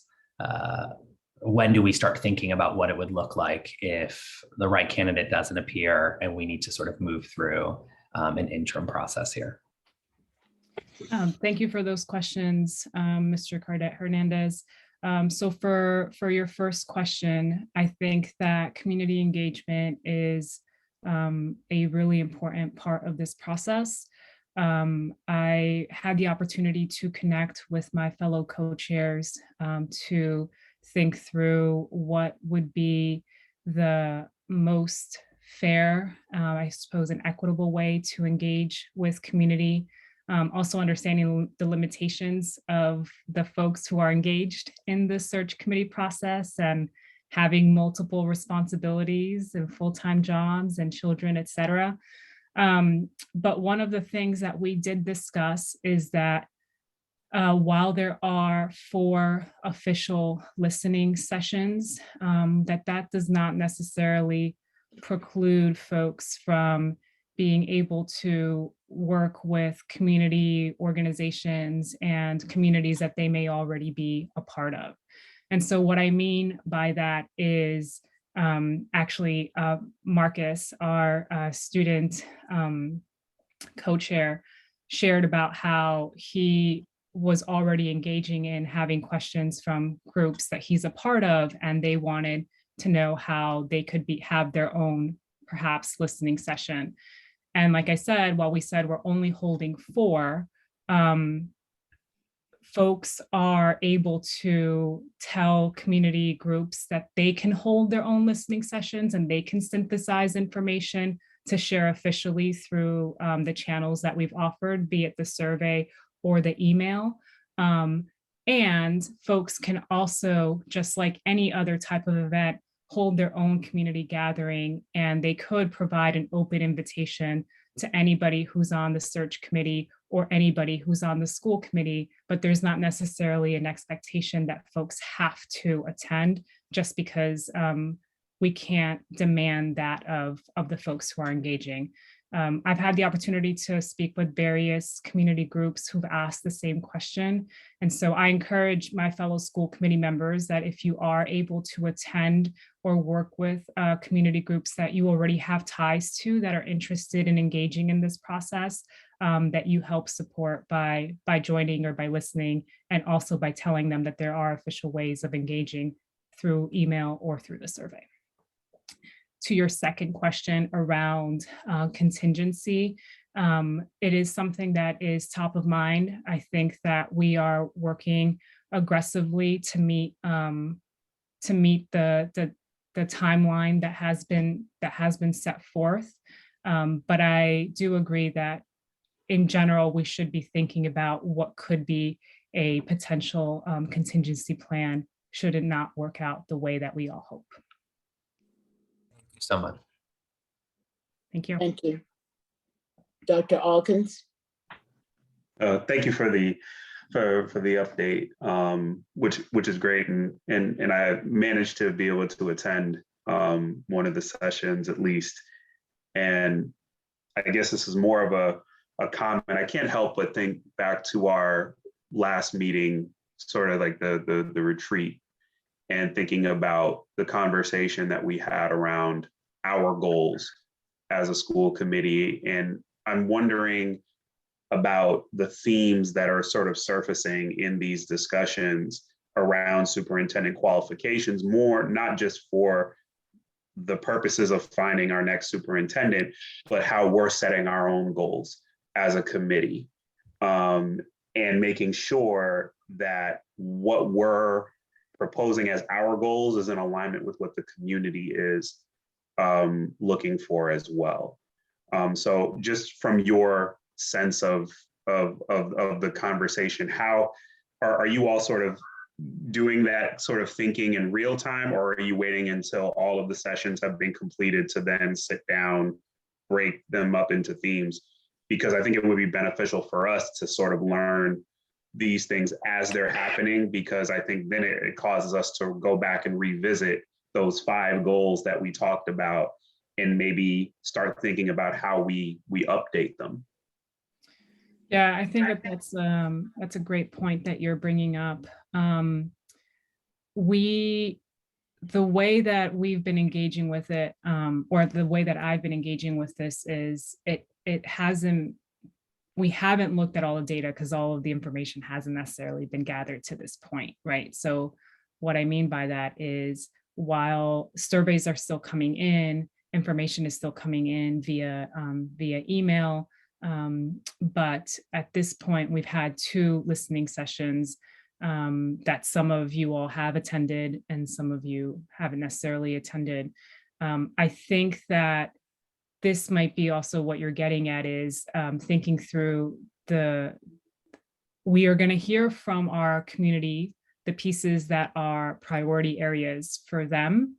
And we as a body also need to go through an exercise of engaging in what are our priority areas or priority characteristics and criteria, knowing that we have already outlined some of those goals, as you mentioned, through the retreat.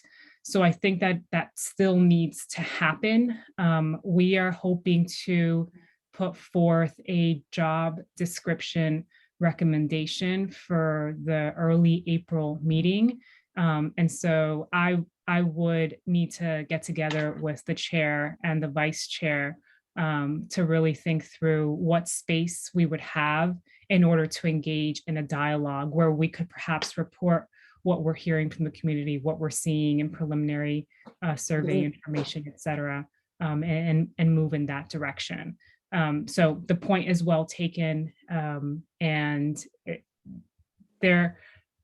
my information at this point is incomplete because I've had 2 listening sessions and we are still collecting information from the community. Yeah, I have a question in terms of you're talking to other groups and encouraging them to create their own listening sessions. The other question that I've often heard is, what is the search committee's plan to give the community feedback on what was heard? And how all of these questions and issues will be incorporated into parts of the search, particularly the questions that are asked, et cetera. And the third part of that, and what else might we do with this information? Understanding that although a lot of it is pointed towards the superintendent search, there are many lessons learned for the district and things that we should be incorporating into our action, not just waiting for a superintendent to do those things. So. Absolutely, Madam Chair. I mean, I think what we're pointing to is not only do we need to report back to the community what we've learned, but we also need to engage as a body in the same kind of report back and conversation. So I think that there's an opportunity to have like a dual function in the next time that we engage around the topic of what we're learning from the community. Your point to how this is not solely just directed to the superintendent is incredibly timely. The latest listening session, folks were engaging in a variety of pieces. Even though we had specific questions, people also shared some of their critiques and concerns that while ultimately, yes, the superintendent oversees all of those pieces, there are other folks who also own that within the district. And so I see this as an opportunity not only to learn from our community as to what they want in a leader, but what they want in our district. It's kind of an evaluation of where we're succeeding and where we have room to grow.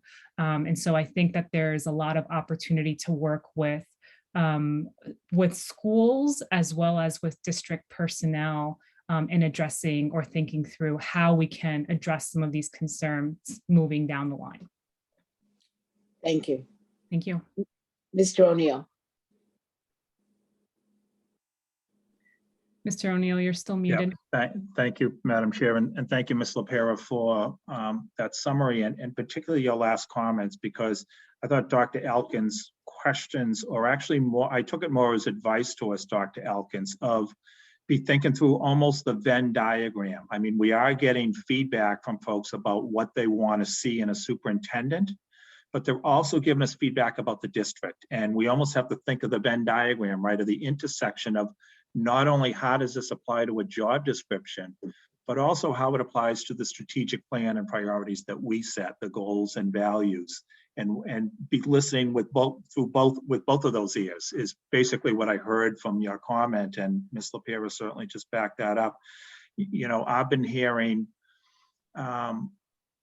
people talking about superintendency. For example, in the past, people often talked about it's important someone have been a sitting superintendent for 5 years.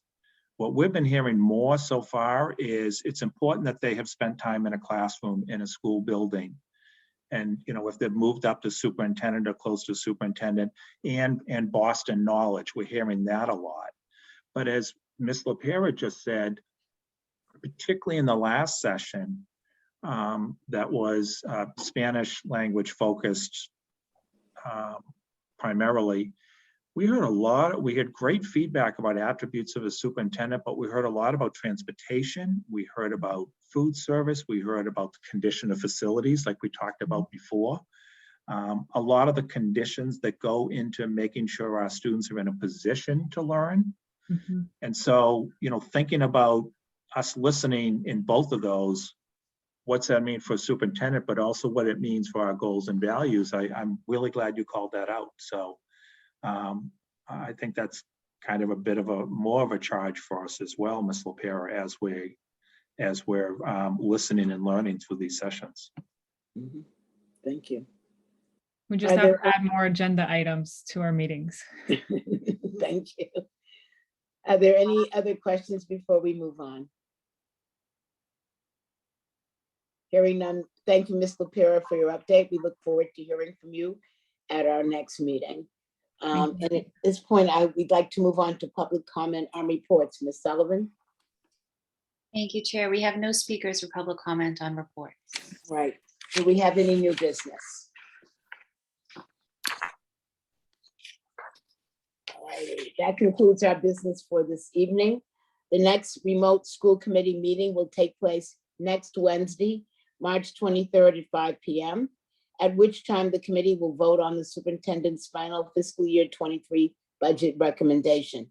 At this time, I would like to entertain a motion for the school committee to adjourn to an executive session for the purpose of conducting a strategy session related to collective bargaining with the Boston Teachers Union.